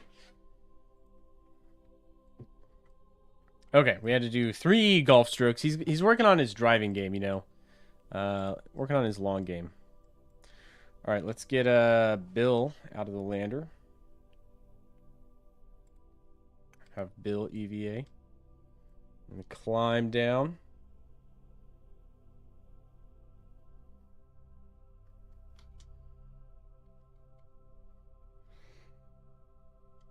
All right, so Bill's on the ground now. Let's start assembling, shall we? So power.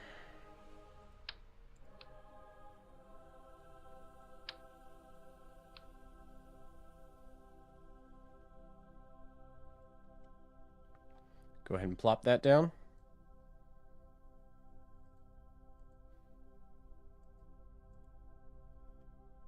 Sweet. Switch back over to Bob. Let's get the control station down.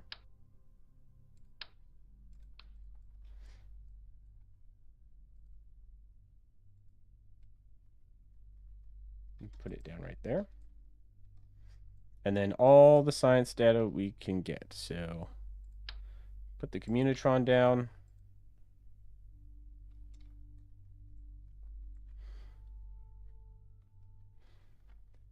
Probably need one more solar panel. Ionographer.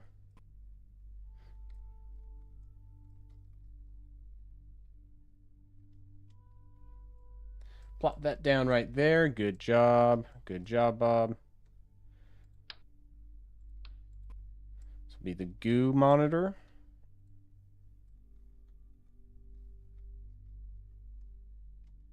Plop that down right next to it.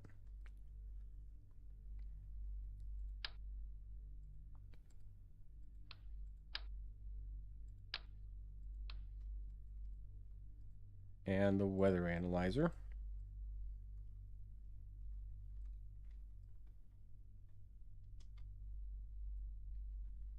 Probably going to need one more photovoltaic panel,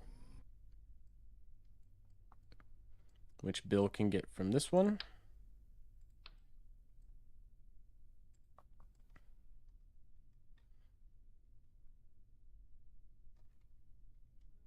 That'll go right there.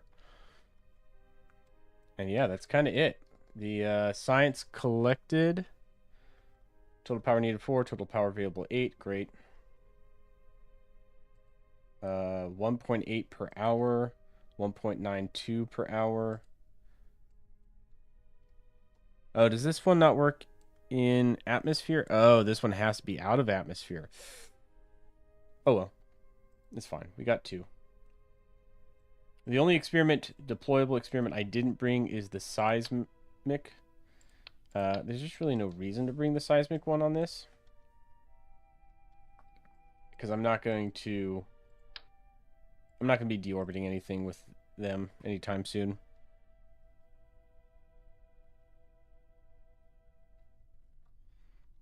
We'll let Bob plant the flag.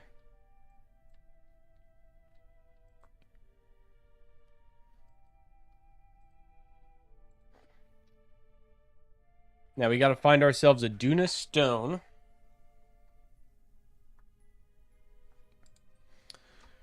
Duna landing site Alpha.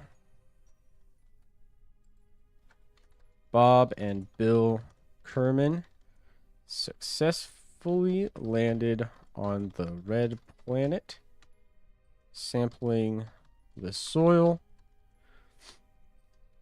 testing the winds, and bringing back a large collection of pretty rocks to show off at the astronaut complex. Nice. All right, now we need to go and find a Duna stone.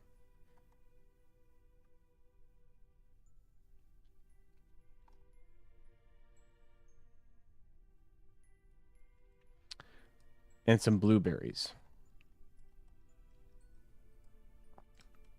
So, here's my plan. There's some blueberries right there. Bob's going to work on his cardio today, moving at a breakneck 1.8 meters per second. I mean, these bulky atmospheric suits, you know, they're not the easiest to move around in. And the gravity is simply too strong to use the thrusters, so he's going to have to do it the hard way.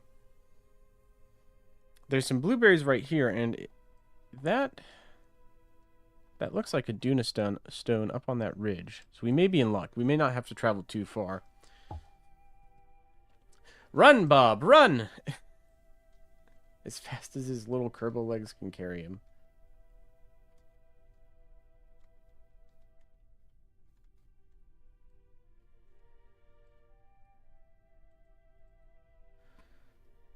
Pick up blueberries.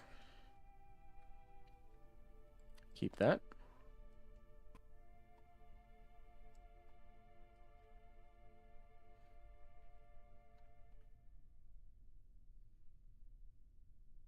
All right, we've completed one contract just by planting that flag. We've got the mystery goo data on the ground, so that's going to get accomplished.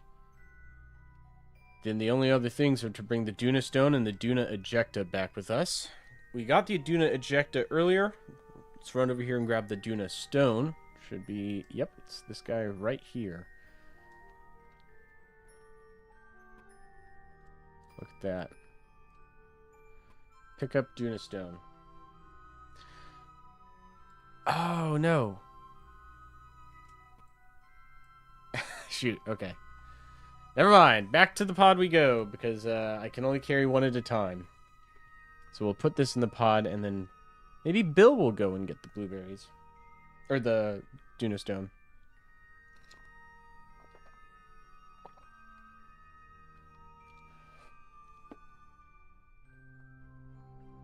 Blueberries are in KSP? Kinda. They're these little circular blue rocks.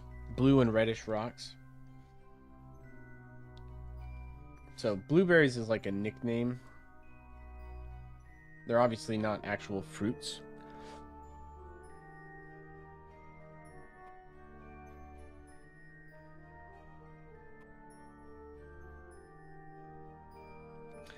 Is there a mod and or a setting I can change to increase the number of contracts that are offered to me? Because that's one other complaint I've had is I've only got like... I've unlimited accepted contracts, but apparently I can only have like so many at a time. The game does like limit me, which is kind of annoying. All right, store all the experiments.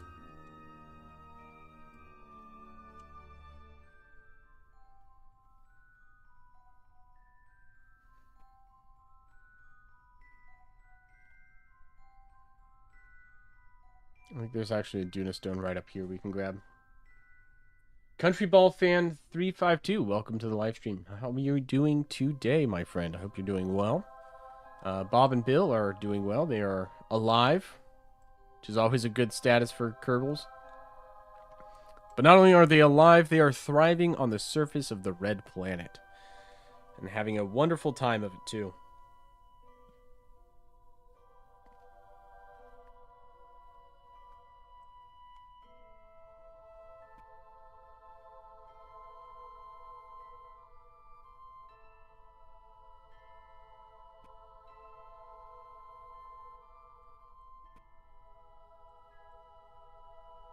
All right, pick up Duna stone. Keep.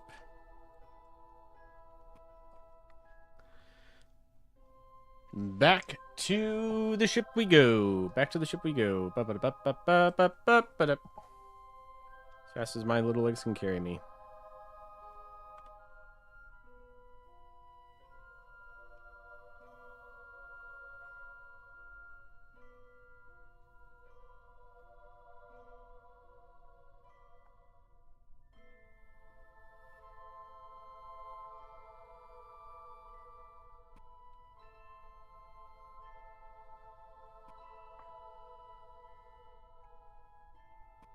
Almost back to the lander.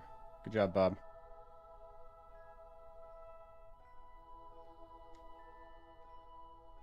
All right. Back at the landing site. Let's see if there's some more science we can do from the ship. I think we've already done this one.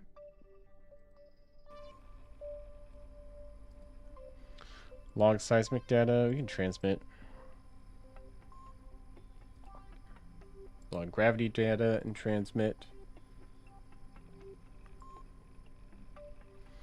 Transmit. Log pressure data, transmit. And transmit. What kind of science we have? 2, 5, 8, 9. Pretty good. Pretty good.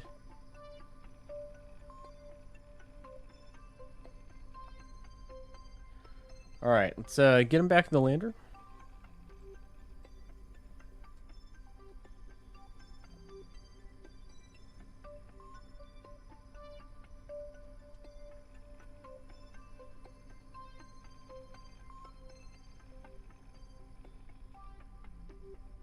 Hold on.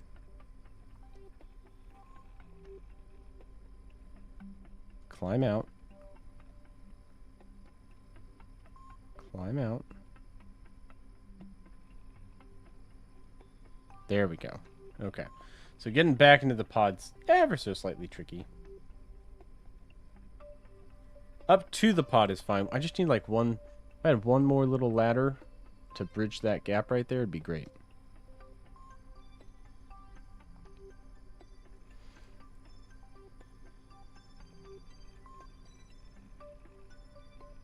Okay, come on. Up. There we go. Board. Alright, let's review our stored data. Duna stone, blueberries, EVA science experiment. Keep. Keep. Keep. Keep. Keep. Keep. Keep. Keep. Alright. So, decent chunk of data on board here, which is great. And we got deployed science that's going to be farming up some more for us as well. Also great. Let's look at where the ship is. Maybe we just sit in the pod for a little bit.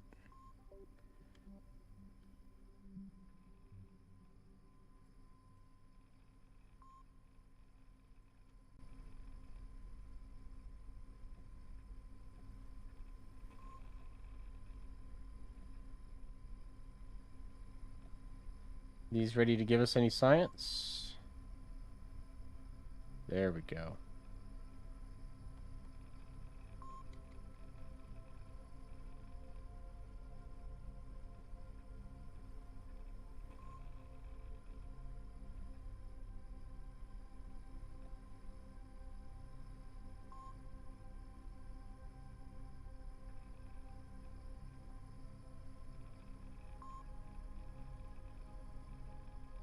Awesome. So they are racking up actually a pretty good amount of science here. Let's see where our ship is as it comes around here.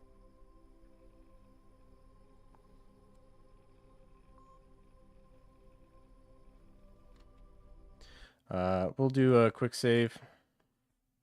In case anything goes horribly, hilariously wrong during the ascent. It should just be an eastward, yep. Just an eastward ascent.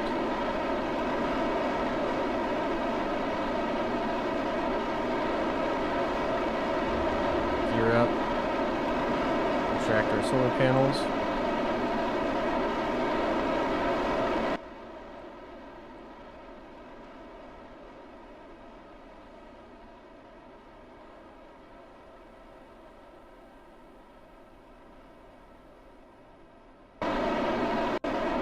Alright, so we are exiting. Let's retract antenna. We are exiting Duna. Track the ladder. Track this ladder. 50 meters per second of delta V left on this.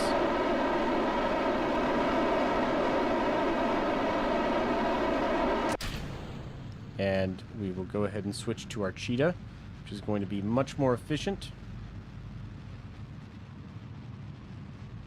As we've burned the last of the fuel that was in that bottom tank.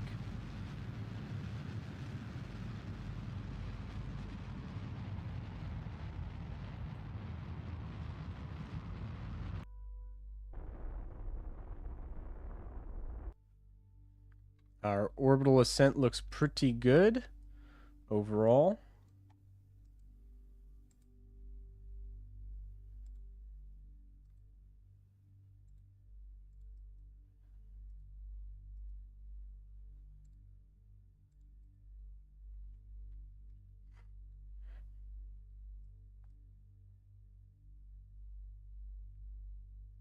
Don't really need to keep burning here. Just a slight push. We've got 2,000 meters per second of delta V left in this lander, which is great. Plenty to go around here.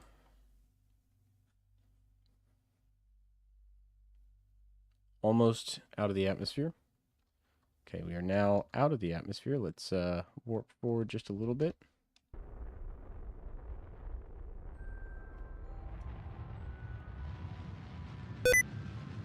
No sticky keys. I'm trying to throttle up an engine right now, please. Thank you. We're going to overshoot target orbit ever so slightly.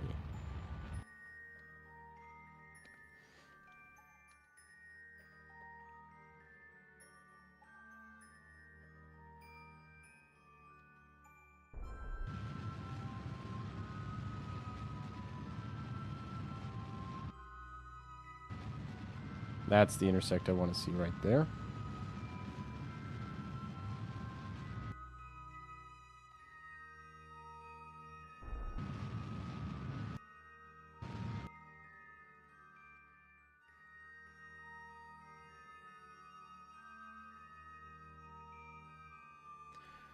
Now that we're up, we can go ahead and pop out our solar panels again.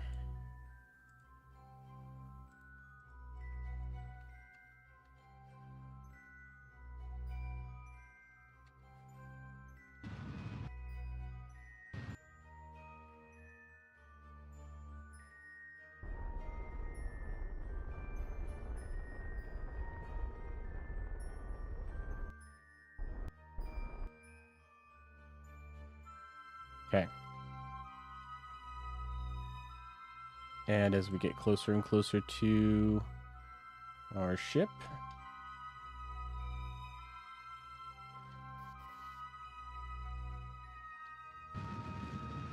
we'll go retrograde.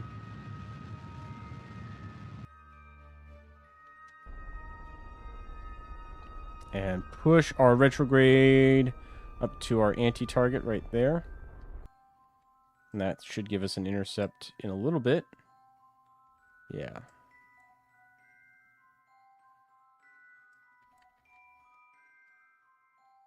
All right, let's just lock on target now and burn.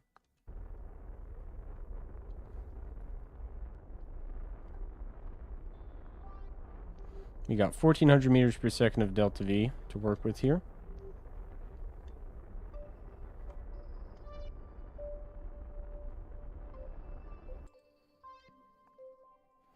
Rapidly closing the ship at 20 meters per second, 1.2 kilometers away. Getting ready to come back for the dock. We've had these contracts to get to Duna for a long time, so it's really nice to finally be finishing them off. All that will be left is to return the ship back to Kerbal.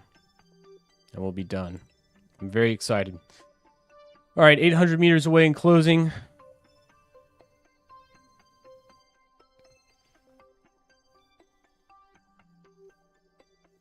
$600. $500. $400.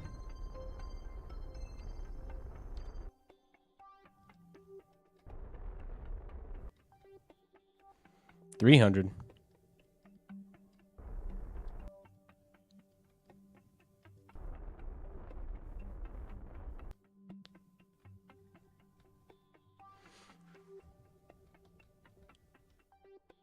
$200. Final approach. I'm going to use time warp here to pass in front, 100 meters away.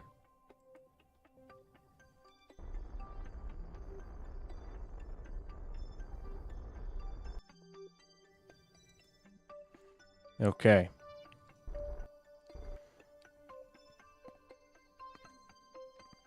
Let's go ahead and point at the target. Settle down, settle down. RCS on, docking mode engaged. Let's use our docking thrusters to get the rest of the way there.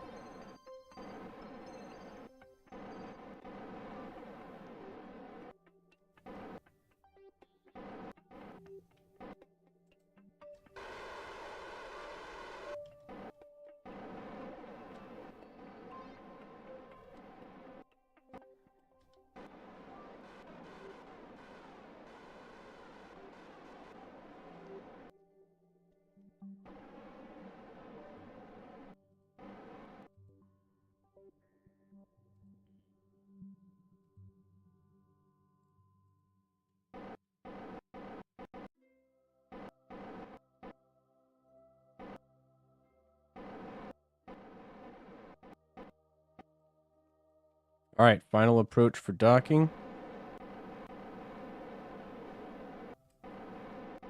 Try and line our solar panels up with the rest of the ship.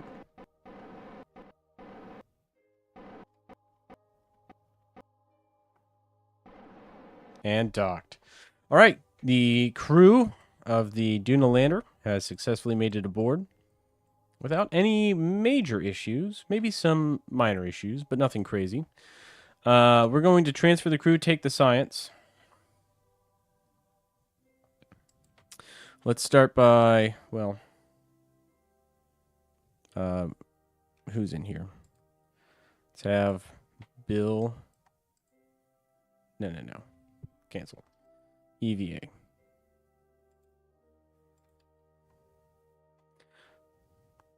Take data. Also do an EVA report. Already done that one. Okay. Let's turn the lights on. We're going to store the data in the hitchhiker module over here.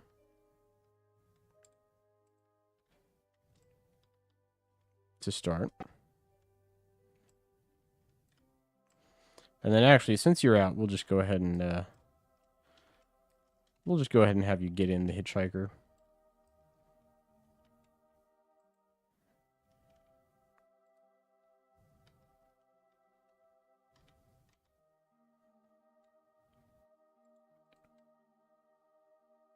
Okay.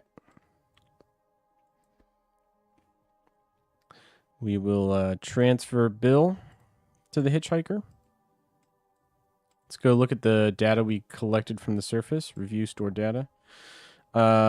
Keep the Duna stone, keep the Duna ejecta, keep the blueberries.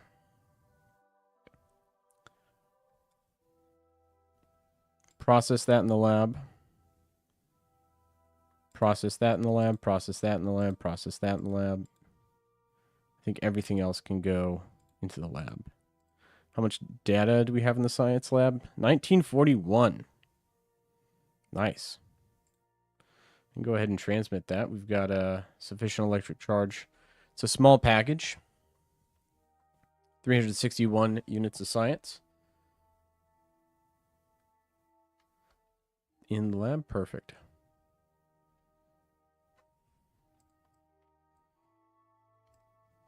Come around to the daytime side of the planet. There we go. All right, beautiful. Now, here's my plan. I'm going to deorbit. Or not deorbit, but we're going to undock the lander.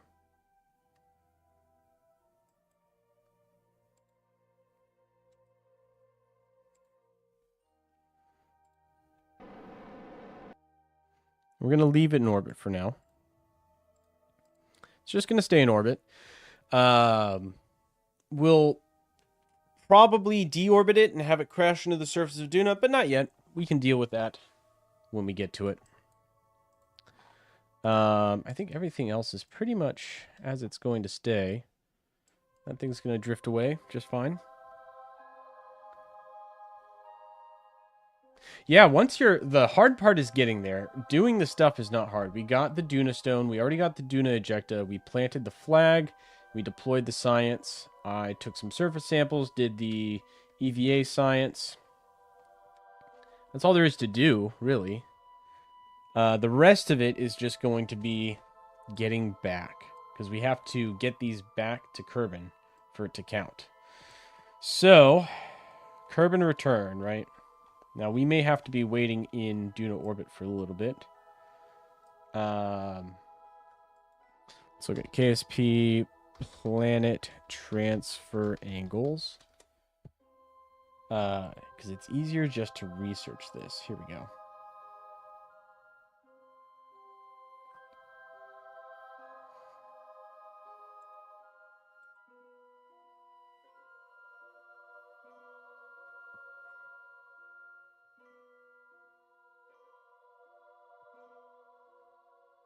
Now, that's going from...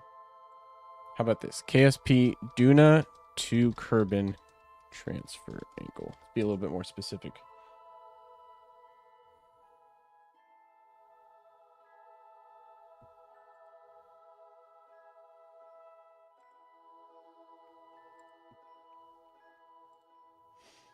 This looks like a goodly sized image here.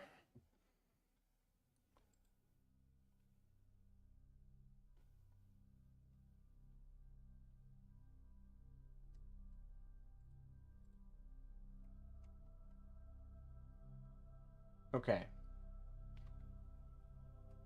So from Duna, we want Duna to be maybe 30 degrees behind Kerbin. So we want Kerbin to kind of pass under us. Got it. Well, we've got some time until that happens. We can just time warp, obviously. That's an option.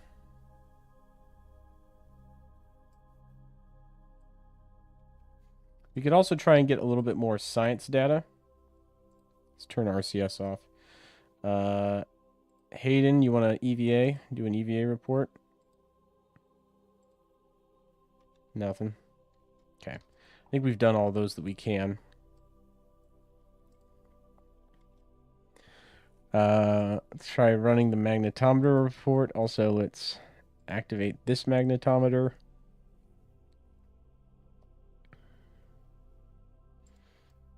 Keep that. And keep that. I guess that's the other thing. So we can keep that. Log pressure data, keep that. Log temperature data, keep that. Do a crew report. No, nothing of value there. Collect all, review stored data. So this is everything we have on board.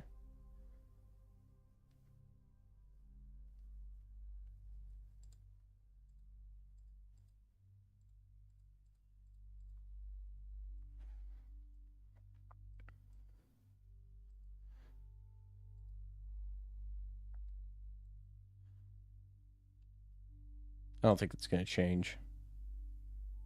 No. it's the same. We'll extend the boom, though. I like how it looks when it's extended. Hold on, come back. Extend it.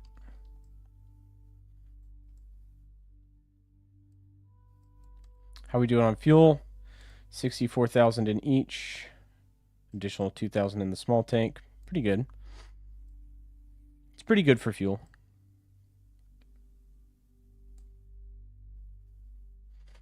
All right. So we have to wait quite a while.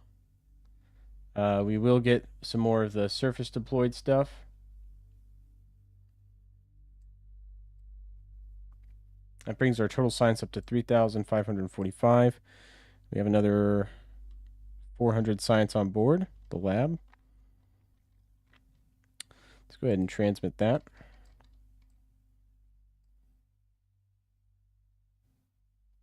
.400 science has been transmitted.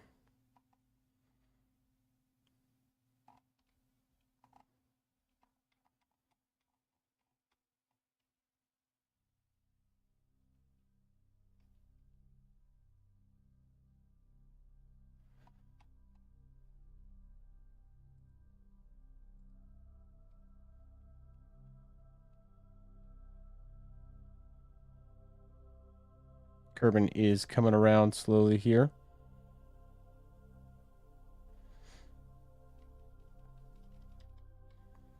Transmit science again.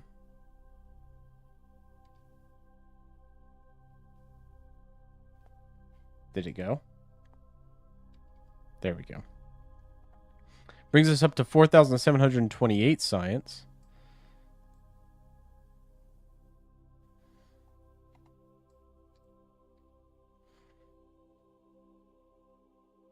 I want to... well, I guess we can do other things. There is the Daphmore solar probe to fly.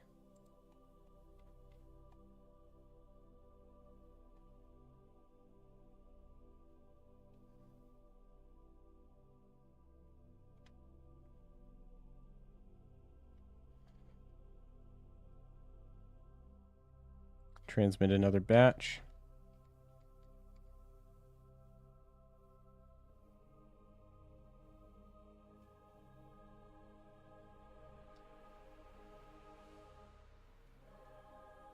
There we go. Brings us up to almost 6,000 science.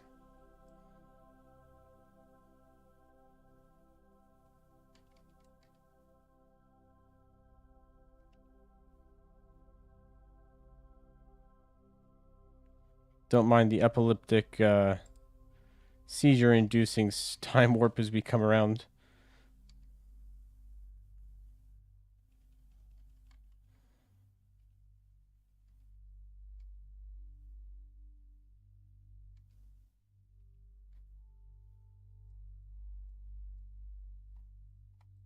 Okay. Right about here. When Kerbal gets to about here is when we're good. Also, our Daphmore solar probe we can probably adjust here pretty soon. Transmit.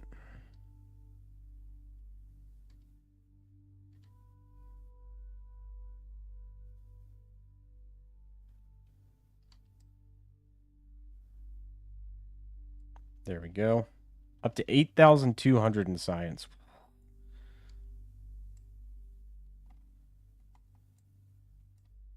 Dang.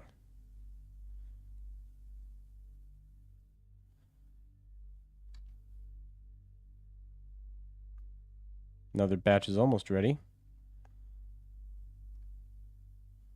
All right, I think we are close. Maybe not 100%, but we're close to being ready to fly back to Kerbal. Let's go ahead and transmit science. Level up the crew.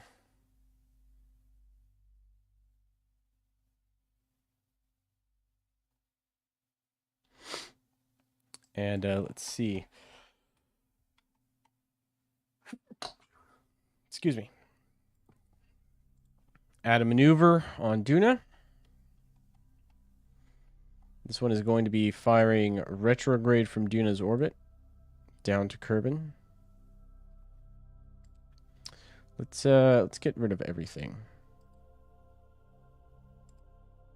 Let's set Kerbin as the focus.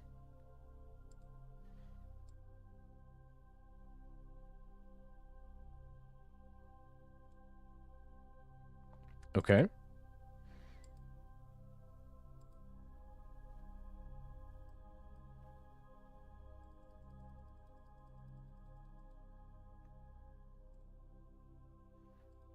That looks like a pretty decent encounter, actually. Only a 652 meter per second burn. We could probably do that in one go, or maybe 2 goes. That's really not bad, actually. What's our periapsis?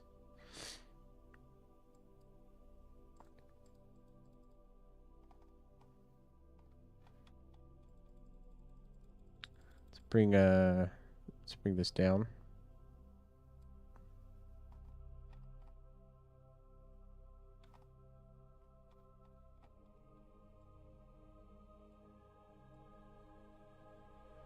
Thirty-seven, 6, 5, 4, 3, 2, 1.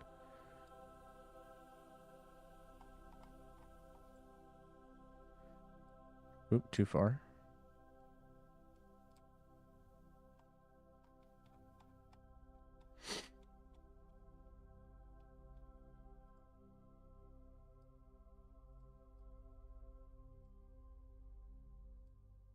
Okay, so about a 30. That's as close as I can get it. We'll have to do a mid-course burn. Still, 652 is not bad. Let's go ahead and lock on the maneuver node here. The node is in 5 minutes. Our burn time is 6 minutes, 12 seconds. So we'll start the burn at about 3 minutes, 30 seconds from the node. Thankfully, we're not super low in orbit, so it shouldn't bother us too much to start early.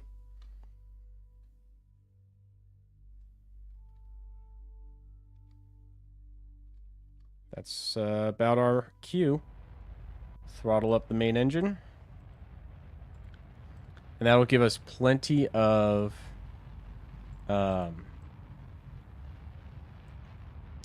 fuel left to get captured in Kerbin and probably maneuver around Kerbin a little bit. Maybe get out to Minmus. We could try an initial capture at Minmus potentially if we're really lucky. If not, then we'll just try to get captured around Kerbin and then go from there. Maybe we start at Kerbin and work our way up, because what I want to do is get the more efficient engine and change this rear module around. So I'm thinking a third fuel tank, maybe a third fuel tank, and then the more efficient engine, and probably 2 of these more efficient engines, that being the liquid core nuclear rockets. We are going to have to save up some money by completing contracts, but the contracts we currently have already given us, we're already at 1.5 million just from completing the couple we had, and we'll complete a few more while we're at it.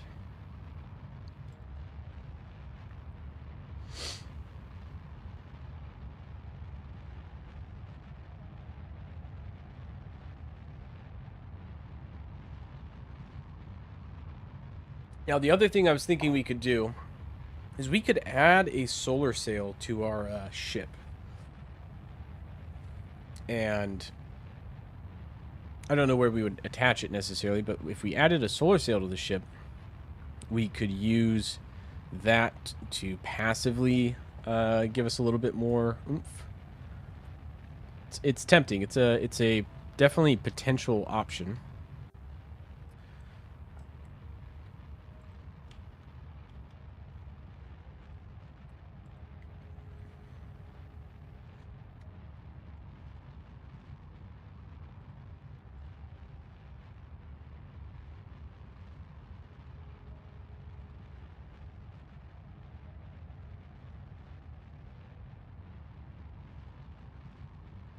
All right. We're starting to get close. 360 meters per second of delta V left in this burn. We're getting closer and closer to that escape angle we want.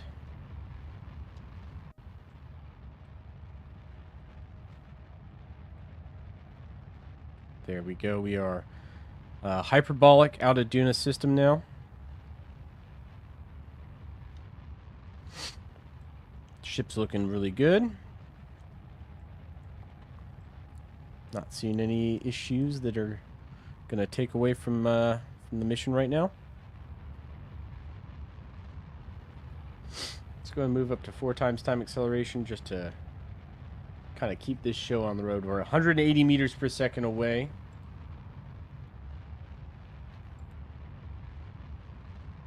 And closing in pretty quick now.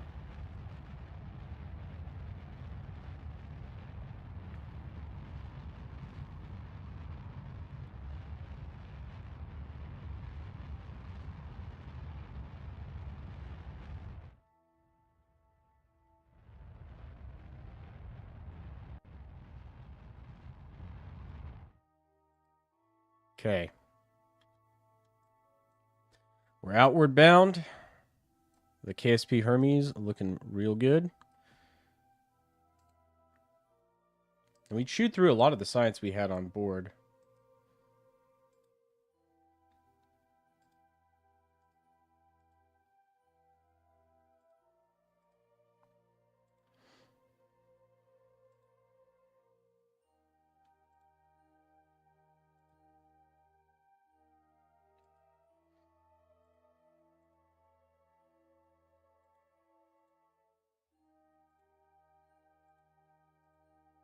Put a few more pieces of data in there to keep our science production up. And we're off.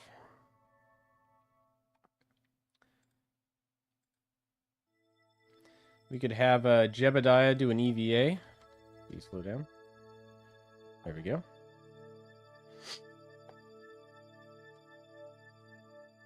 Do an EVA report from way up here. See if the lab could use that one. Nope. Well, I'll just transmit it anyway. Let's have Bob do an EVA. Let's observe this mystery goo. Now we'll keep that, reset the container. And board.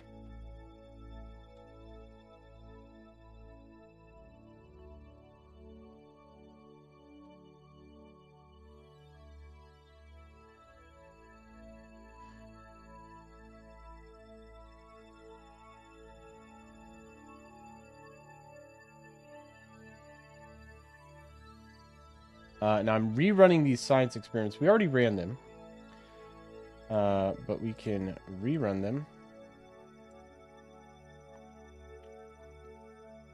for additional science if we can bring them back.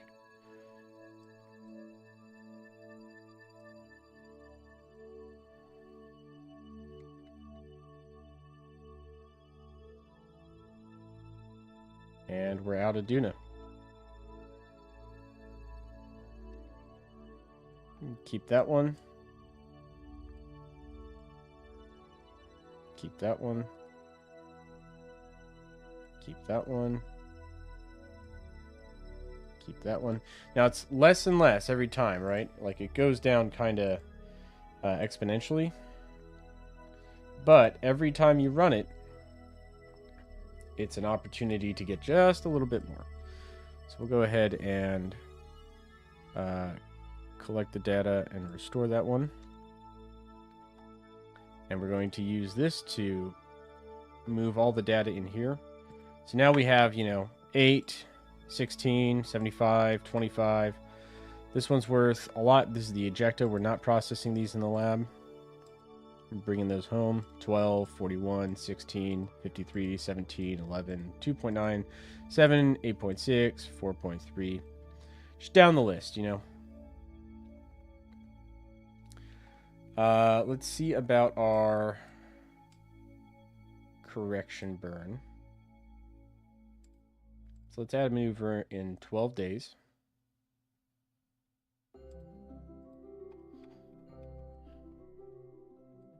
To get us a little bit closer here.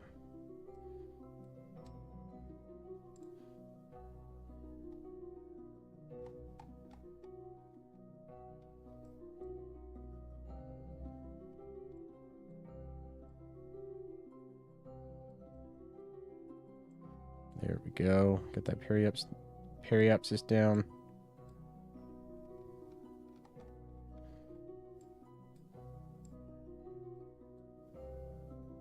Oh, too low.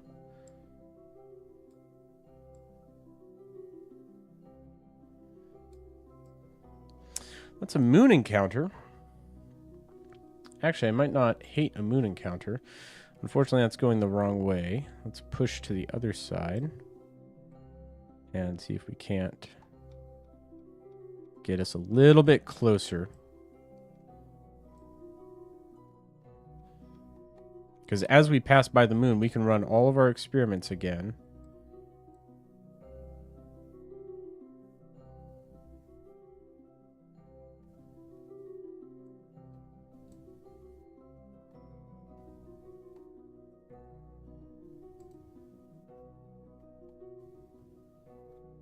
Okay, 63.2 meters per second. Very small adjustment to try and get that moon encounter.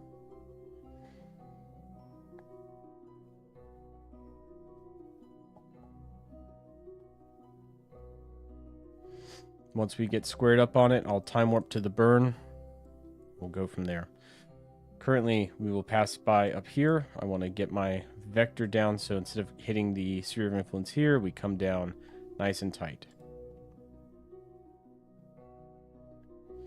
We'll time warp to the burn node, which is in 11 days. While we're time warping, we are still generating science, which is excellent. We have 9,000 science total at the Kerbal Space Center, which is, again, excellent. A lot more to do.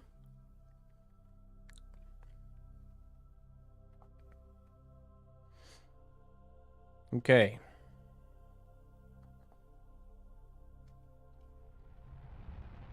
Throttle up on that engine.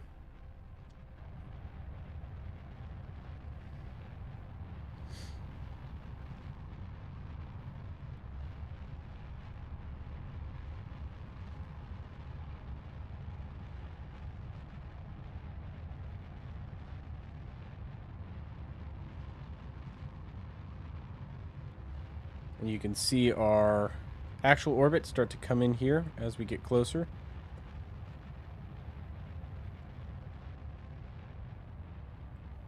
Throttle down as we get closer.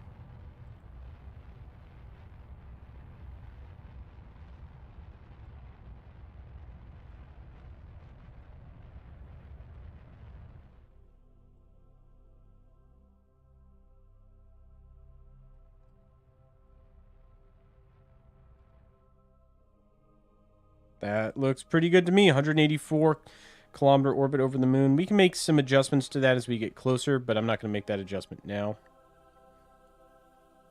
I mean, I guess we could just manually bring this in, throttle up ever so slightly. Very low throttle mode here.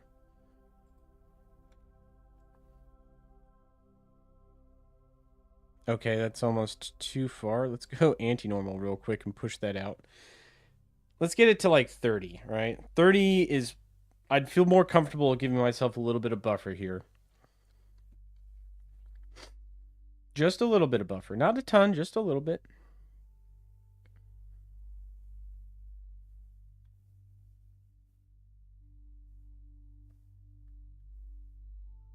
Okay. There we are. No, that's still getting us closer. What the heck? Hold on. Do I need another maneuver?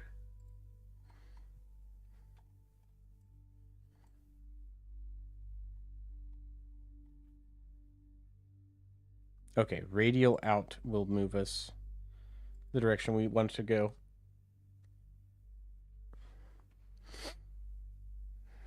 Now you see this number is changing. We're not actually accelerating at all, but this number is changing due to floating point error.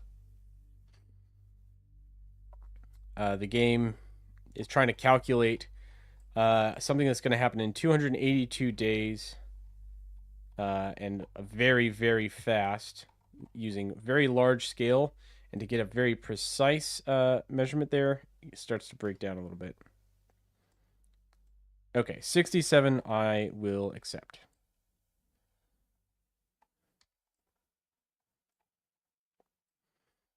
So our ship is now falling to Kerbin.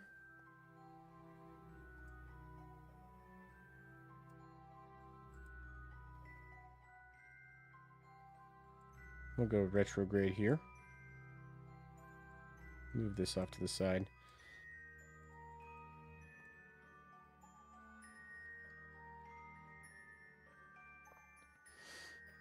Thousand science.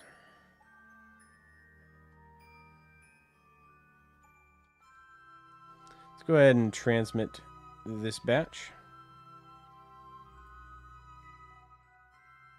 Hey, Samlin's now level 4 scientist. Excellent work, Samlin. Go ahead and transmit.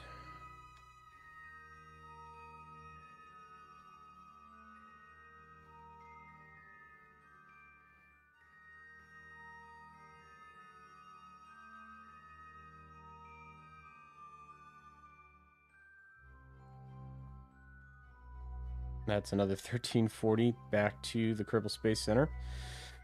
All right, so we're at 10,000 science, and our ship is on its way back. What's its ETA? 178 days till Kerbin encounter, which is good. In the meantime, we do have the Daphmore solar probe at Apoapsis. We're going to switch to it to finish this contract.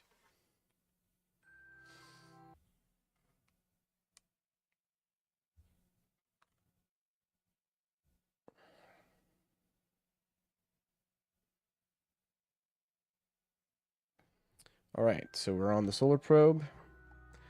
Weak signal at this range, but still maintaining one, which is good.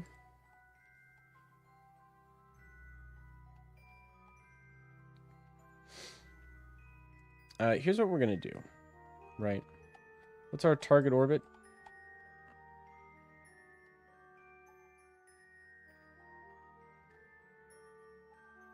Oh, taller.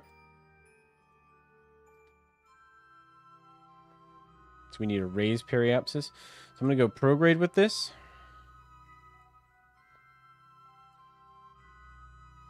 We're going to deploy the sail.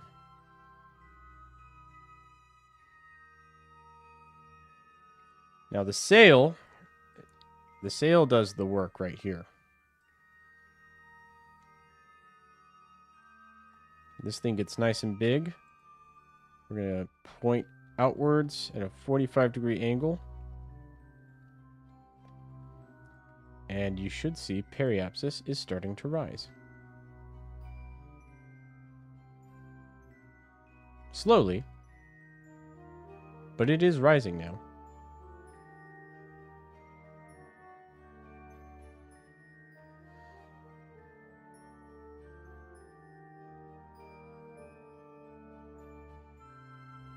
And that rise, that change in velocity that we're seeing is just due to solar pressure.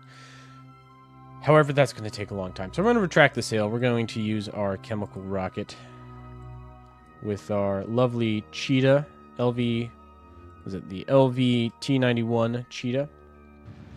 We're just going to burn our engine here. And this will raise up our periapsis to the target.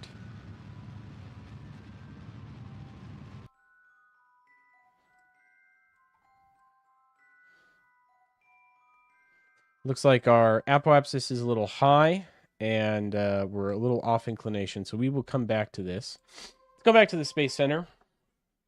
We're going to have to wait until that satellite hits an ascending node to make the rest of the changes.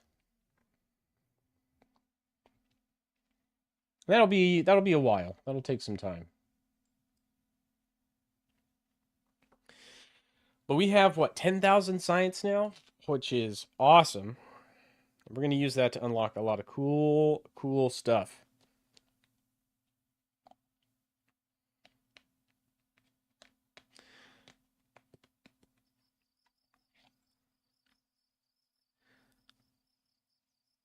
All right, research and development.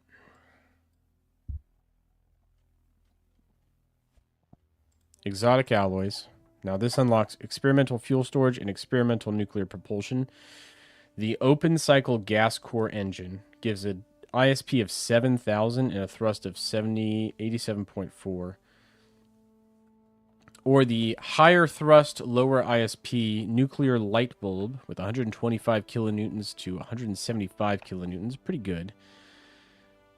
So that's definitely an option. Now, fusion rockets, what's the fuel for fusion? Deuterium, helium-3. That's where it starts getting a little weird. And fuel production starts getting really tricky. We have some lower science techs, but I think experimental nuclear propulsion is our go-to, and we'll do this one as well. The nuclear saltwater engine is really cool, but I'm not going to be able to refuel this in orbit, pretty much.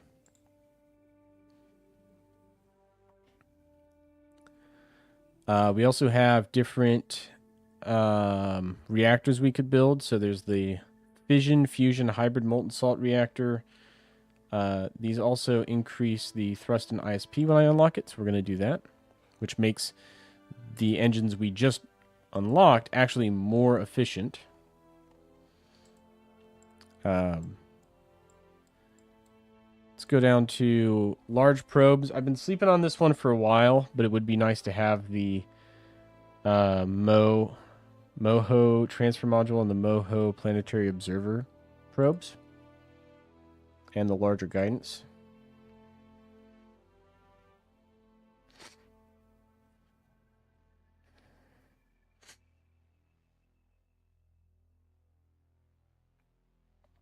We'll also do the long-term science and scientific outposts, which gets us the antimatter collectors.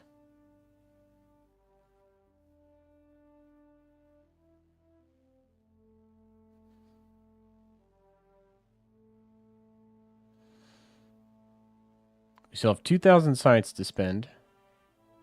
So we could get the antimatter production facilities up and running, but we're a little ways from antimatter, right?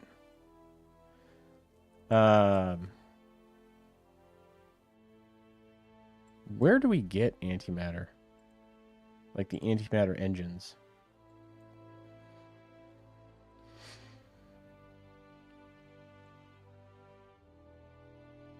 Specialized plasma. Extreme plasma. I actually don't know when antimatter engines come into play. Oh, here we go. They're up way up here. Antimatter power.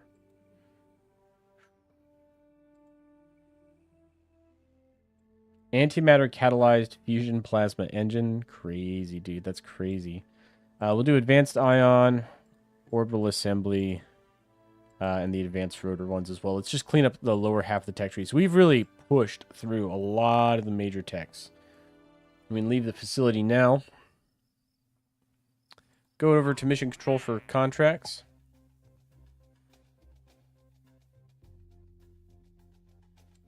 Rescue Murgus from orbit of the moon.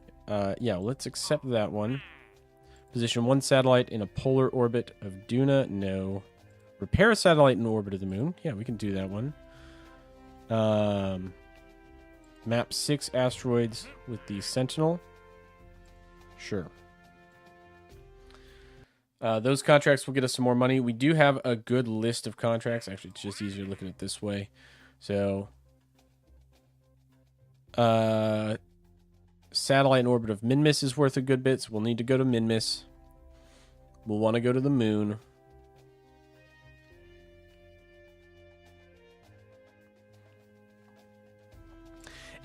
All of these contracts make me want to build a bigger space plane that can get all the way around the Kerbal system without having to lose anything, you know? I want a single stage.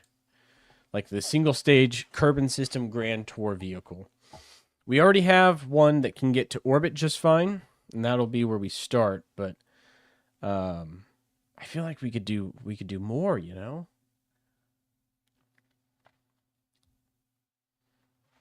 Maybe we could upgrade this somehow.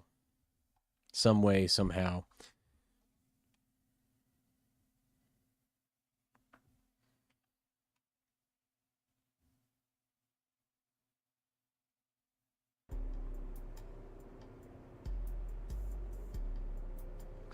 Let's open it up. Our dagger, KSP dagger. There it is. This plane's sick already. You know, it's pretty freaking sick. I do like it a lot. Maybe the rapier is just not as efficient as it could have been. Maybe that's the issue we're running into.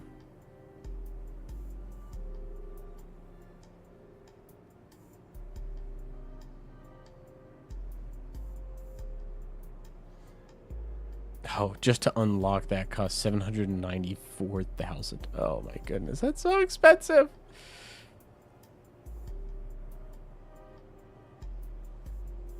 That's so expensive. Ugh. Ugh. Breaks my heart to see it. I don't know, man. It does, and it flies so well. You'll get a chance to see it when we recover the crew of the Hermes.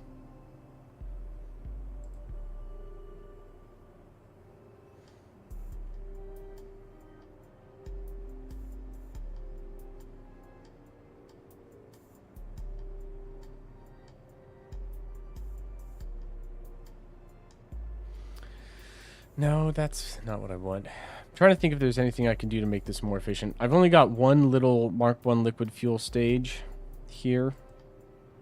And then all that's liquid fuel. All of that's liquid fuel. All that's liquid fuel. So it's got lots of liquid rocket fuel.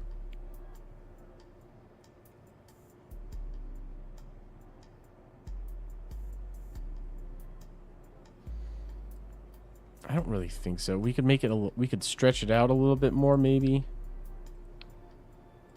Just give it another small Mark II rocket stage. Right, try and get it there.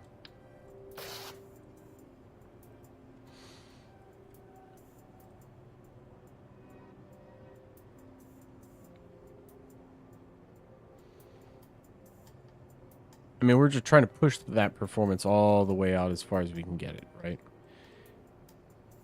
But I think this is about the limit. We're not ready to launch this anyway, so we're going to keep it grounded for now. Once we are, we'll have to do a more conventional rocket for this mission.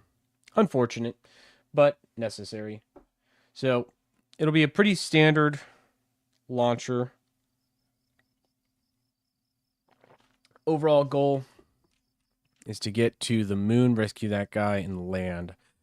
I think we have the tech to do a direct ascent.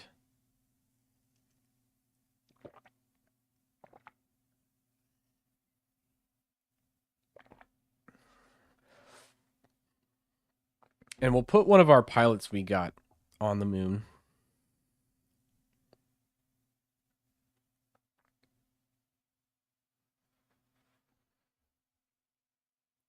Once the vehicle assembly building loads. It's taking its time. There we go. All right. So for this mission,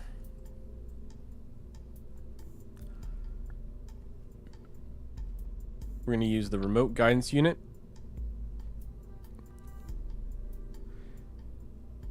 And the pomegranate. Might as well make this just a full mission to the moon. You know, I don't see why not at this point.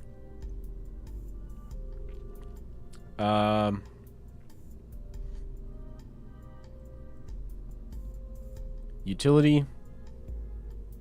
Parachute. The standard parachute. I like Soup KSP. Hello, welcome to the live stream. Do you like Soup and KSP? Is that your name? Because if you like KSP, you're at the right live stream. We're playing Kerbal Space Program right now.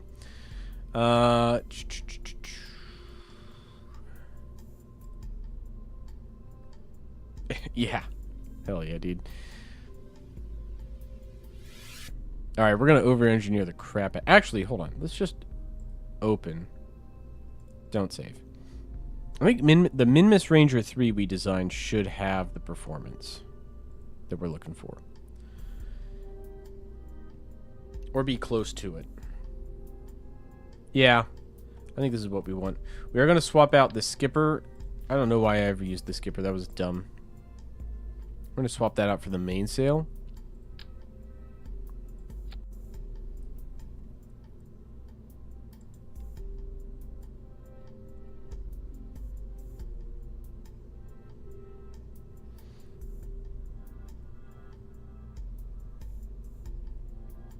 And what do I have under the hood here? Poodle? Yeah, Poodle's still probably the right answer.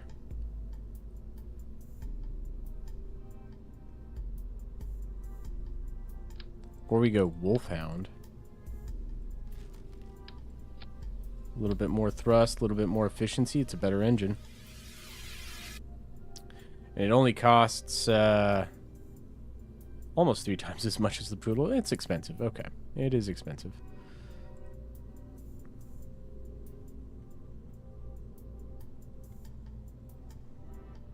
Now, we are going to change a couple of things. I don't need this huge repair bay. It's a little excessive, in my opinion.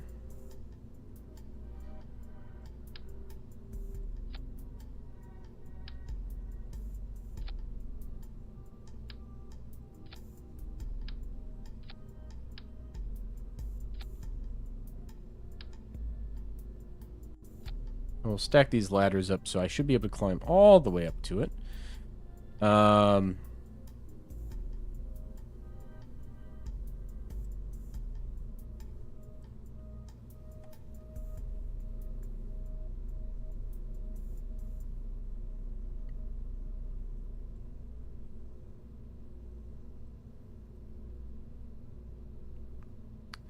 1.03 thrust weight ratio? That can't be right. With the mainsail? No, there we go. 1.71. I was about to be like, there's no way I get so low of a thrust to weight ratio with all those engines. Let's pop another fuel tank on.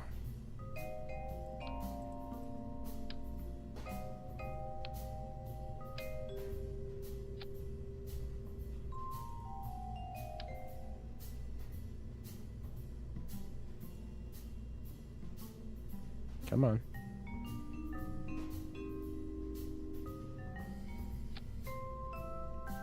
Good enough. Okay, so engines fire.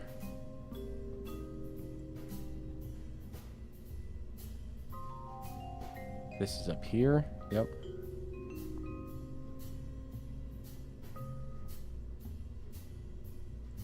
$21.69 in vacuum.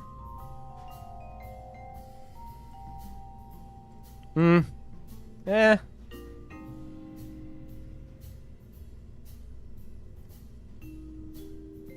We do need some utility. Some cargo would be good. And I'll use for this, since we ditched the big cargo container, we'll throw the small cargo container on. Yeah, that'll work.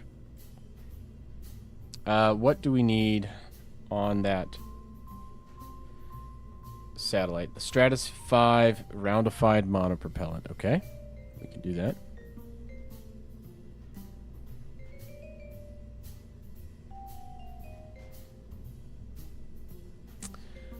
Fuel tanks, there we go. Had a little brain fart, forgot where the fuel tanks were.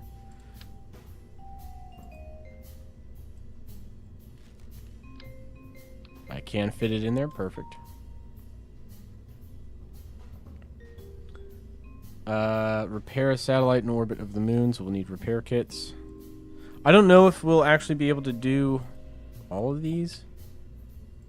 We may skip landing a guy on the moon and just do the moon orbit, the min-miss orbit, and come back. There we go.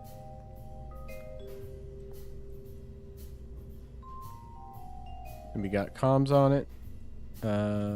Let's put just a little high gain.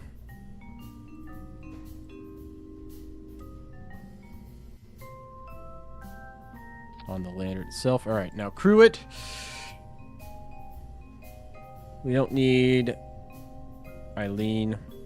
We can take Aurora, the engineer.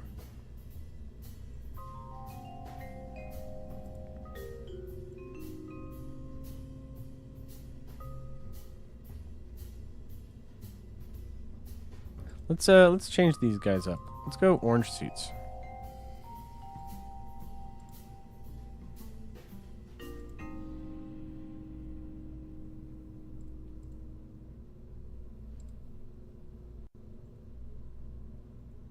Yeah. I like orange suits. Alright, I think this rocket's good to go. We got the right crew. Should be able to get to orbit pretty well.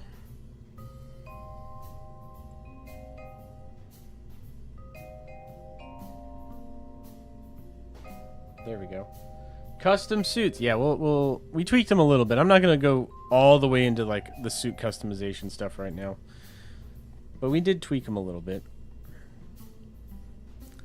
I don't really want to bring any of the heavy-duty survey stuff. Not right now. We could pop a couple of goos. And then just do like your basic science suite. Nah, it's not even worth it. We've already collected all the science. We'll call this Minmus Ranger 5. Save it and launch it. We'll start at the moon, and then we need to get a transfer from the moon to Minmus. It's going to be a bit tricky.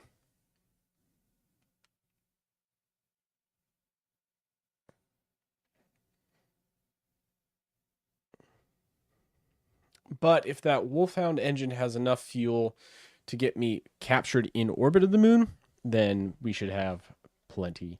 And I think it will. I think it will. I don't know, but I think it will.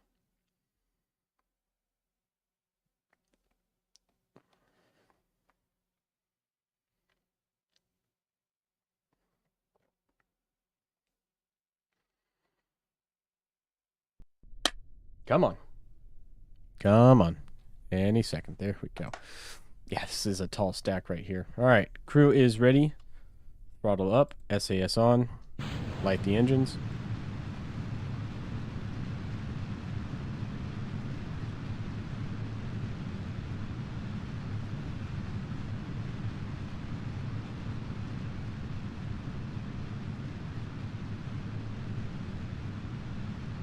All right. Looking good so far. Nothing crazy to complain about. Get up to about 200 meters per second. Go prograde. 180 is close enough.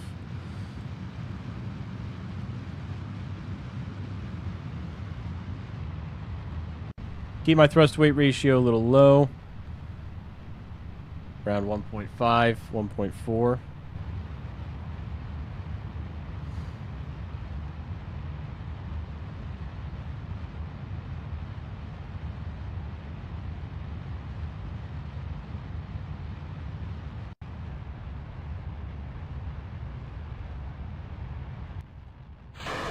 Alright, side boosters are separated. Go ahead and start chugging on that main stage. Really throttle up. Get some extra loft going.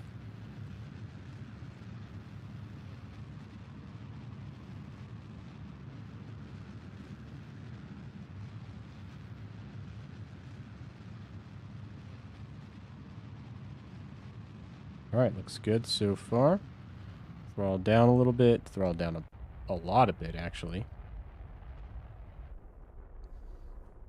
Throttle down pretty much all the way. Just do a low power cruise here.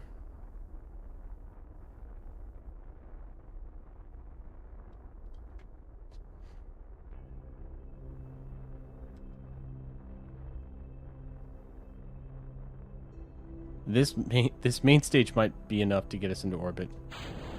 Alright, ditch the fairing and the extra weight. Yeah, this main stage will get us into orbit.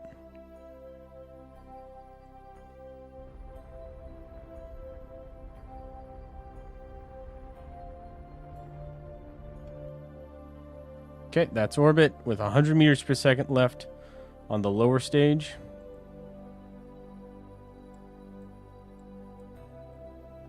There we go. All right, let's start picking targets. Where's the moon? It's over there. Set it as a target. And when we come around... Oh, there we go.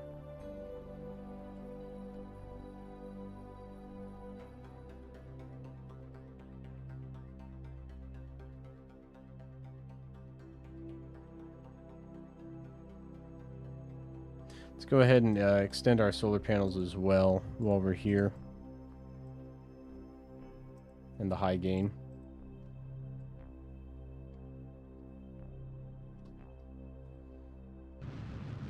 Full throttle on that mainsail engine. Burn the rest of that tank off. And then full throttle on our Wolfhound to get the rest of the way up there.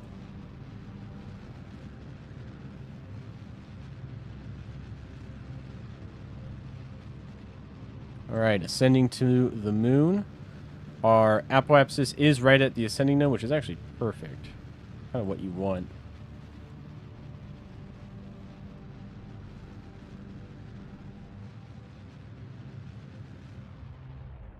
Alright, let's throttle down.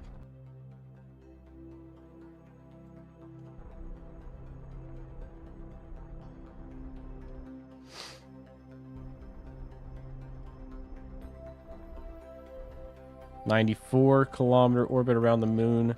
Equatorial, looks good." Let's focus view here for a second. So we need to repair a damaged satellite. Right, let's find that. And rescue Murgas. Murgas?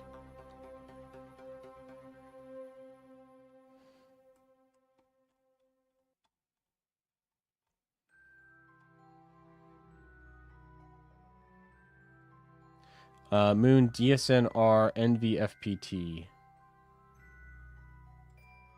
Alright, so that's our target. And it is on the wrong orbit. Okay, so we're going to swap around here. It's on a retrograde, inclined, and wide orbit here. So we're going to burn early to get over to that orbit. Start by burning radial out to flip us around.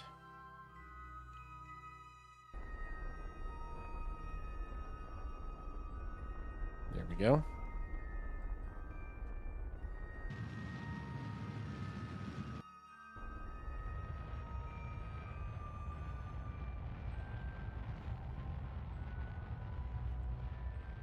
Periapsis 364, apoapsis 536.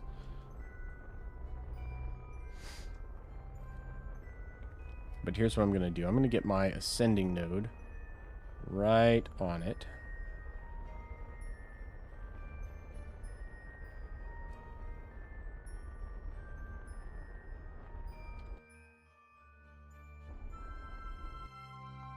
And then I'm going to add a maneuver here that's going to do a lot of things.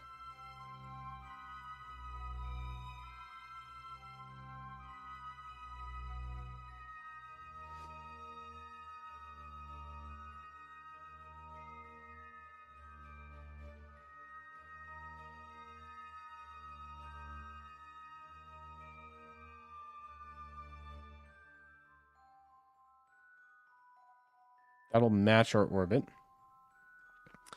with the target satellite. Close enough, at least. It'll match it close enough that I can do a rendezvous.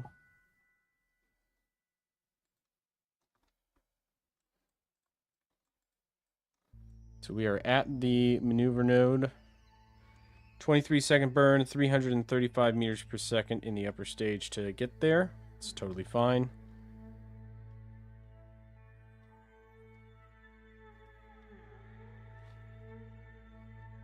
We do have a lot of fuel to work with here. Okay. Let's complete this burn. And then where is our guy?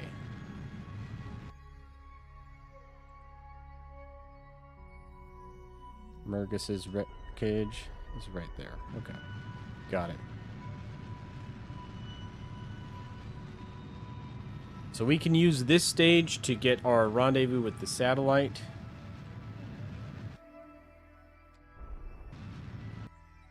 At least mostly figured out.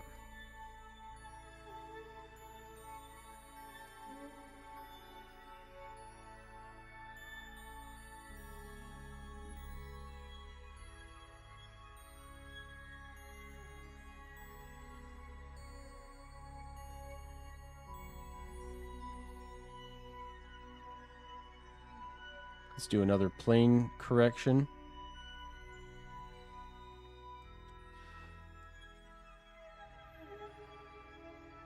Okay. Almost there, almost there.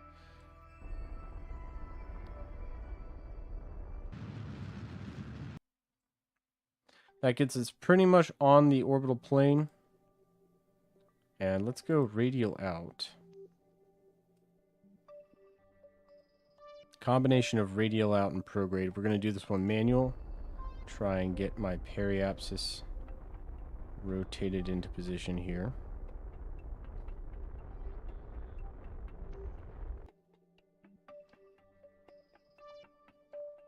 Okay, now just radial out. Good. Okay. Let's prep for a retrograde burn at periapsis. Maybe a prograde burn. Because he's catching up to us. So we're going to do a prograde burn instead.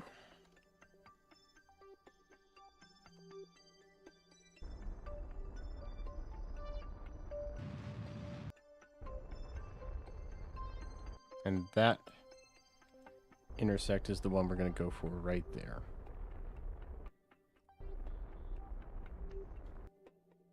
Okay. It's close enough.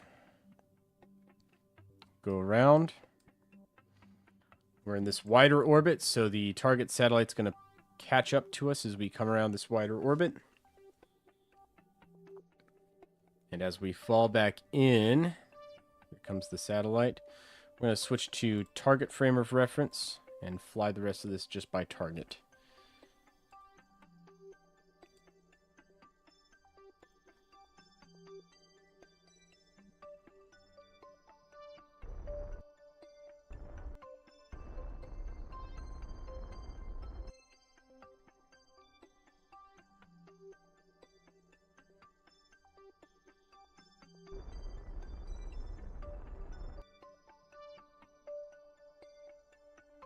About 12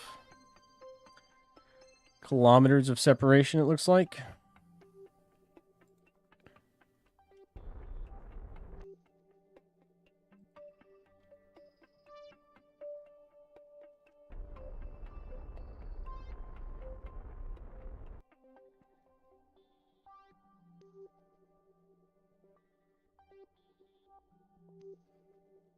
Okay, now we're pretty close. Gonna make an adjustment to the orbit here.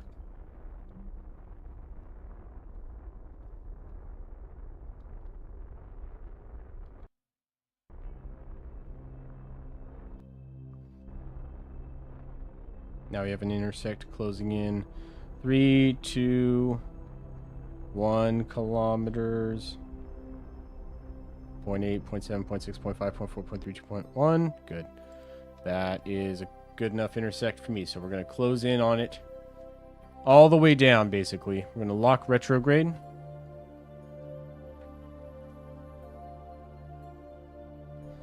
And we'll time warp up a little bit here.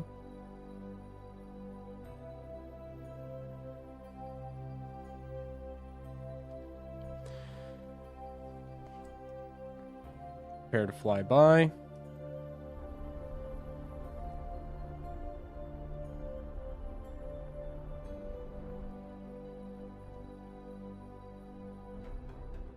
Okay, we're just going to push that retrograde vector onto our anti-target vector.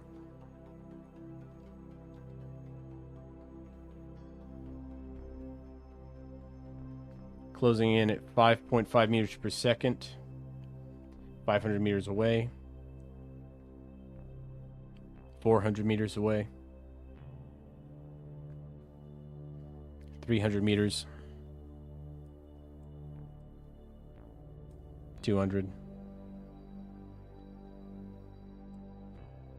100.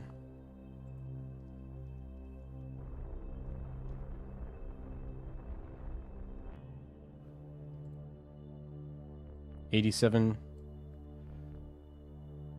80. 70. Slow down a little bit more.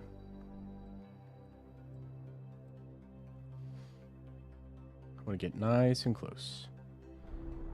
Doesn't need to be perfect, but, you know, within reason. Okay. 50 meters is enough for Aurora to EVA and catch it. Let's go ahead and slap some repair kits on him.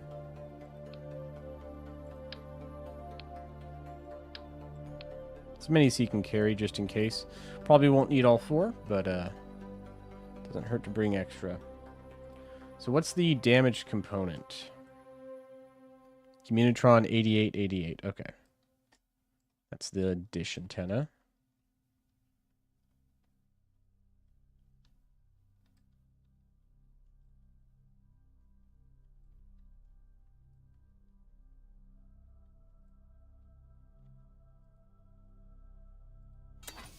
And it's repaired. And we'll extend it to get it operational.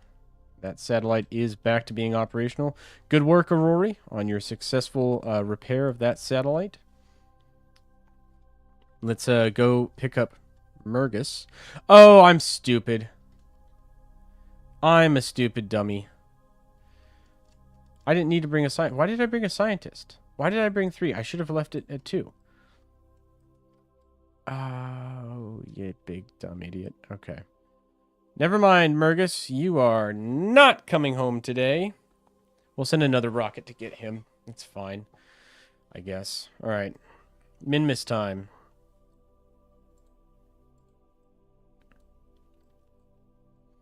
So Min-miss is our target. And we kind of have to wait for an orbital transfer. So as he comes around, probably above the moon, we can launch out to him. Or as we come under him, basically.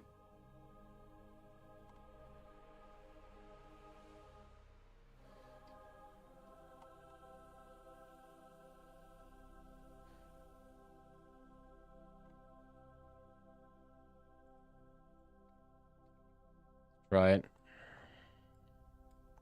Jeez, okay. That's too much.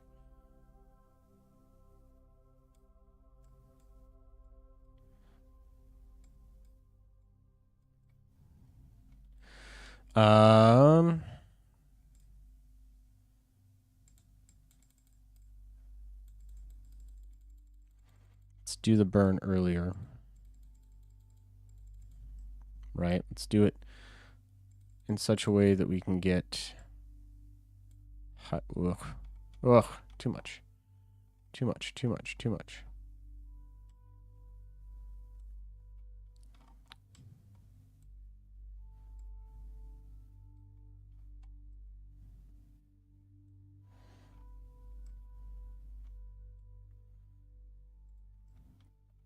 This is not going to be an easy orbit to do this from. Maybe we, instead, we get back into an equatorial orbit.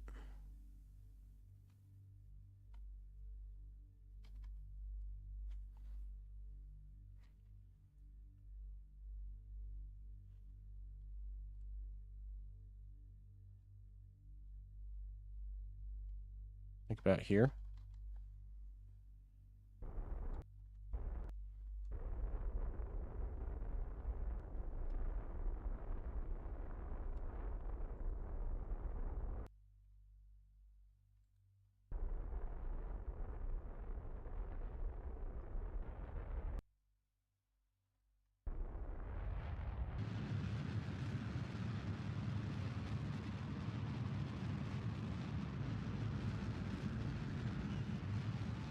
Okay, that'll make the math easier.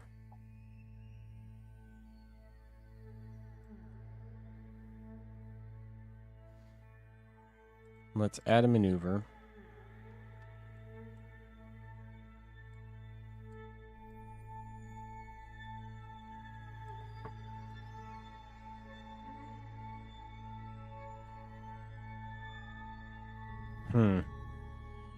Okay, so this is not our min-miss transfer window that we are looking for. Let's try here.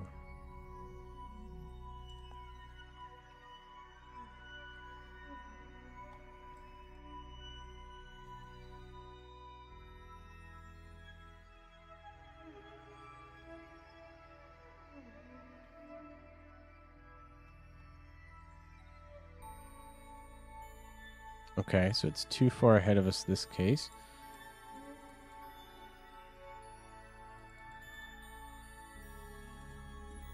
Ooh, that was close. Ooh, that was an intercept. That was an intercept right there. Right there. Okay. Not like a fantastic intercept, but a workable one. Only 122 meters per second to get up there. Really not bad.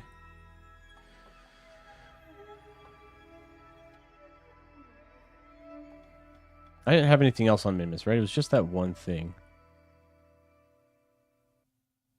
Yeah. Just the one satellite repair. Okay. Let's try it.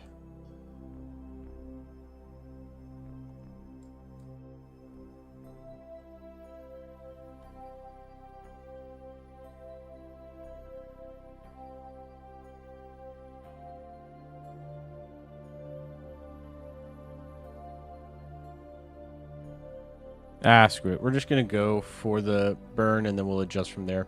It doesn't cost that much anyway. The game's getting a little fussy about it. Okay, time warp.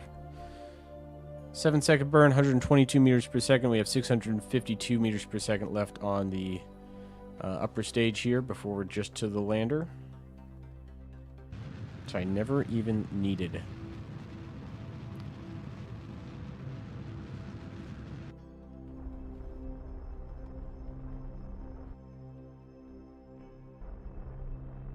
Let's just manually get the rest of the way there.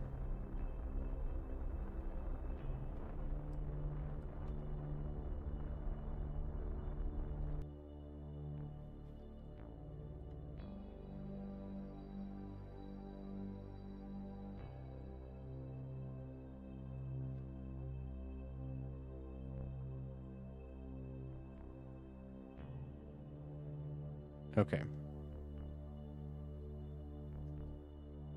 Oh, it's that it's farther out in the future. I see. I see why the game's getting all freaky deaky with it.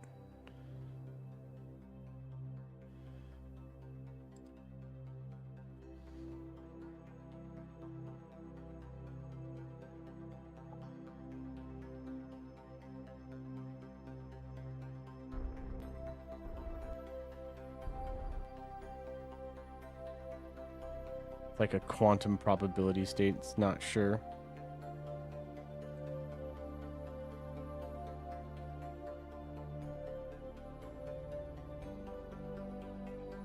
Okay, here we go. Here we go. Now it's a little bit more sure. I believe that's the one.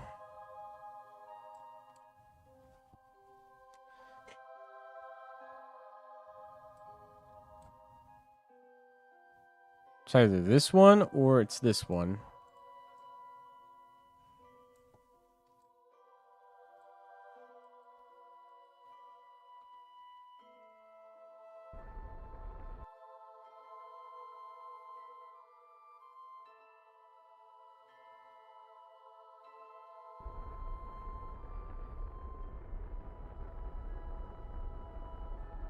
Let's raise our orbit up a little bit.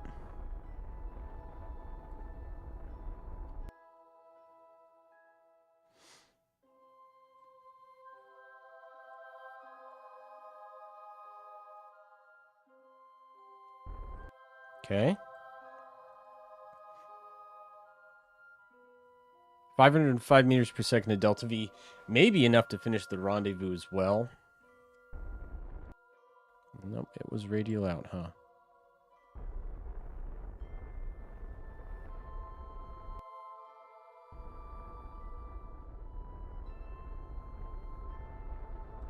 There we go.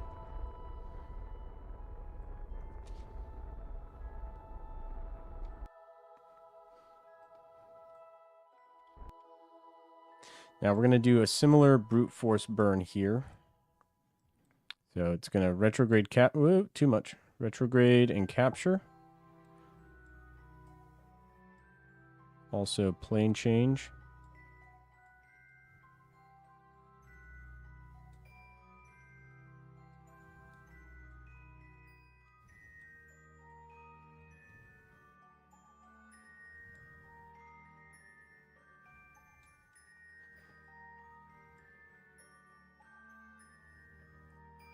All right. Time warp to that burn.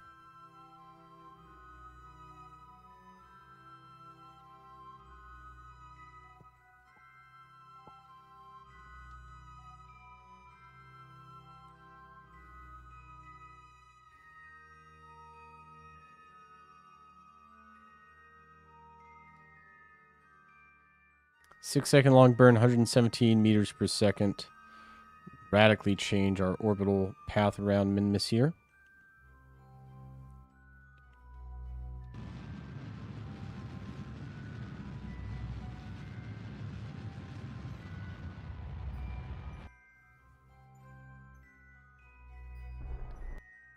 Okay, good enough.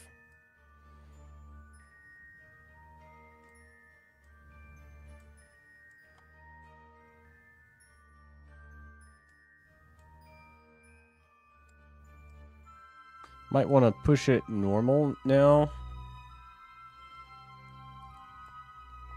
I think we're slightly off.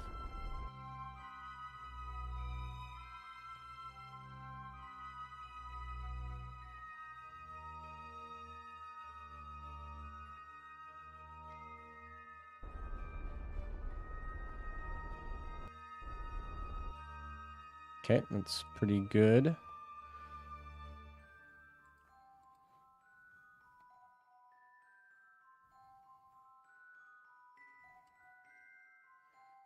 And there's our intersect. Whoop, whoop, whoop. Very sensitive, very sensitive.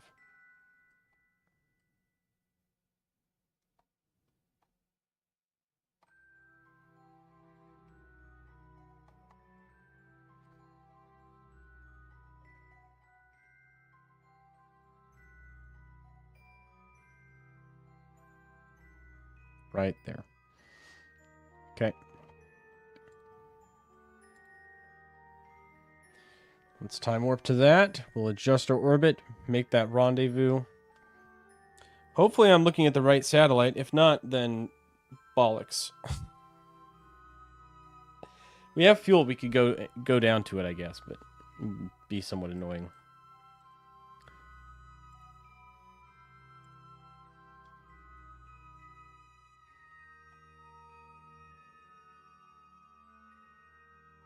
All right, we'll tone down our wolf hound because it's got a little too much thrust.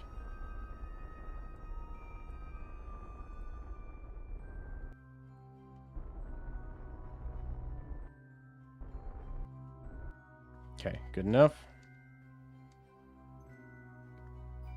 We swing around.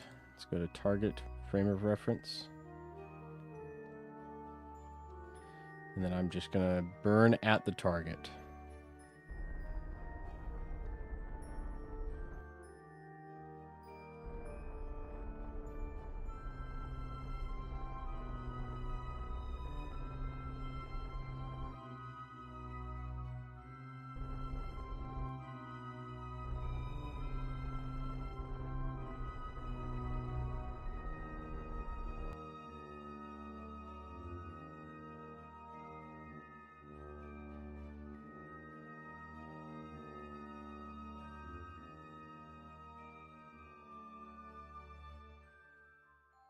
Okay.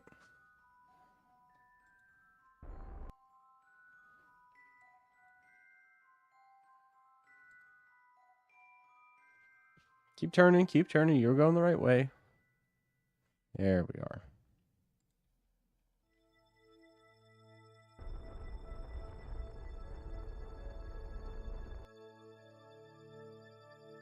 Okay, 5 meters per second, closing in on the target now.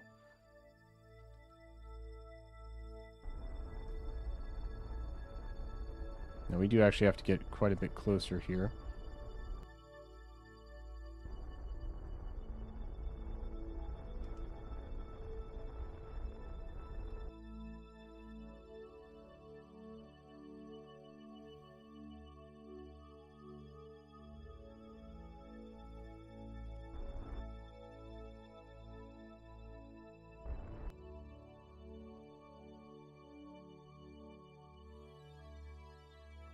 Okay. 0.3.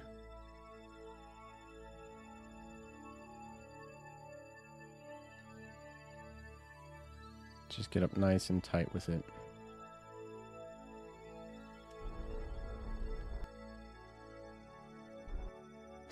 All right, Aurori, you're up once more.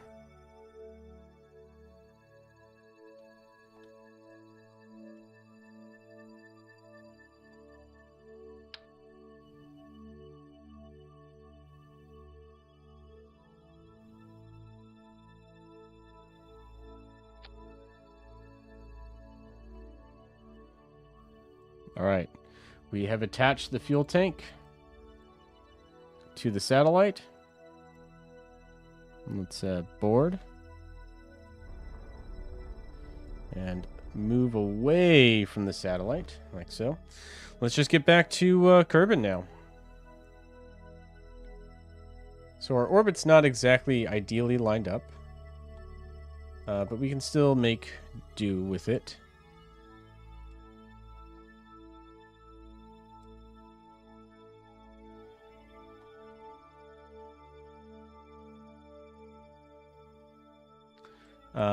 Basically, let's go orbit. Since we're only going so fast, I'm just going to swing around the top here. And we're going to go normal. And burn that way. So let's add a maneuver. Shoot us that way.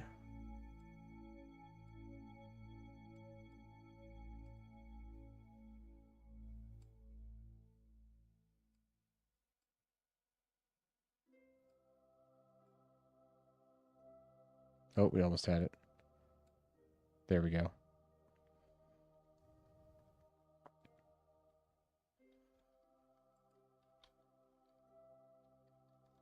Right there.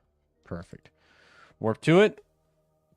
Brute force a burn. 281 meters per second. We didn't need nearly as much fuel as we brought.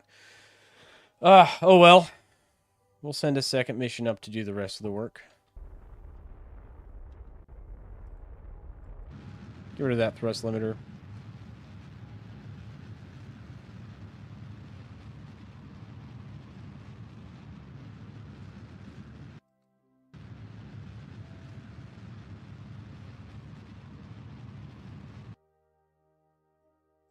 Well, I guess we're getting a moon encounter whether we like it or not, so.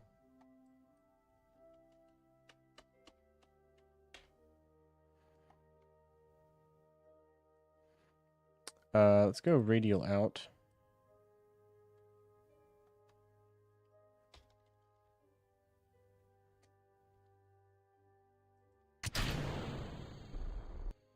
We don't need the lower stage anymore, so we can ditch that.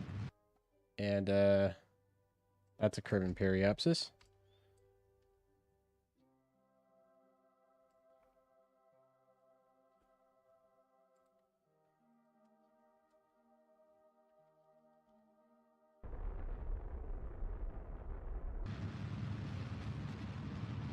Bring periapsis down inside the atmosphere. Looks good.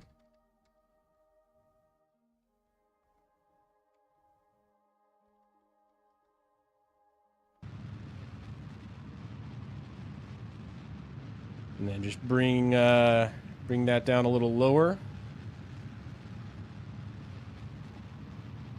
Looks good.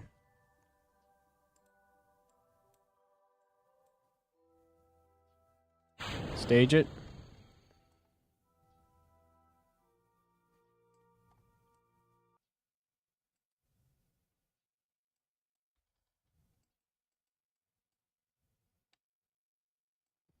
Oh, come on. Let me pull the ladder in.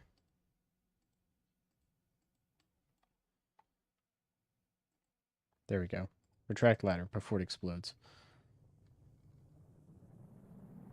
There we go. And we're coming down.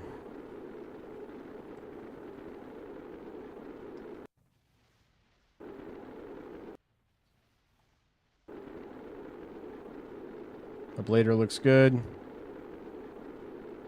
Shouldn't have any issues from this point forward.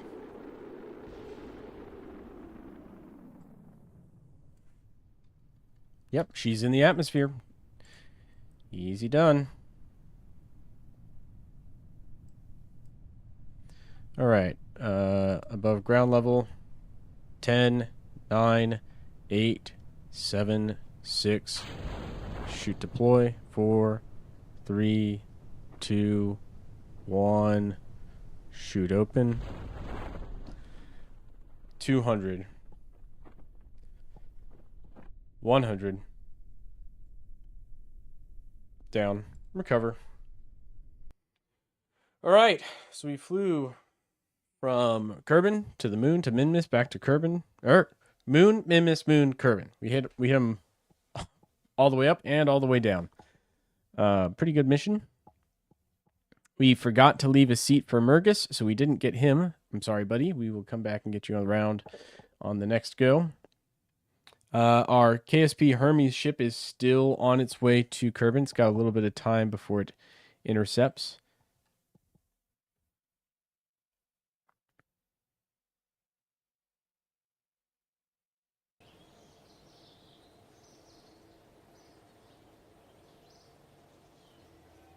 And here we are.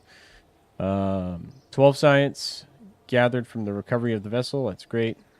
Not a lot of funds recovered in parts. No real experience gained, but we did earn some money. Mapped 9 asteroids endangering Kerbin with the Sentinel infrared telescope. Sure, we'll keep those going. Let's go get Mergus and plant a flag on the moon, shall we? So, vehicle assembly building. I'm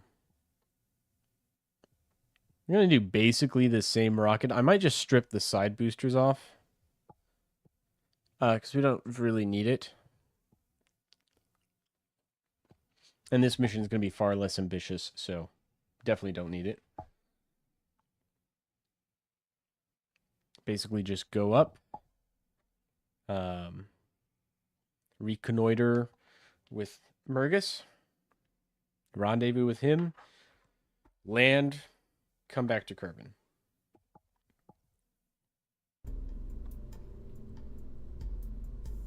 All this extra fuel is a waste. This should do it. Honestly, this should do it.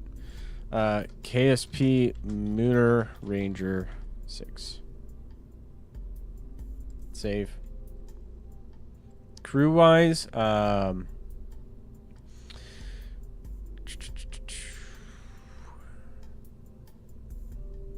do we have a guidance on this at all?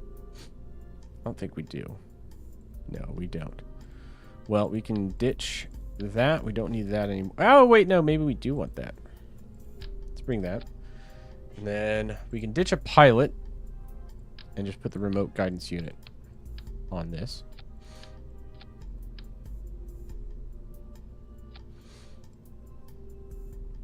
So Davey stays off, scientist and an engineer. And we leave a spot for Mergus.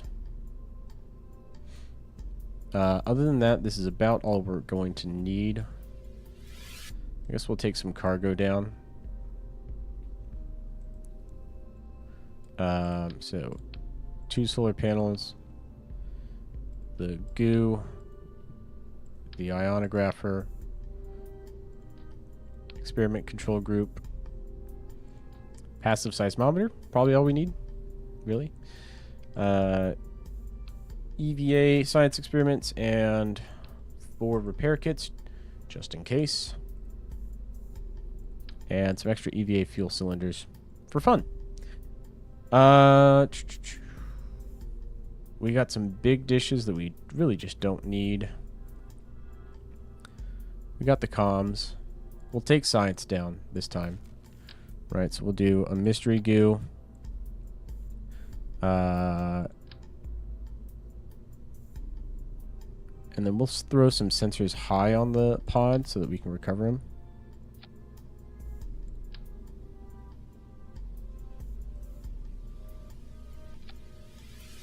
But I want to keep them in reach. I think that's about all we need, really. Yeah, should be about all we need. Let's launch it. All right, Murgus, we're coming for you. We're going to plant a flag on the moon, try and pick a new landing site somewhere we haven't been before. We could go to the poles. Because we haven't been to the poles on the moon for sure. That's definitely a new biome.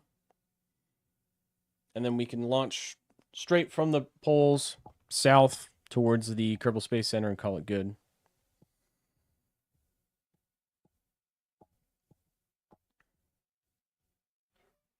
And we should have the Delta V. This rocket should be able to get us there just fine. We should be able to be captured in orbit around the moon with Murgus and still have fuel left in our upper stage. We can take the upper stage, pull our orbit as polar as we can make it, basically. And then go from there. All right, we're launching up.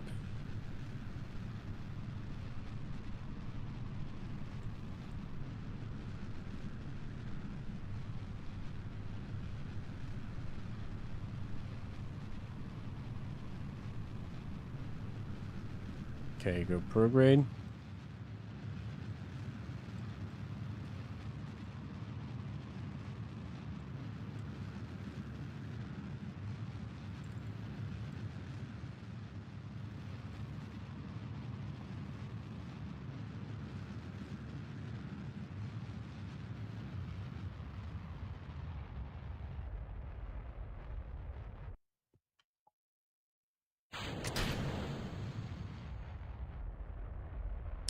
Not our most efficient orbit. Let's go a little lower here.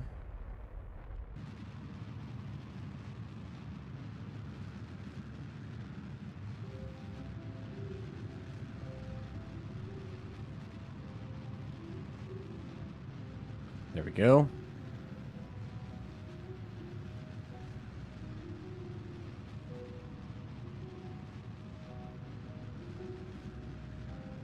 Or you know what? Actually, no, we're not going to go to the pole. We're going to go to that outpost that we built. We're going to put the put our little Kerbal down there. 1,000 meters per second. Okay, so we're a little shy, but that honestly will be fine. If we're just going for the equator around the moon, it'll be fine.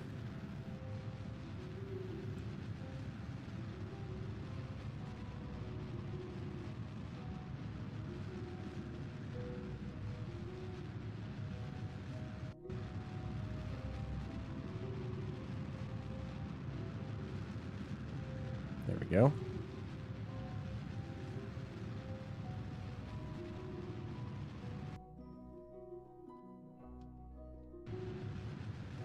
All right, 200 more meters per second. That'll give us about 400 on the upper stage and 2,800 total to capture, orbit, land, and return. Should be plenty. We are in orbit, 472 meters per second left, which looks good. We'll come around for one orbit. Oh, I guess we'll come around for 2 orbits. Here we go.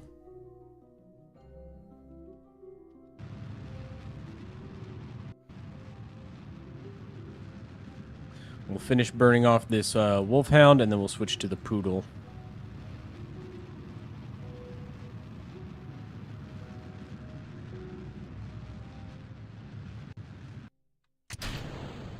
There we go. Wolfhound is depleted. Poodle is burning now.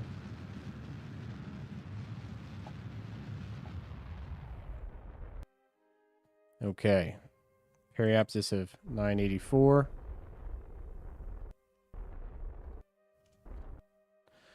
40-kilometer or 41-kilometer periapsis. Swing up. Let's pop solar panels so we don't run out of charge here. Because we did run out of charge. That's okay. It's manned, so we can recover it just fine. There we go. All right, Lunar Ranger 6 is about to be captured. So Murgis's wreckage right there.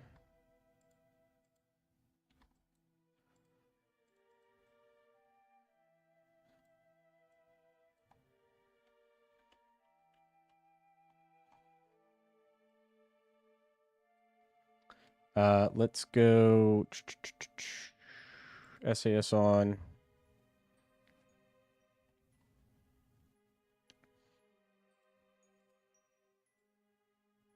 Radial in.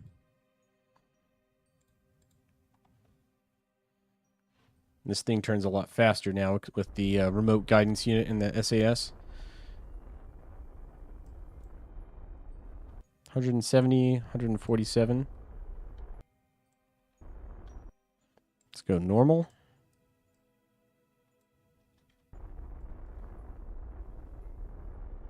Oh, he's in an inclined orbit as well. Okay, descending node at periapsis. Let's go radial out. Bring it the rest of the way in.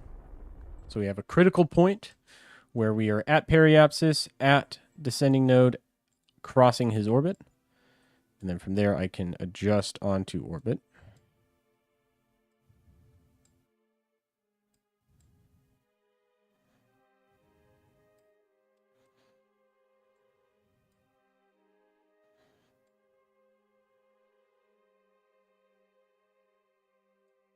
Oh, I think we had a near intercept right there. 14 kilometers. 2.7, 2.5, 2, 1.9. All right, looks good to me. Lock on the maneuver node. 2 hours we will be at our target. We'll time warp to that. Yeah, I don't think I'm going to fly anything anymore unless it has at least the remote guidance unit. It is simply too good of a probe core. It makes everything so much easier to be able to lock on maneuver nodes and have the full range of targets. Okay. Full throttle.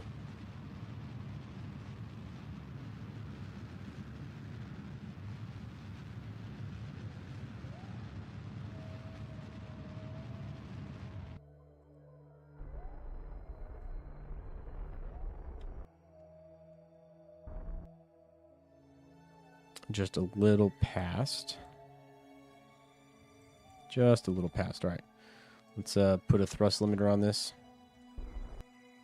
2.2, good enough.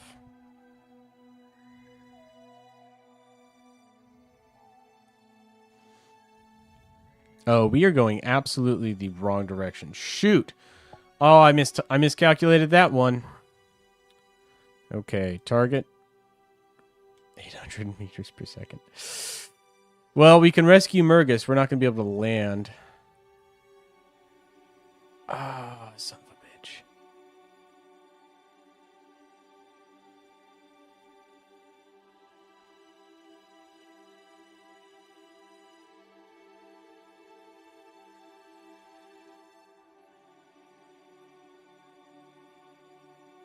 Okay. No, that's the wrong way too. Gosh darn it.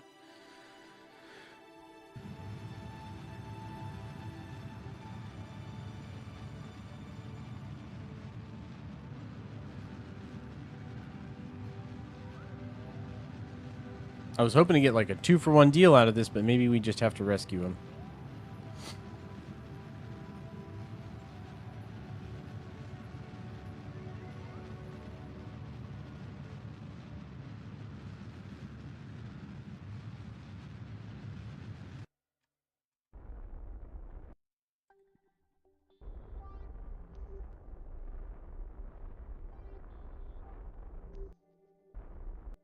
Okay. That only cost us most of our fuel.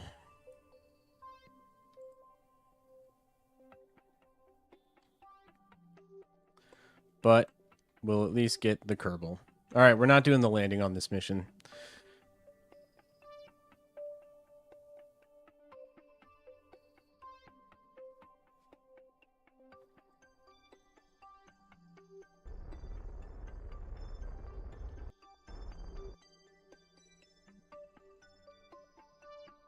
Closing 10 meters per second. 300 meters away from the target. We'll get nice and close, and then we will do our final burn.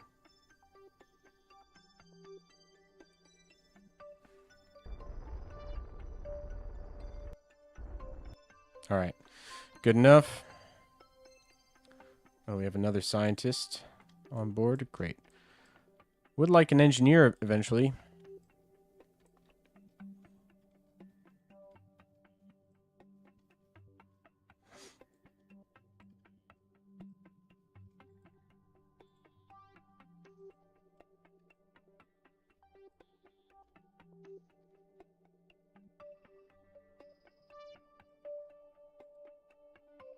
Well, let's not make it a total waste by at least getting some data.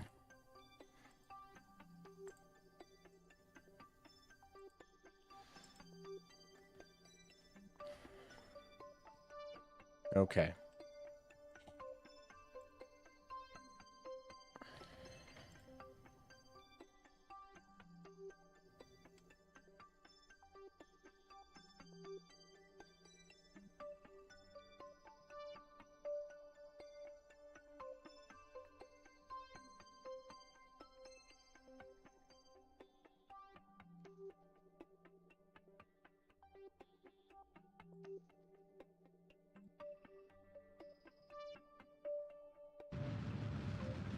We're going to burn prograde and deorbit ourselves with the last of the fuel we have.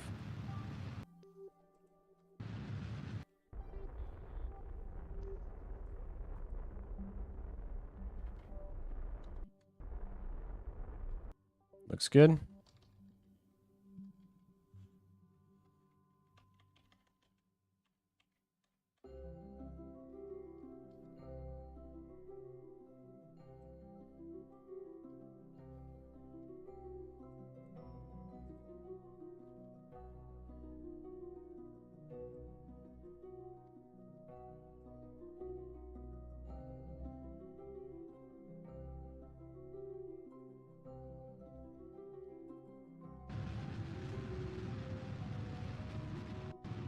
Let's burn a little bit more. We can just burn everything we've got, basically.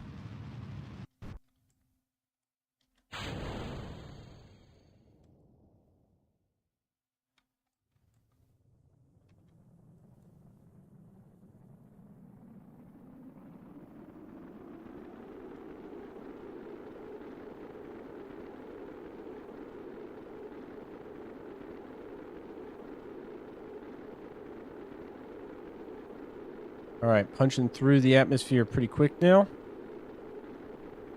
And we are captured. Chute's already deployed.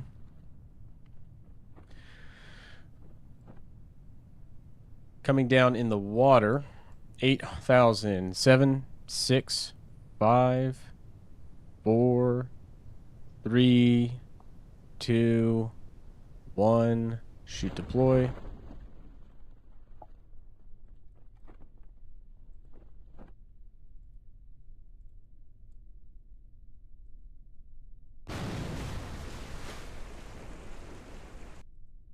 And we're in the water. We got a little bit of science out of that. We got a Kerbal out of that. We got some money out of that. So not terrible. Not the mission I was hoping to fly, but a mission nonetheless.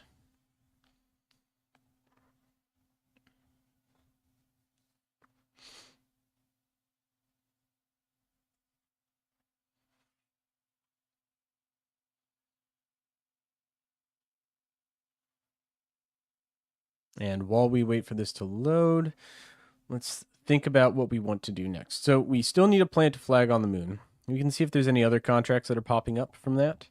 There might be. We have a decent amount of money now saved up, but we're going to need a lot more. I mean, a lot more. We got 17,000 back in parts. We got our scientist on board. It's great. A surface outpost on Duna would be crazy. Rescue Mind from orbit of Duna. Why is he in orbit of Duna, man? He ain't supposed to be there. Let's go to the tracking station. We probably need to adjust our KSP Overwatch satellite one more time to continue getting these asteroid tracking contracts. And then let's switch back to the Hermes, and we will bring it in. Because it's getting close now, right? Yep, it's coming in pretty close. Let's fly Overwatch. I think it just needs to be slightly lower orbit, closer to Eve's orbit.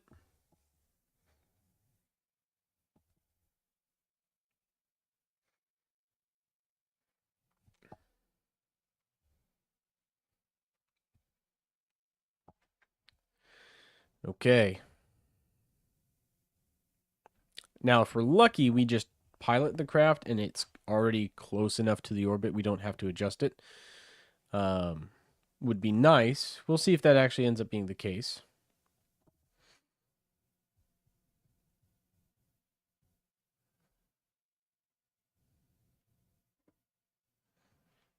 Here we go. Beautiful little satellite. And no, looks like we are going to have to adjust a little bit. Let's go retrograde.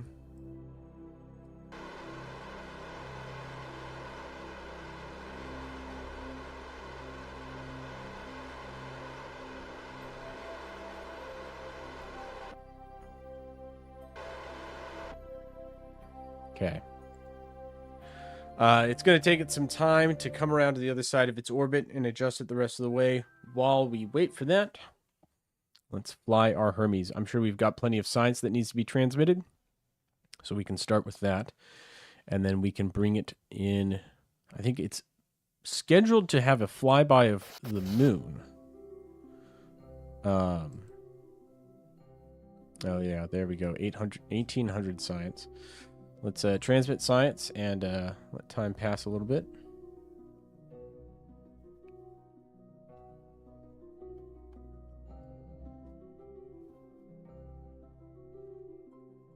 "36 days until arrival."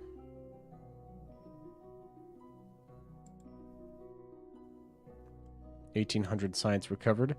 2,500 meters per second of delta V left in the tank."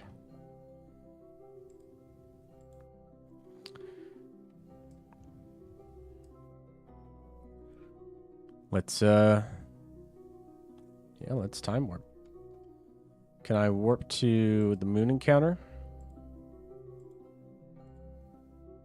Yes, we'll at least warp into Kerbin's sphere of influence as we come in here.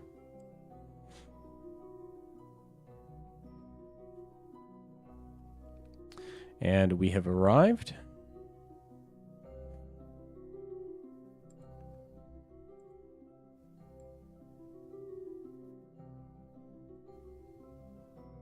Now it's only 600 meters per second to get captured in lunar orbit.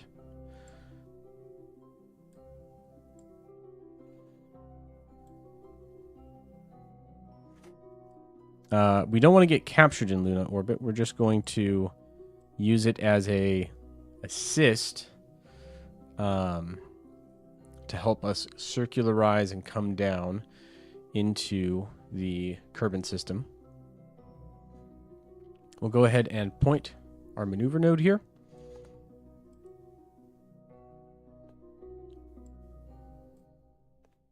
Transmit one more batch of science as we go.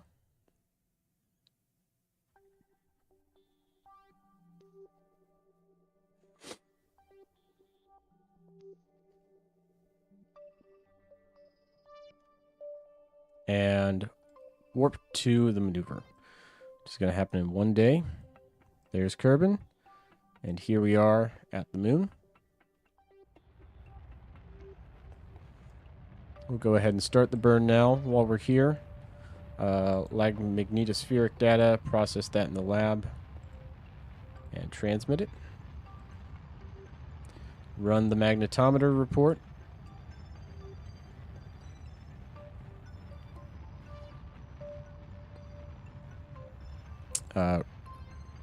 We'll go ahead and transfer that one as well, and then we'll run it again and throw it in the lab. Observe mystery goo. Lab. Transmit. Log pressure data. Lab. Log gravity data. Transmit. And lab. Log temperature data. Lab. Crew report. Lab. So that gives our lab a little bit more to work with. Just a quick series of experiments. And then all this is the stuff we are keeping. So this is going to get transferred with the crew down to the surface.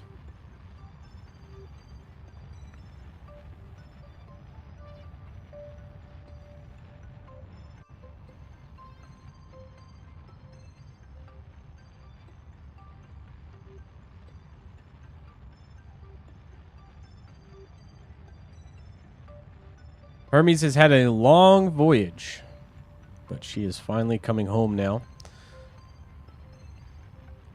And we're going to put some upgrades on it that I think will really let it shine in future missions.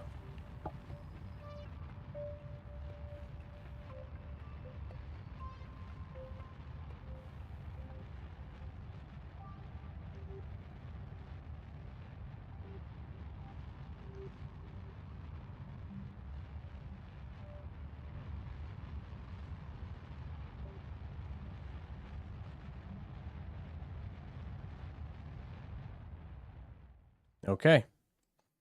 So we're going to go ahead and wait until we are outside of the moon's orbit here before we continue.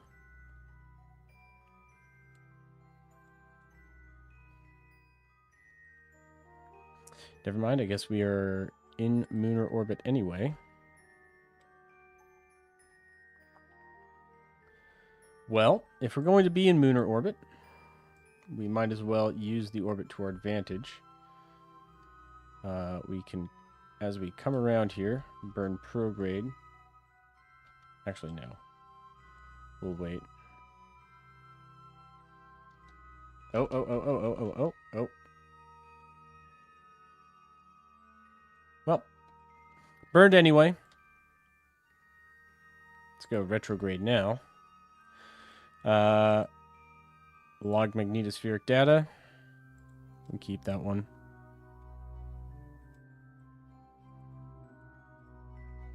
Run a magnetometer report.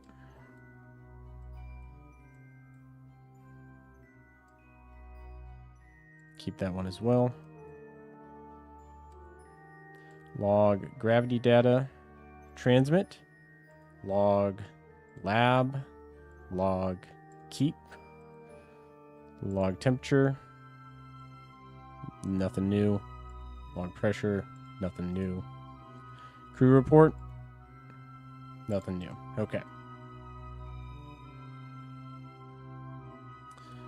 And then let's collect all data into the container.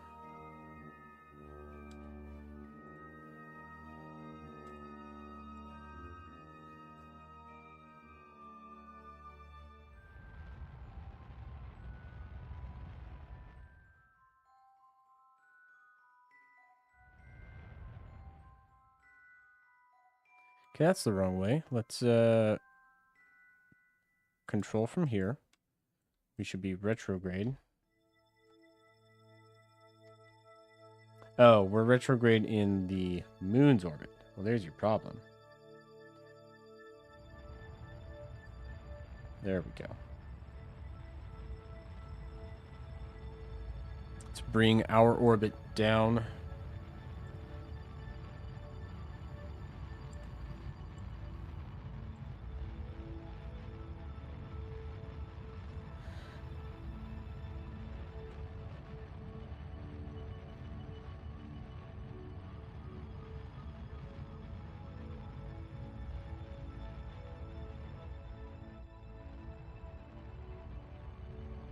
Probably park it at about 200 kilometers.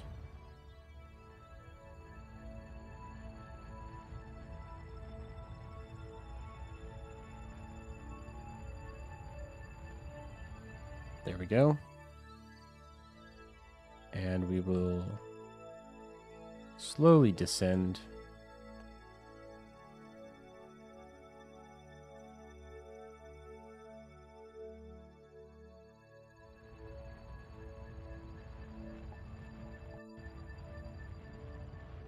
This will get us the rest of the way into orbit. The only thing we have left to do now, once we get into orbit, is to swap out the crew or recover the crew and the science, and that'll complete our other two contracts we had, which was the Duna Ejecta and Duna Stone contract. With those knocked out, really we'll have a ton of money, one, and we'll have the opportunity to take on more exciting contracts.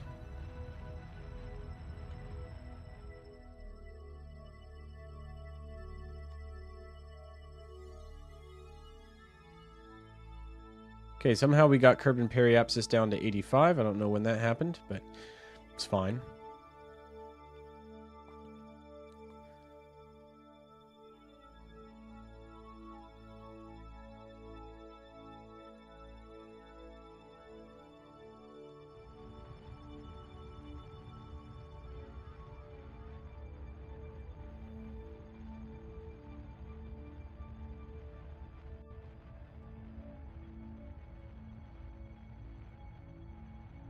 Okay, we've got 56,000 units of liquid hydrogen left to work with here.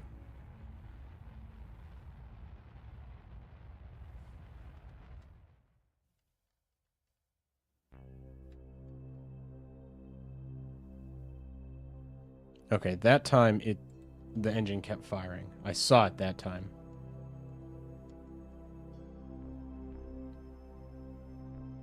Let's re-raise our periapsis.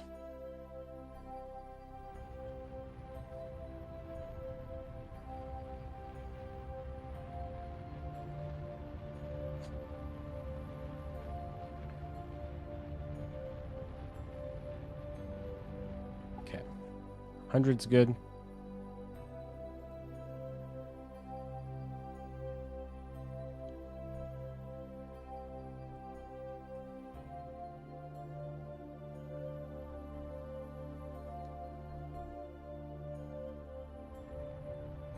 Burn again. We got any data to transmit? Sure. Transmit science.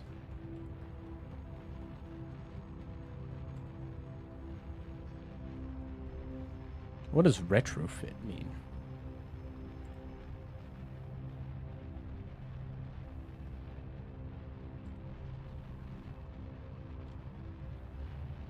Activate antimatter production? Stop current activity? It'd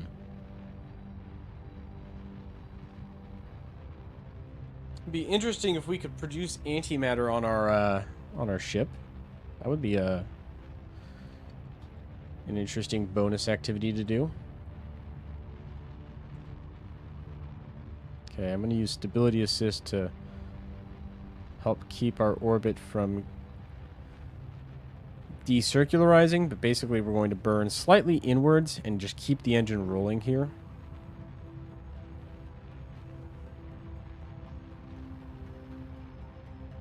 This will make it easier to circularize and slow down. We're on kind of our last dregs of fuel here.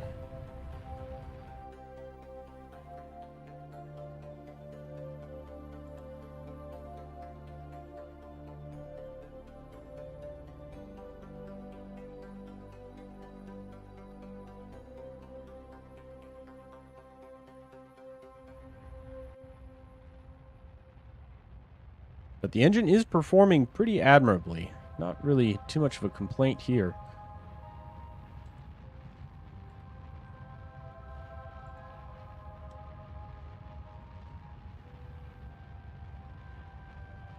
Really just need to shave off about 200 meters per second to finish it out.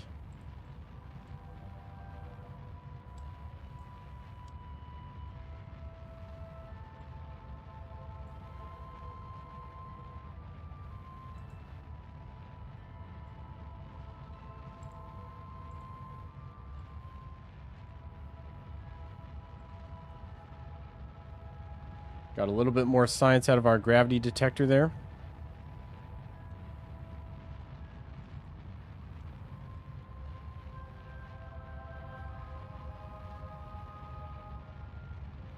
And we're just about circularized.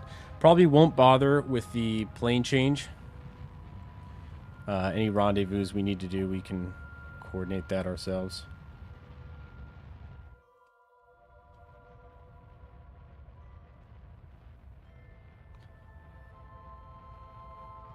But it looks like we are good to go. 102 and 111 kilometer orbit.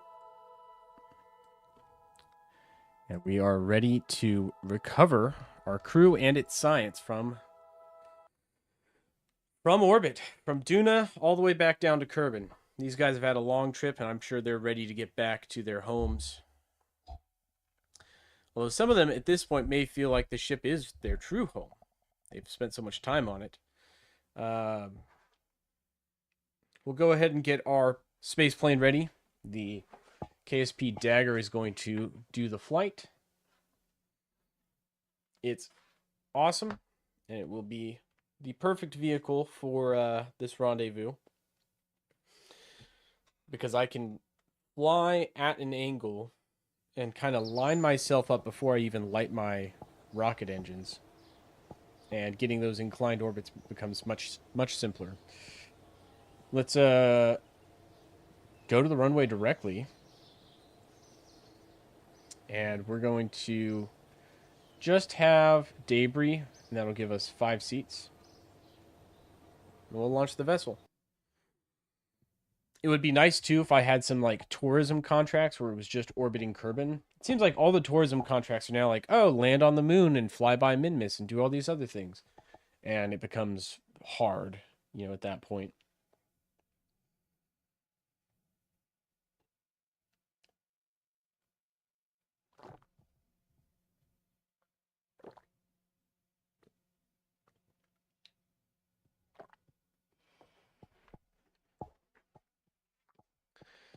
I'm going straight for the launch here.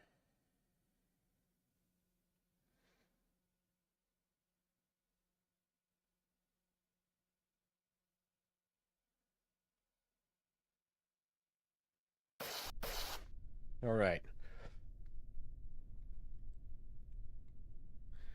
I'm going to hold the brakes, and I forget. Probably need to adjust these early.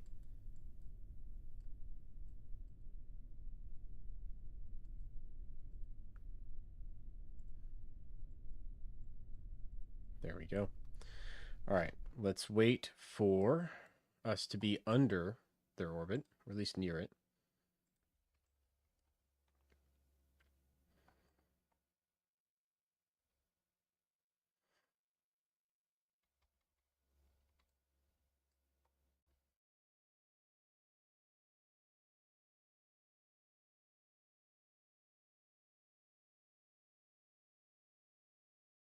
Okay.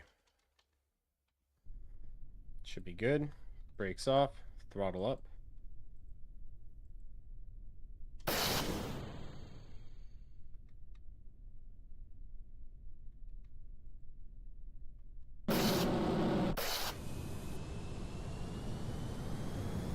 There we go.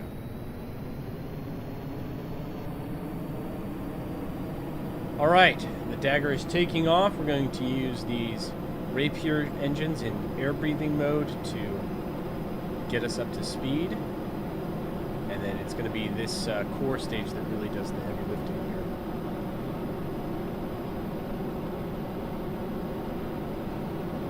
Let's Radiators got half fast. Gear up.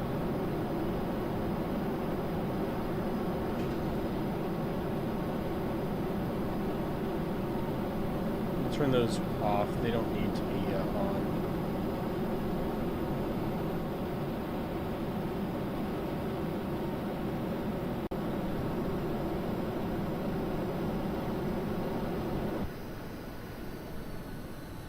Okay, now we're just going to use the ramjet now. Now that we've gotten up to a sufficiently high speed, the ramjet's going to continue accelerating us.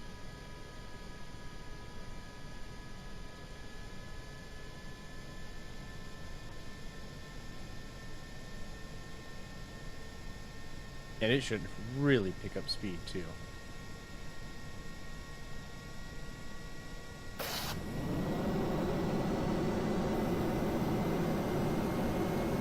We seem to be kind of stalling out here.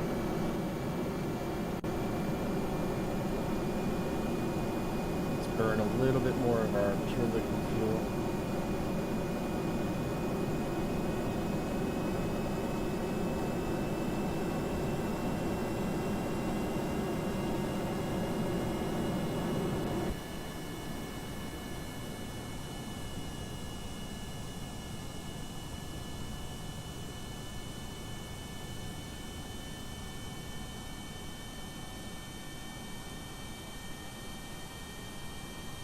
Okay, there we go.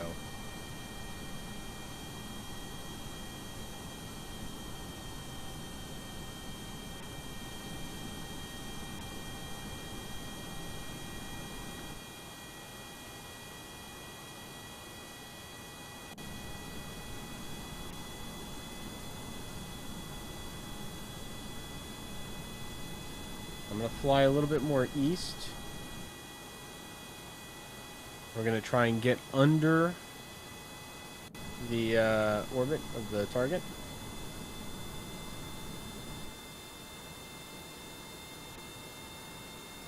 And then once we're under it, I'm going to start coming along to the north a little bit.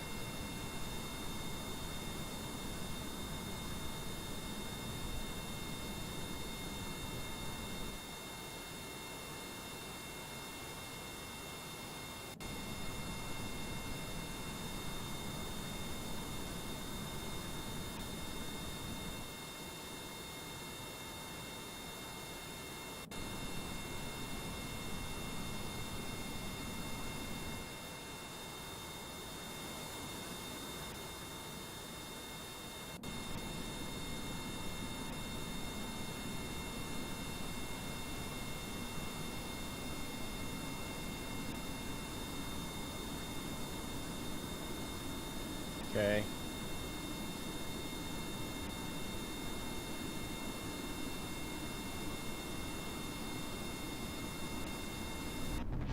Oh, shoot. That's not what I wanted. That's not what I wanted to have happen.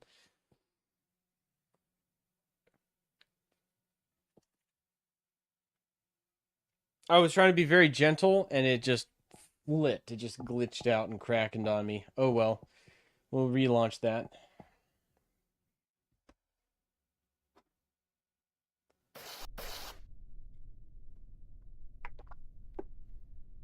Okay. Still gotta fix the springs on these.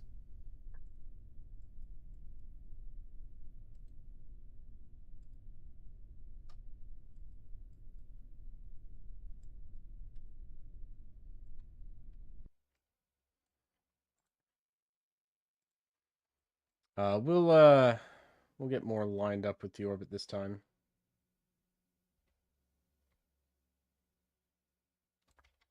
About there is good. Brakes off.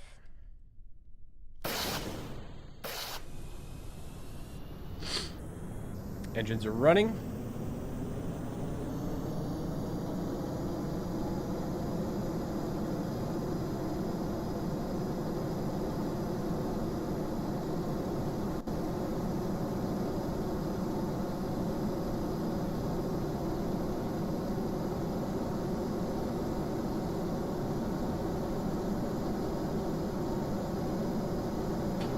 Gear up.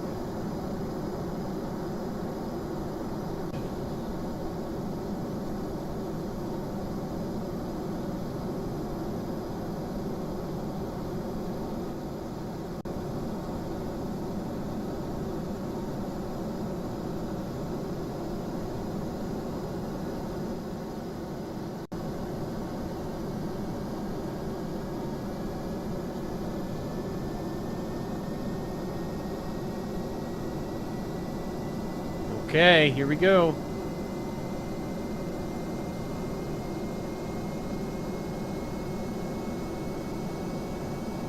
Alright, we're past the point of needing the jet engines, so we'll shut those down. Never mind. Keep them running.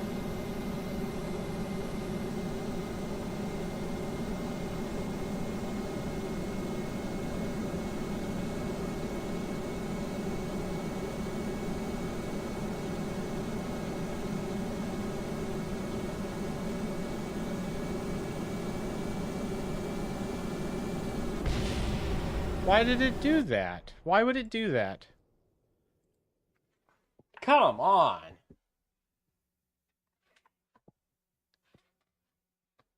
There's no reason for it to be doing that.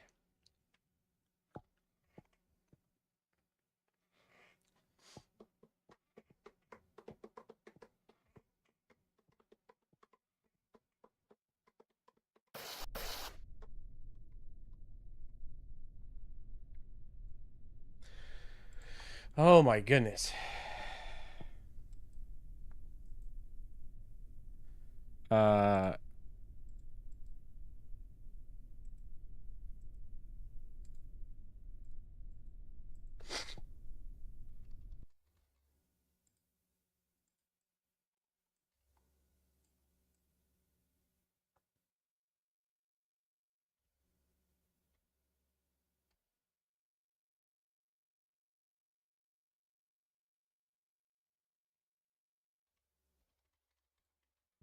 Good enough.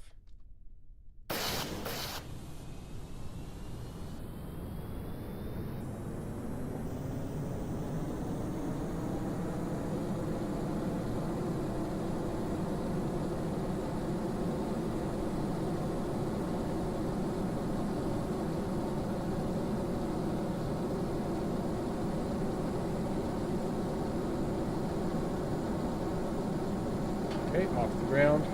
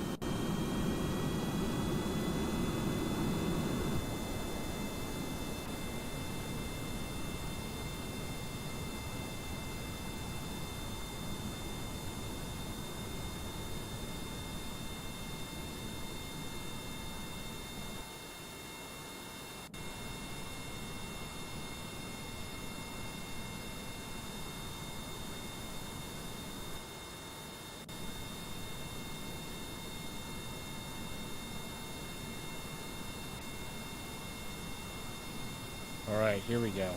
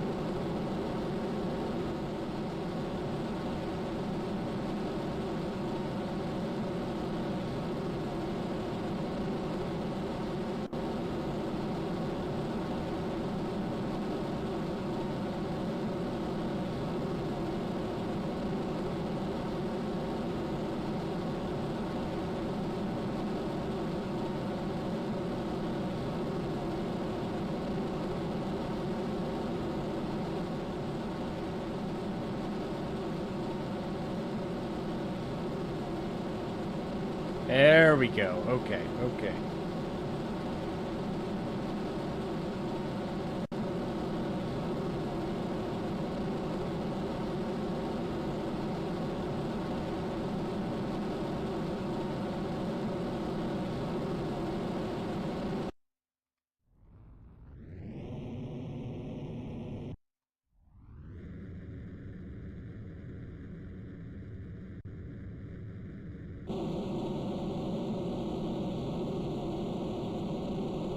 And we are on our way to orbit now in a more controlled manner, controlled fashion.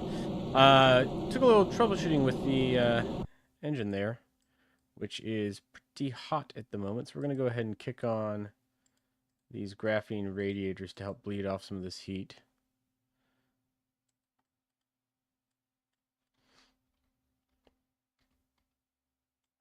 And we're going to wait until we get a little higher up in our orbit, our trajectory here. There we go. I'm going to go ahead and open up the cargo bay. We'll go prograde.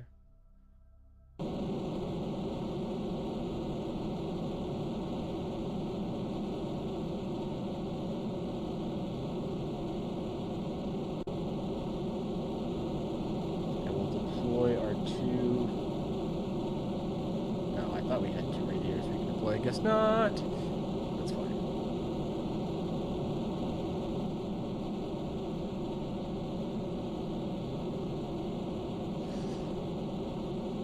But we'll go ahead and climb the rest of the way up here into orbit.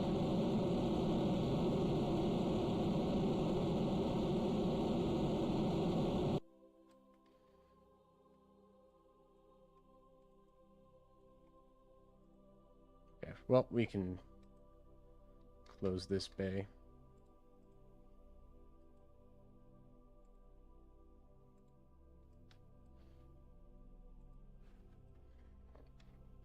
And as we come up to orbit here, looking good. 705 meters per second left. Should certainly be enough to get into orbit and down.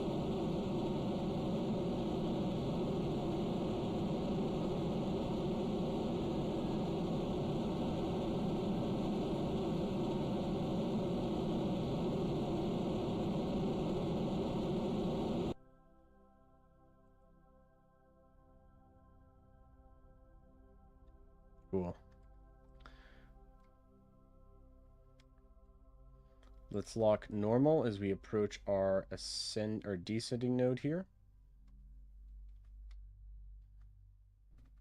And I'm gonna get the docking mode on and switch RCS on as well.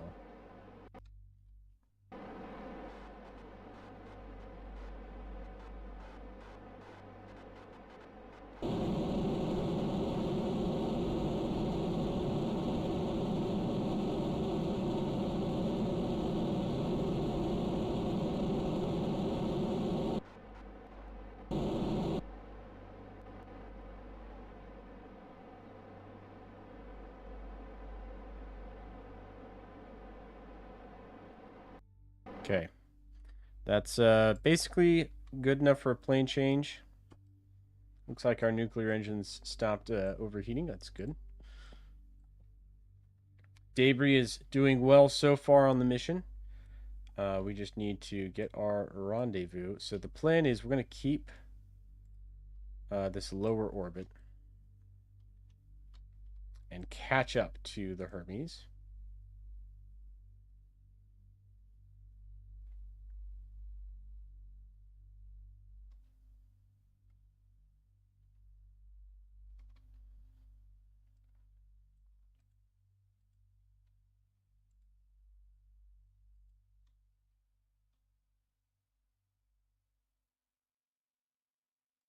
Now these graphene radiators should keep our waste heat from getting out of control.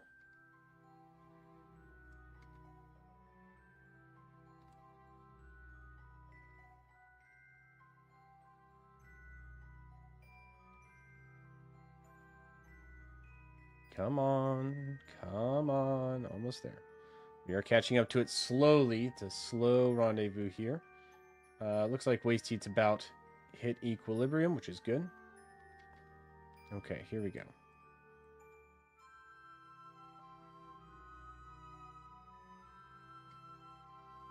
So we're actually going to be just ahead of him now.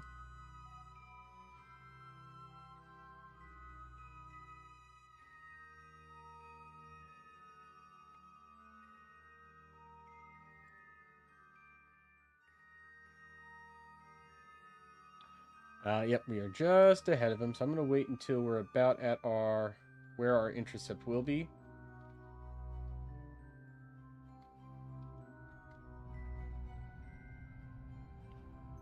I'm going to raise our apoapsis here.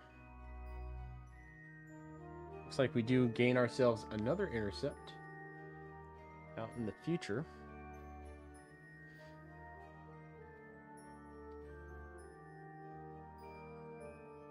So I'll take that for sure.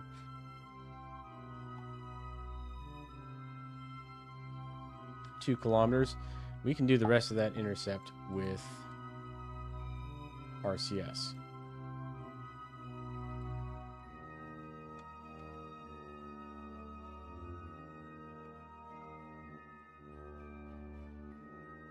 Okay.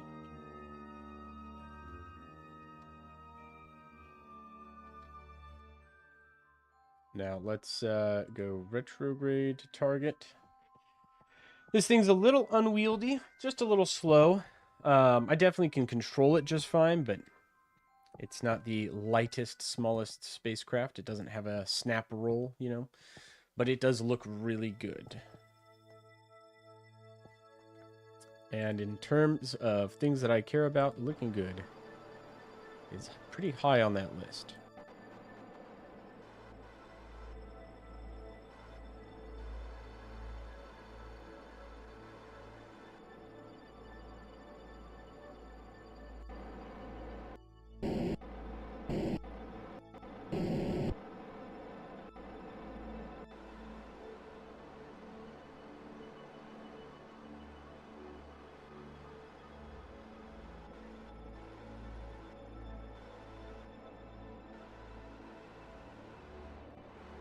There's our target.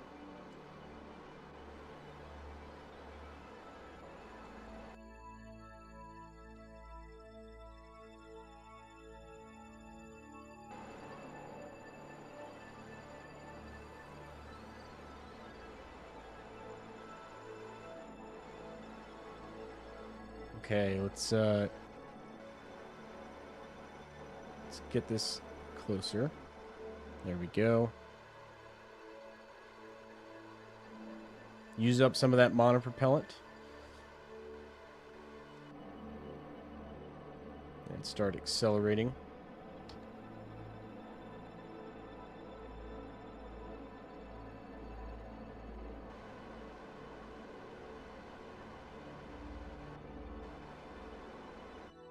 Sweet.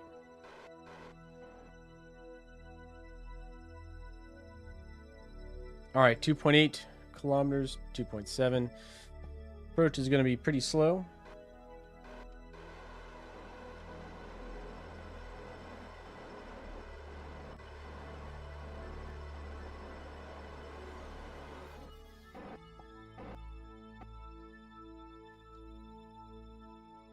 What's our intercept look like now?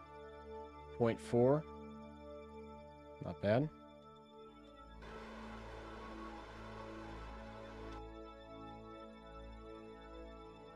.1. There we go. That's a nice solid intercept. We'll come right up to it and then we can go for the docking. Debris is enjoying her flight. Actually, pretty spacious cockpit. And relatively spacious crew cabin. Plenty of room in there. And then the airlock itself right there. Okay, we are getting close.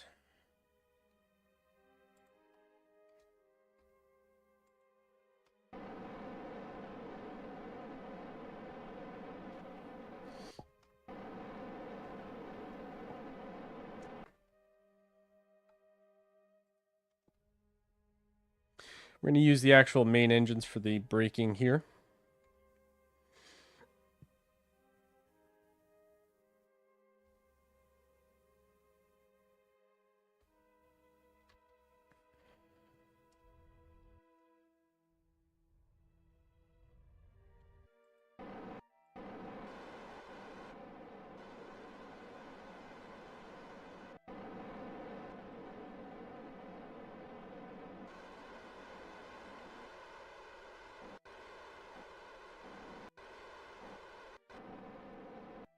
go ahead and arm our docking port.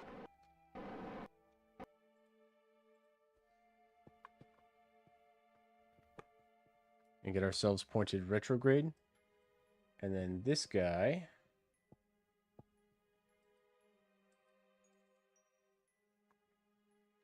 Lock target. Switch back to this guy.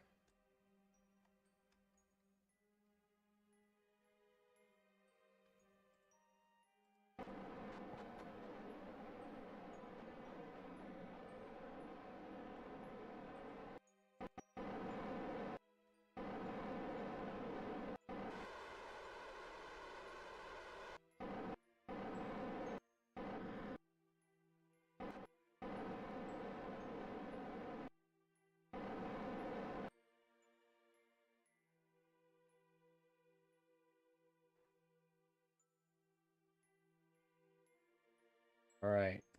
Now, as it flips around here, let's see if I can't select the that is the target. Lock on target.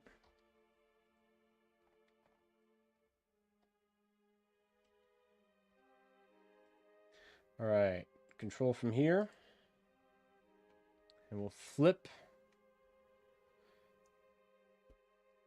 until we're lined up here.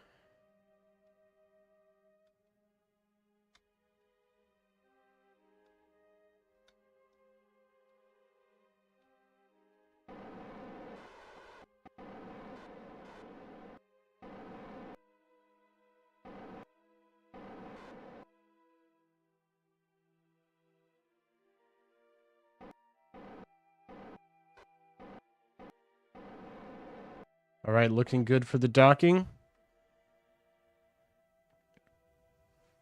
Our spotlights on the vessel are illuminating the ship quite well, which is good.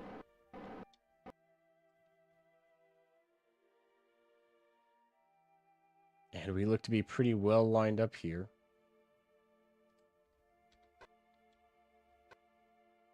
Couple minor adjustments. Slow down as we get closer.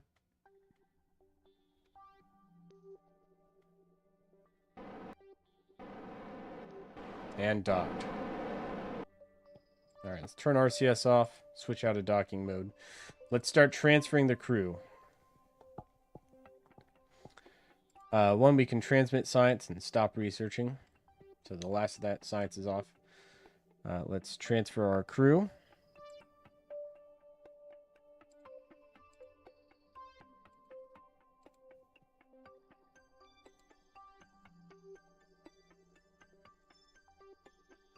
Jebediah, you're going to want to fly as well.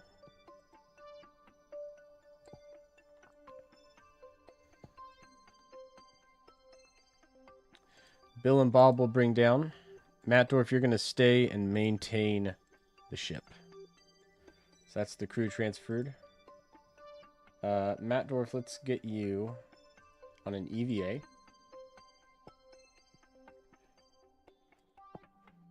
Take the data.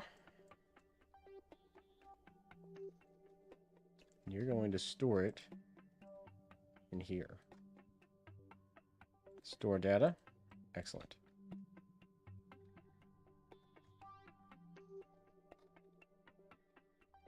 Frame rate is loving all these parts.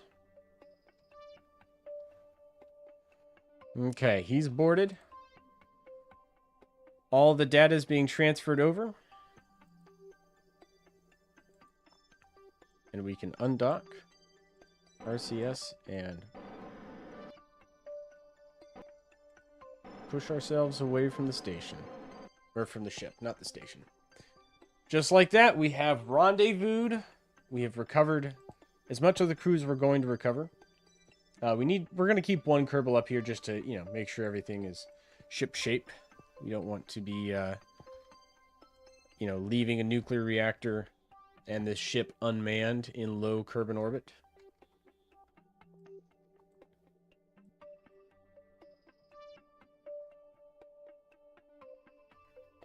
Now let's start planning our return. to the Kerbal Space Center. Probably need to make a couple of orbital passes.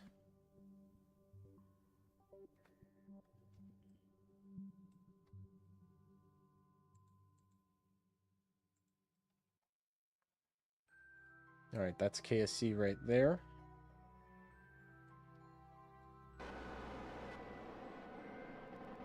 Let's go ahead and bring our orbit down. We'll conserve some monopropellant here. Let's not use that up. Also, let's control the vessel from here. There we go. So that it's actually lined up correctly.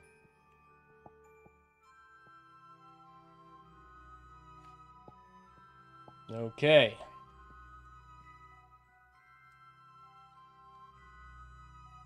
$110, $102.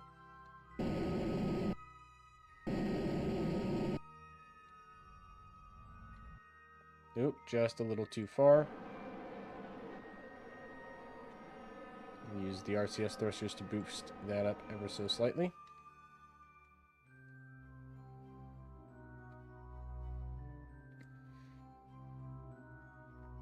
$70 kilometers periapsis. Retrograde.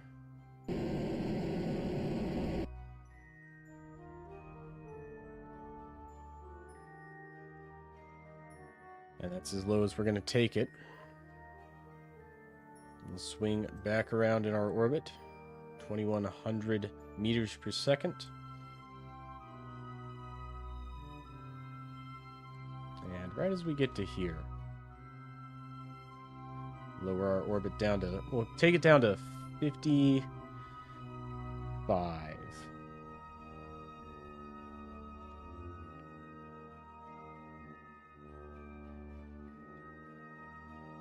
Okay, with that, we're going to go radial out for our belly flop orientation.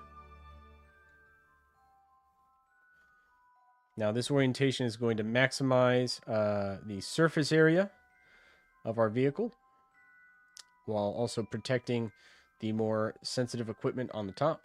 Mainly, right now, these skin-wrapped radiators. We'll go ahead and secure the cooling to these. As we come back into the atmosphere, they'll overheat.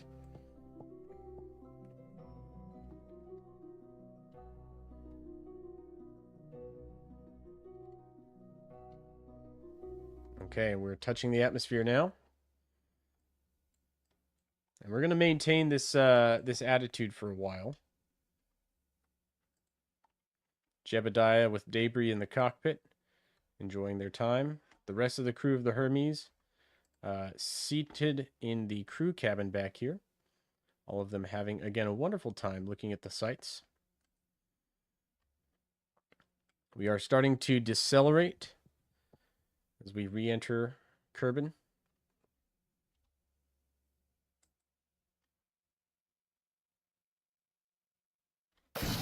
Let's switch these engines over to air breathing so that we can use them once we're in orbit. Or not in orbit, but in atmosphere. We still have almost 700 units of liquid fuel. So on the air breathing engines alone, we could fly for quite a while. But with the nuclear ramjet, we could stretch that out for really as far as we want to. The desert airfield's right there. I guess that's an alternative landing location we could use, but primary location will continue to be the Kerbal Space Center.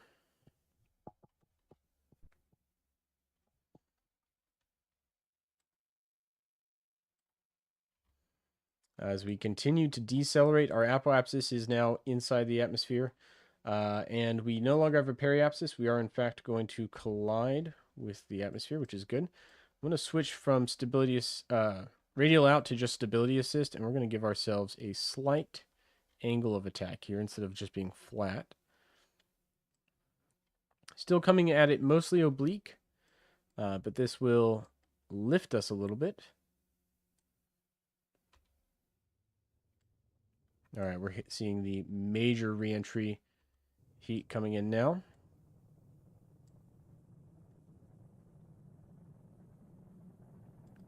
RCS thrusters on to try and keep our nose up.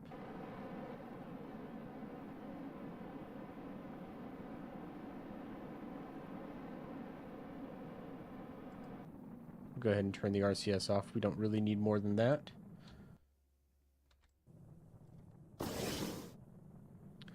Turn the nuclear ramjet on. And we'll take it down to 1 times time acceleration.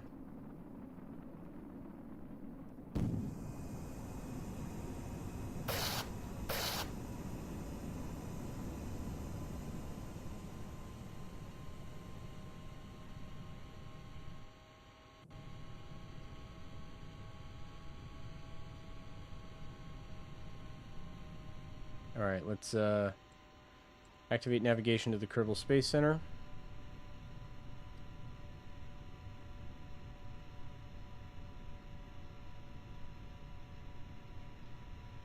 Overall looking pretty good. Entering kind of a stable cruise altitude here.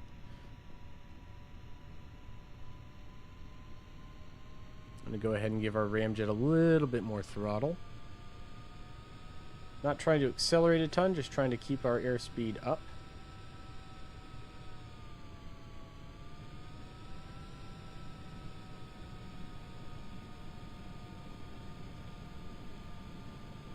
And as we get closer, we'll turn the ramjet off and switch to just liquid breathing. But it's doing a good job of keeping our speed from plummeting as we kind of come into this glide. Alright, ramjet off. Rapier's on.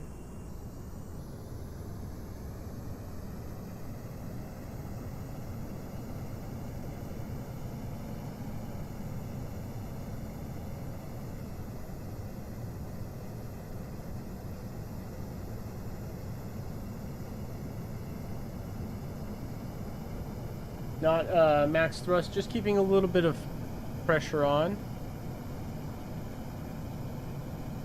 Okay. Should be starting to line up with that runway way over there.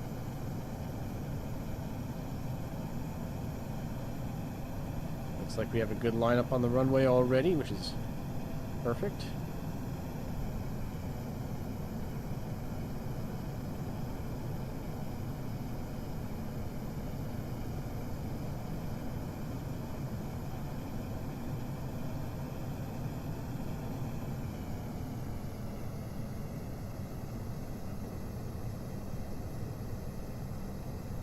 Alright, throttle down farther.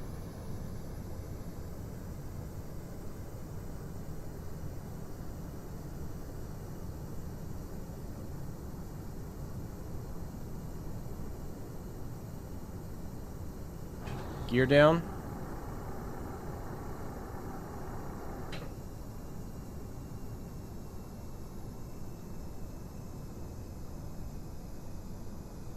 Taking the engines to an idling configuration. Bleed off the last of this speed as we approach the runway. Lineup is good to go.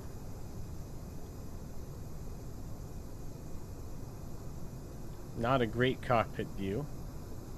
Not a ton of visibility from the cockpit, but an experienced pilot can do it by instrument alone.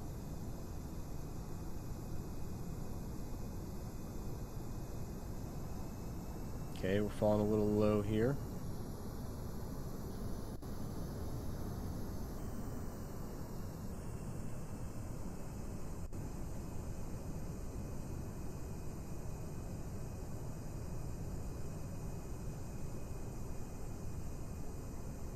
Okay, a little janky on the landing, but we were able to recover it, and we'll pop the brakes now. And we're down. I mean, that's it. That's all it is for the KSP Hermes mission to Duna. We've recovered the crew, recovered the ship, recovered the science. We got a wealth of science on board now. We can shut the engines down. And once we're parked on the runway, we'll basically get the full value of this craft refunded. Slowly. And we're parked. Recover the vessel. That is the end of the mission, everyone. We've done it. We've recovered the Duna stone and the blueberries. So we should see those 2 contracts complete. We brought those back with us.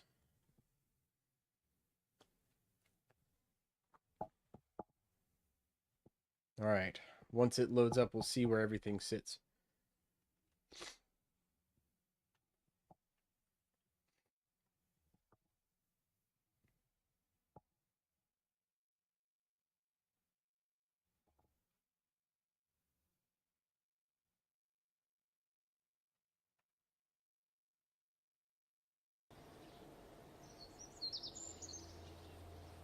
There we go.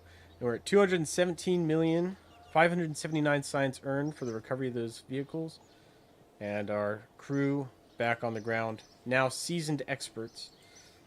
We've completed those 2 contracts.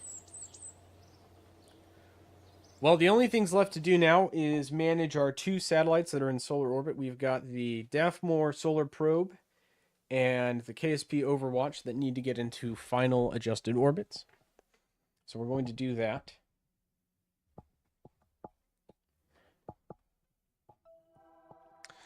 Let's see, the KSP Overwatch. Oh, let's bring the relays up. There we go. KSP Overwatch needs to basically burn here. So it's got some time ahead of it. Daphmor Solar Probe also has some time ahead of it. Let's just time warp.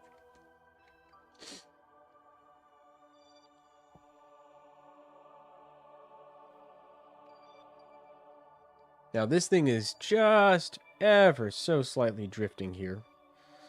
I wish it could happen faster, but it will just need to get down to about here. Once it gets to about here, we can adjust its orbit the rest of the way.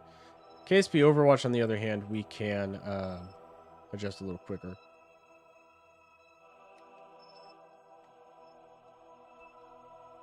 Because we are at target orbit, basically. So we just need to raise its apoapsis up with a prograde slightly radial outburn to get it the rest of the way, and then it'll start mapping asteroids as we go.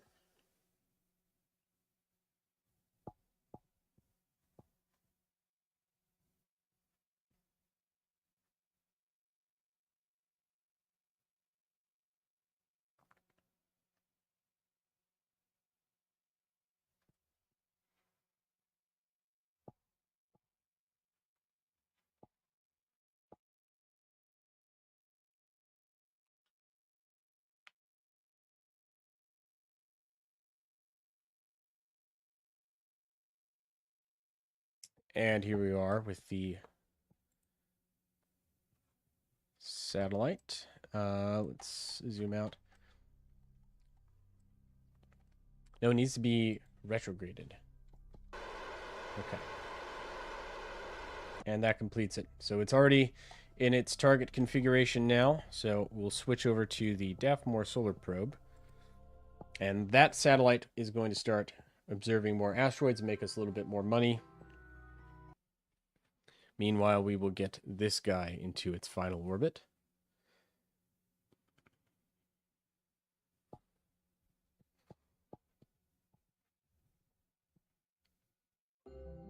We have 185 meters per second of chemical rocket fuel left on board.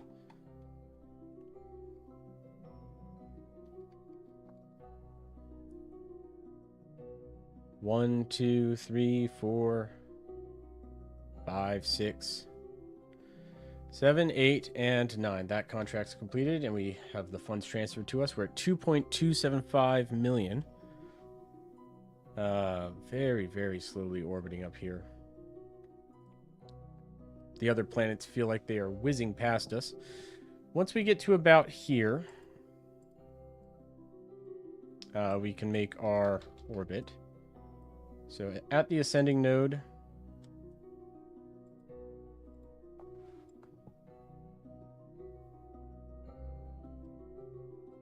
and we will run out of fuel, but that is okay.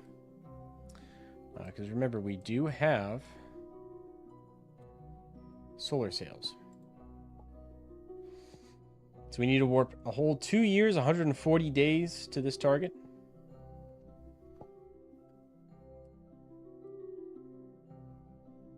That's going to take forever. We're not gonna warp that whole time. Never mind. That'll be something that is ongoing and we will eventually get to. But for now, let's go back to the Space Center and see if there's anything we can unlock.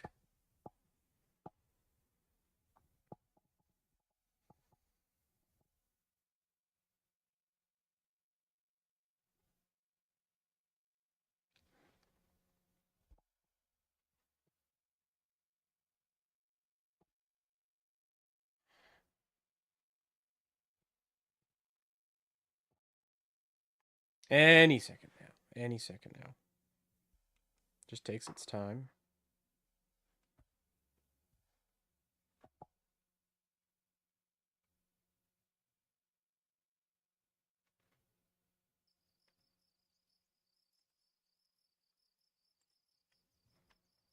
Okay, here we go. We have 3,000 science to use. Experimental aircraft engine tech would be cool, but I don't think we really need it.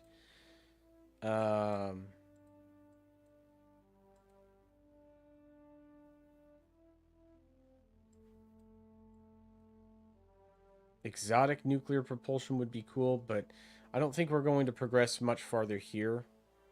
The experimental nuclear propulsion is kind of the cap of where I want to take it all.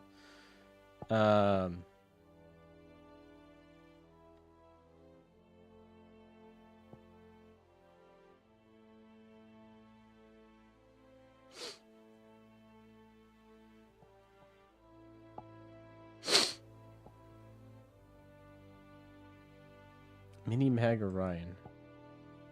Interesting.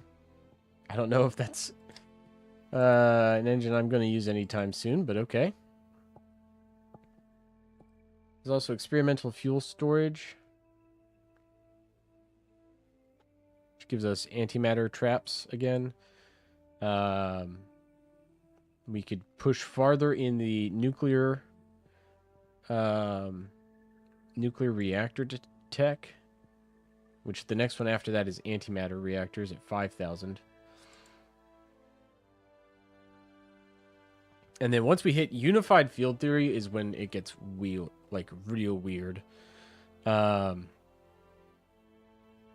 Exotic nuclear propulsion. You know, it gets all kinds of crazy from there. No, we'll hold off on that though.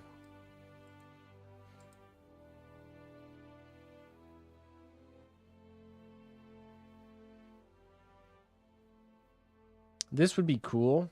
The command center dome. 2.6 tons. Maybe we do high energy science, because this gives us the ability to make antimatter.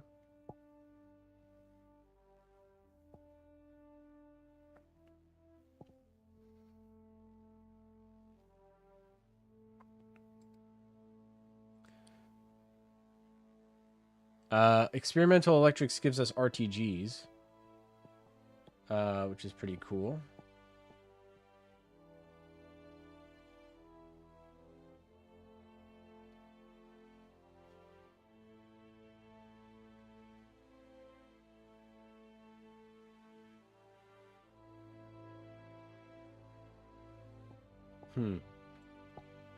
Or we continue down the heat management. Maybe it's heat management we need. Heat management.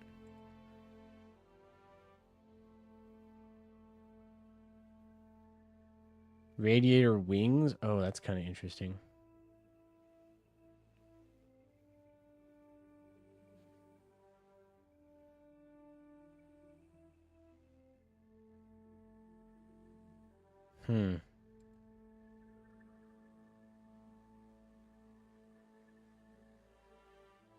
What's like the very end? Beam core antimatter. Oh, these just improve the efficiency of existing stuff. Yeah. Maybe high energy physics then. So we can now produce antimatter. That's cool. We can't really do anything with it yet, but we can make it. Pretty awesome.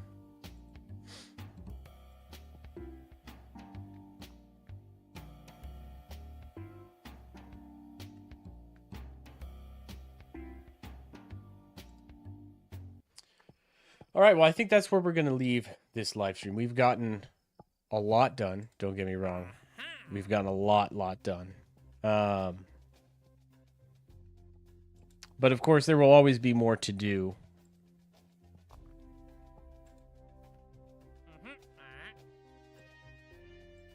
We have some contracts piling up.